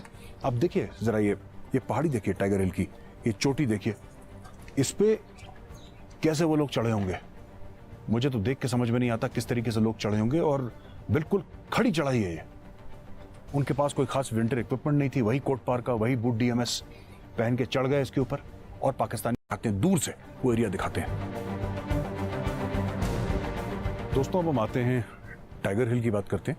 नाम सभी ने सुना है, हिंदुस्तान का बच्चा बच्चा वाकिफ है टाइगर हिल। 4 जुलाई 1999 को हमने टाइगर हिल पे तिरंगा लहराया था, और 3 खासतौर से यूनिट्स थी, जिसमें से 2 नागा, 8 सिख और 18 ग्रेनेडियर्स। इन्होंने अटैक करा एक के बाद एक। पाकिस्तानी जमे हुए थे वहां पे अपने ऑटोमेटिक हथियार को साइड करके। जो हमारे फौजी ऊपर आ रहे थे उनके ऊपर कईयों को तो पत्थर फेंक के मार दिया पाकिस्तानियों ने, और कईयों को इतने पास से मारा कि कहते हैं कि आंख के बीच में बिल्कुल गोली लगी थी। लेकिन हमारे फौजी डरे नहीं, डटे रहे, लड़ते रहे, अटैक के बाद अटैक, असॉल्ट के बाद असॉल्ट करते रहे, और टाइगर हिल पे फतेह करी। एक हीरो है टाइगर हिल का, ग्रेनेडियर योगेंद्र सिंह यादव। 14 गोलियां उस शेर को शरीर पे लगी, लेकिन उसके बाद भी वो शेर लड़ता रहा और देश ने अपने सपूत को परमवीर चक्र से सम्मानित किया गया। अब देखिए जरा ये पहाड़ी देखिए टाइगर हिल की, ये चोटी देखिए, इस पे कैसे वो लोग चढ़े होंगे। मुझे तो देख के समझ में नहीं आता किस तरीके से लोग चढ़े होंगे, और बिल्कुल खड़ी चढ़ाई है ये। उनके पास कोई खास विंटर इक्विपमेंट नहीं थी, वही कोट पार का, वही बूट DMS पहन के चढ़ गए इसके ऊपर, और पाकिस्तानी आते हैं दूर से वो एरिया दिखाते हैं। दोस्तों अब हम आते हैं टाइगर हिल की बात करते हैं। नाम सभी ने सुना है, हिंदुस्तान का बच्चा बच्चा वाकिफ है टाइगर हिल। 4 जुलाई 1999 को हमने टाइगर हिल पे तिरंगा लहराया था, और 3 खासतौर से यूनिट्स थी, जिसमें से 2 नागा, 8 सिख और 18 ग्रेनेडियर्स। इन्होंने अटैक करा एक के बाद एक। पाकिस्तानी जमे हुए थे वहाँ पे अपने ऑटोमेटिक हथियार को साइड करके। जो हमारे फौजी ऊपर आ रहे थे उनके ऊपर कईयों को तो पत्थर फेंक के मार दिया पाकिस्तानियों ने, और कईयों को इतने पास से मारा कि कहते हैं कि आंख के बीच में बिल्कुल गोली लगी थी। लेकिन हमारे फौजी डरे नहीं, डटे रहे, लड़ते रहे, अटैक के बाद अटैक, असॉल्ट के बाद असॉल्ट करते रहे और टाइगर हिल पे फतेह करी। एक हीरो है टाइगर हिल का, ग्रेनेडियर योगेंद्र सिंह यादव। 14 गोलियां उस शेर को शरीर पे लगी, लेकिन उसके बाद भी वो शेर लड़ता रहा और देश ने अपने सपूत को परमवीर चक्र से सम्मानित किया गया। अब देखिए जरा ये पहाड़ी देखिए टाइगर हिल की, ये चोटी देखिए, इस पे कैसे वो लोग चढ़े होंगे। मुझे तो देख के समझ में नहीं आता किस तरीके से लोग चढ़े होंगे, और बिल्कुल खड़ी चढ़ाई है ये। उनके पास कोई खास विंटर इक्विपमेंट नहीं थी, वही कोट पार का, वही बूट DMS पहन के चढ़ गए इसके ऊपर, और पाकिस्तानी आते हैं दूर से वो एरिया दिखाते हैं। दोस्तों अब हम आते हैं टाइगर हिल की बात करते हैं। नाम सभी ने सुना है, हिंदुस्तान का बच्चा बच्चा वाकिफ है टाइगर हिल। 4 जुलाई 1999 को हमने टाइगर हिल पे तिरंगा लहराया था, और 3 खासतौर से यूनिट्स थी, जिसमें से 2 नागा, 8 सिख और 18 ग्रेनेडियर्स। इन्होंने अटैक करा एक के बाद एक। पाकिस्तानी जमे हुए थे वहाँ पे अपने ऑटोमेटिक हथियार को साइड करके। जो हमारे फौजी ऊपर आ रहे थे उनके ऊपर कईयों को तो पत्थर फेंक के मार दिया पाकिस्तानियों ने, और कईयों को इतने पास से मारा कि कहते हैं कि आंख के बीच में बिल्कुल गोली लगी थी। लेकिन हमारे फौजी डरे नहीं, डटे रहे, लड़ते रहे, अटैक के बाद अटैक, असॉल्ट के बाद असॉल्ट करते रहे और टाइगर हिल पे फतेह करी। एक हीरो है टाइगर हिल का, ग्रेनेडियर योगेंद्र सिंह यादव। 14 गोलियां उस शेर को शरीर पे लगी, लेकिन उसके बाद भी वो शेर लड़ता रहा और देश ने अपने सपूत को परमवीर चक्र से सम्मानित किया गया। अब देखिए जरा ये पहाड़ी देखिए टाइगर हिल की, ये चोटी देखिए, इस पे कैसे वो लोग चढ़े होंगे। मुझे तो देख के समझ में नहीं आता किस तरीके से लोग चढ़े होंगे, और बिल्कुल खड़ी चढ़ाई है ये। उनके पास कोई खास विंटर इक्विपमेंट नहीं थी, वही कोट पार का, वही बूट DMS पहन के चढ़ गए इसके ऊपर, और पाकिस्तानी आते हैं दूर से वो एरिया दिखाते हैं। दोस्तों अब हम आते हैं टाइगर हिल की बात करते हैं। नाम सभी ने सुना है, हिंदुस्तान का बच्चा बच्चा वाकिफ है टाइगर हिल। 4 जुलाई 1999 को हमने टाइगर हिल पे तिरंगा लहराया था, और 3 खासतौर से यूनिट्स थी, जिसमें से 2 नागा, 8 सिख और 18 ग्रेनेडियर्स। इन्होंने अटैक करा एक के बाद एक। पाकिस्तानी जमे हुए थे वहाँ पे अपने ऑटोमेटिक हथियार को साइड करके। जो हमारे फौजी ऊपर आ रहे थे उनके ऊपर कईयों को तो पत्थर फेंक के मार दिया पाकिस्तानियों ने, और कईयों को इतने पास से मारा कि कहते हैं कि आंख के बीच में बिल्कुल गोली लगी थी। लेकिन हमारे फौजी डरे नहीं, डटे रहे, लड़ते रहे, अटैक के बाद अटैक, असॉल्ट के बाद असॉल्ट करते रहे और टाइगर हिल पे फतेह करी। एक हीरो है टाइगर हिल का, ग्रेनेडियर योगेंद्र सिंह यादव। 14 गोलियां उस शेर को शरीर पे लगी, लेकिन उसके बाद भी वो शेर लड़ता रहा और देश ने अपने सपूत को परमवीर चक्र से सम्मानित किया गया। अब देखिए जरा ये पहाड़ी देखिए टाइगर हिल की, ये चोटी देखिए, इस पे कैसे वो लोग चढ़े होंगे।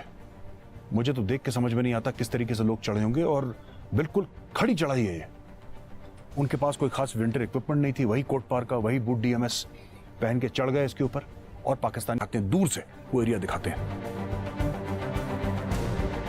दोस्तों अब हम आते हैं टाइगर हिल की बात करते हैं। नाम सभी ने सुना है, हिंदुस्तान का बच्चा बच्चा वाकिफ है टाइगर हिल।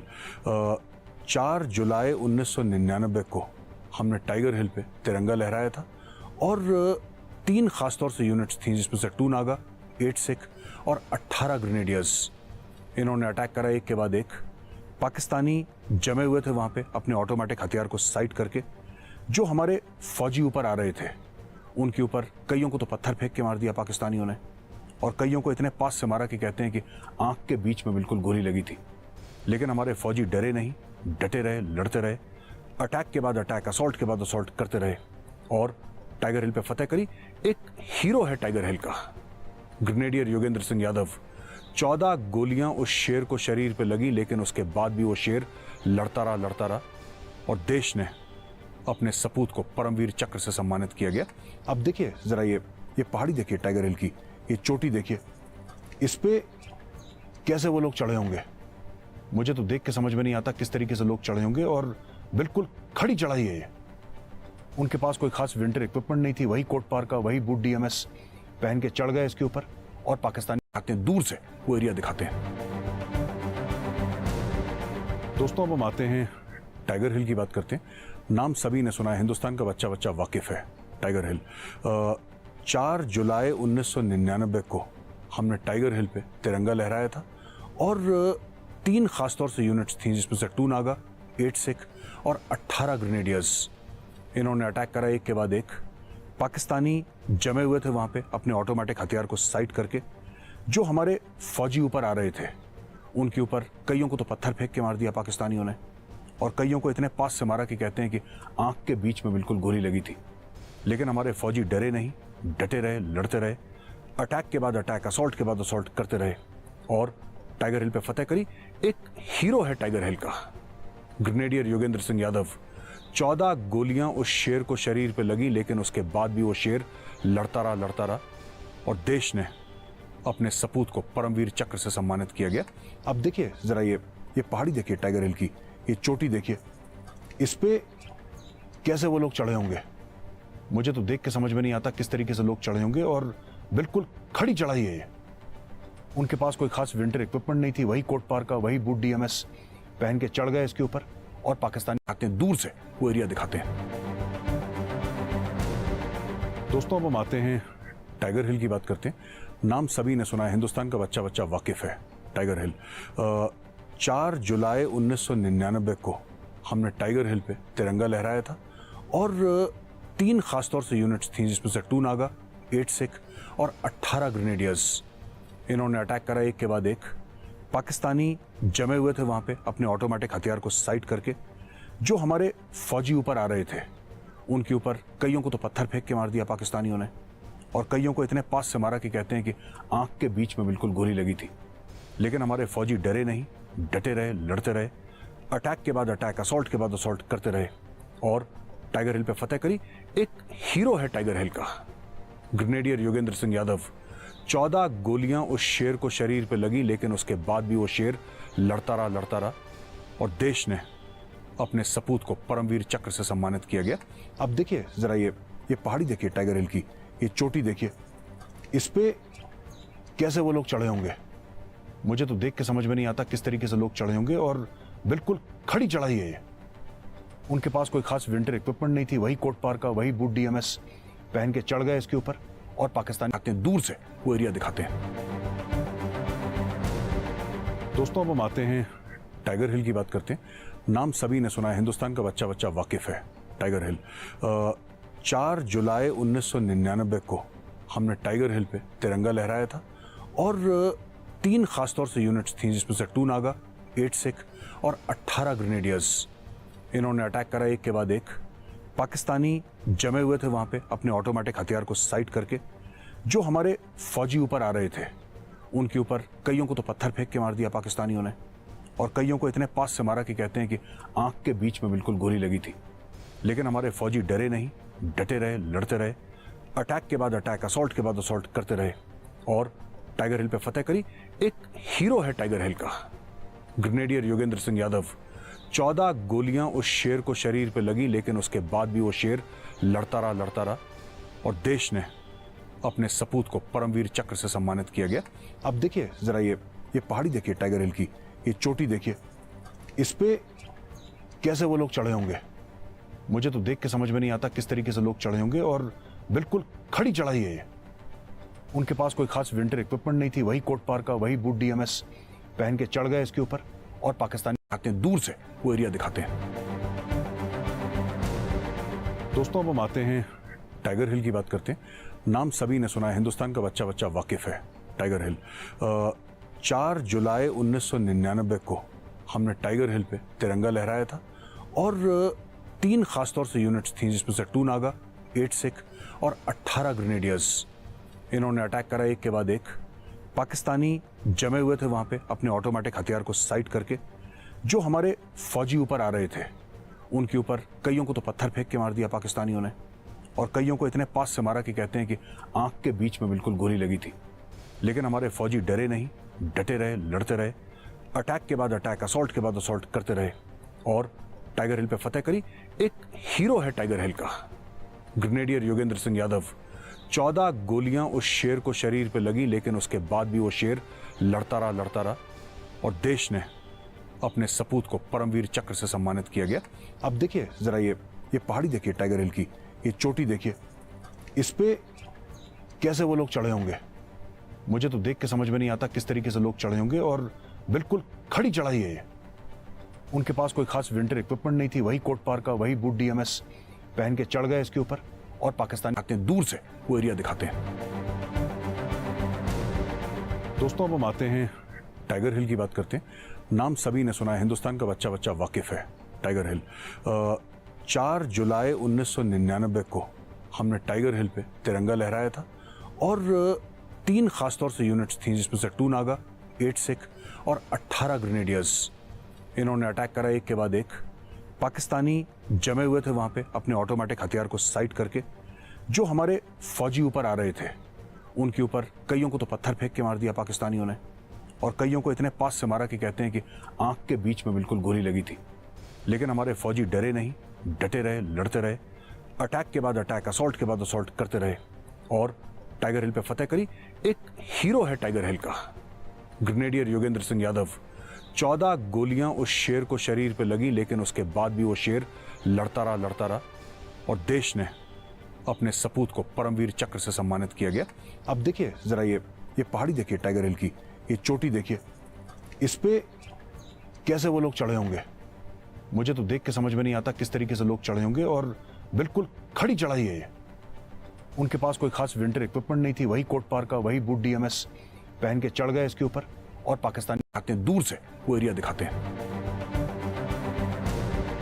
दोस्तों अब हम आते हैं टाइगर हिल की बात करते हैं। नाम सभी ने सुना है, हिंदुस्तान का बच्चा बच्चा वाकिफ है टाइगर हिल।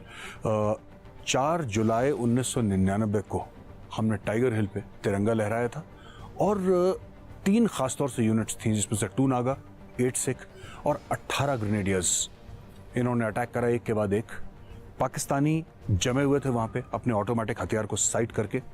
जो हमारे फौजी ऊपर आ रहे थे उनके ऊपर कईयों को तो पत्थर फेंक के मार दिया पाकिस्तानियों ने, और कईयों को इतने पास से मारा कि कहते हैं कि आंख के बीच में बिल्कुल गोली लगी थी।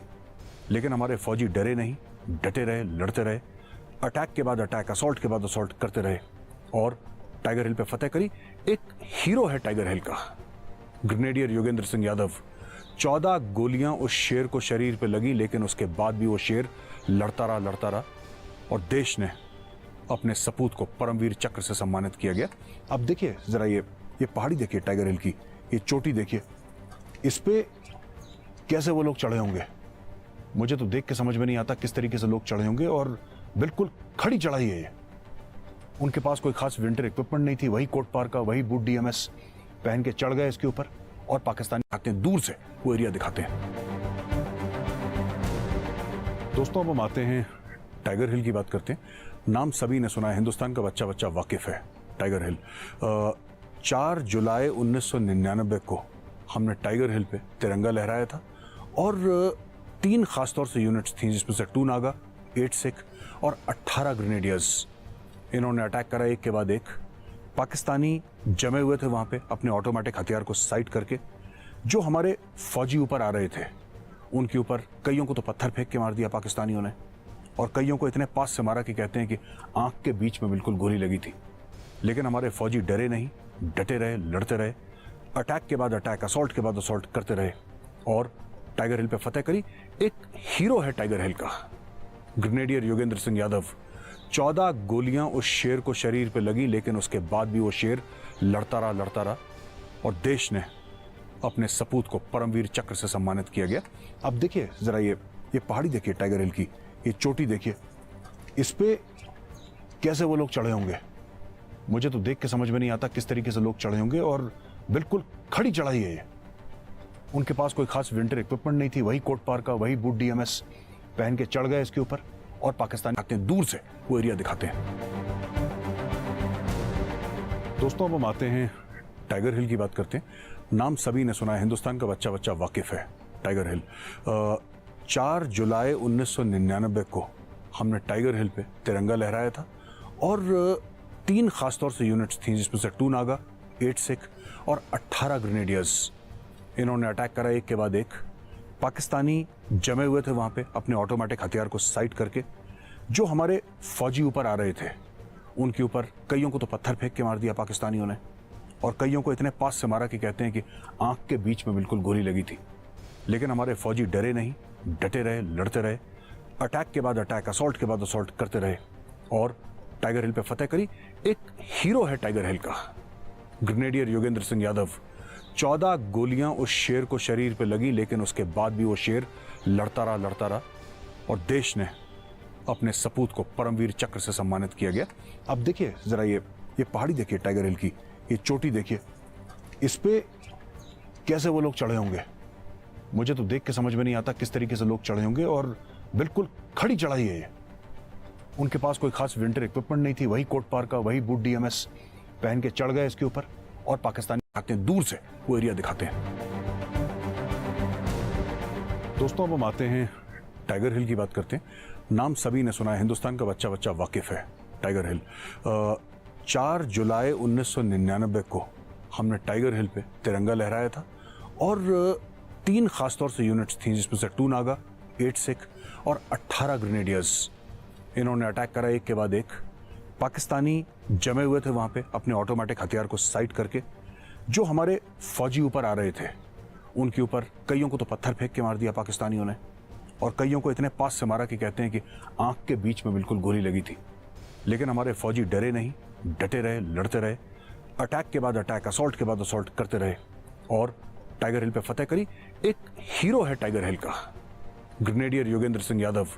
14 गोलियां उस शेर को शरीर पे लगी, लेकिन उसके बाद भी वो शेर लड़ता रहा और देश ने अपने सपूत को परमवीर चक्र से सम्मानित किया गया। अब देखिए जरा ये पहाड़ी देखिए टाइगर हिल की, ये चोटी देखिए, इस पे कैसे वो लोग चढ़े होंगे। मुझे तो देख के समझ में नहीं आता किस तरीके से लोग चढ़े होंगे, और बिल्कुल खड़ी चढ़ाई है ये। उनके पास कोई खास विंटर इक्विपमेंट नहीं थी, वही कोट पार का, वही बूट DMS पहन के चढ़ गए इसके ऊपर, और पाकिस्तानी आते हैं दूर से वो एरिया दिखाते हैं। दोस्तों अब हम आते हैं टाइगर हिल की बात करते हैं। नाम सभी ने सुना है, हिंदुस्तान का बच्चा बच्चा वाकिफ है टाइगर हिल। 4 जुलाई 1999 को हमने टाइगर हिल पे तिरंगा लहराया था, और 3 खासतौर से यूनिट्स थी, जिसमें से 2 नागा, 8 सिख और 18 ग्रेनेडियर्स। इन्होंने अटैक करा एक के बाद एक। पाकिस्तानी जमे हुए थे वहाँ पे अपने ऑटोमेटिक हथियार को साइड करके। जो हमारे फौजी ऊपर आ रहे थे उनके ऊपर कईयों को तो पत्थर फेंक के मार दिया पाकिस्तानियों ने, और कईयों को इतने पास से मारा कि कहते हैं कि आंख के बीच में बिल्कुल गोली लगी थी। लेकिन हमारे फौजी डरे नहीं, डटे रहे, लड़ते रहे, अटैक के बाद अटैक, असॉल्ट के बाद असॉल्ट करते रहे और टाइगर हिल पे फतेह करी। एक हीरो है टाइगर हिल का, ग्रेनेडियर योगेंद्र सिंह यादव। 14 गोलियां उस शेर को शरीर पे लगी, लेकिन उसके बाद भी वो शेर लड़ता रहा और देश ने अपने सपूत को परमवीर चक्र से सम्मानित किया गया। अब देखिए जरा ये पहाड़ी देखिए टाइगर हिल की, ये चोटी देखिए, इस पे कैसे वो लोग चढ़े होंगे। मुझे तो देख के समझ में नहीं आता किस तरीके से लोग चढ़े होंगे, और बिल्कुल खड़ी चढ़ाई है ये। उनके पास कोई खास विंटर इक्विपमेंट नहीं थी, वही कोट पार का, वही बूट DMS पहन के चढ़ गए इसके ऊपर, और पाकिस्तानी आते हैं दूर से वो एरिया दिखाते हैं। दोस्तों अब हम आते हैं टाइगर हिल की बात करते हैं। नाम सभी ने सुना है, हिंदुस्तान का बच्चा बच्चा वाकिफ है टाइगर हिल। 4 जुलाई 1999 को हमने टाइगर हिल पे तिरंगा लहराया था, और 3 खासतौर से यूनिट्स थी, जिसमें से 2 नागा, 8 सिख और 18 ग्रेनेडियर्स। इन्होंने अटैक करा एक के बाद एक। पाकिस्तानी जमे हुए थे वहाँ पे अपने ऑटोमेटिक हथियार को साइड करके।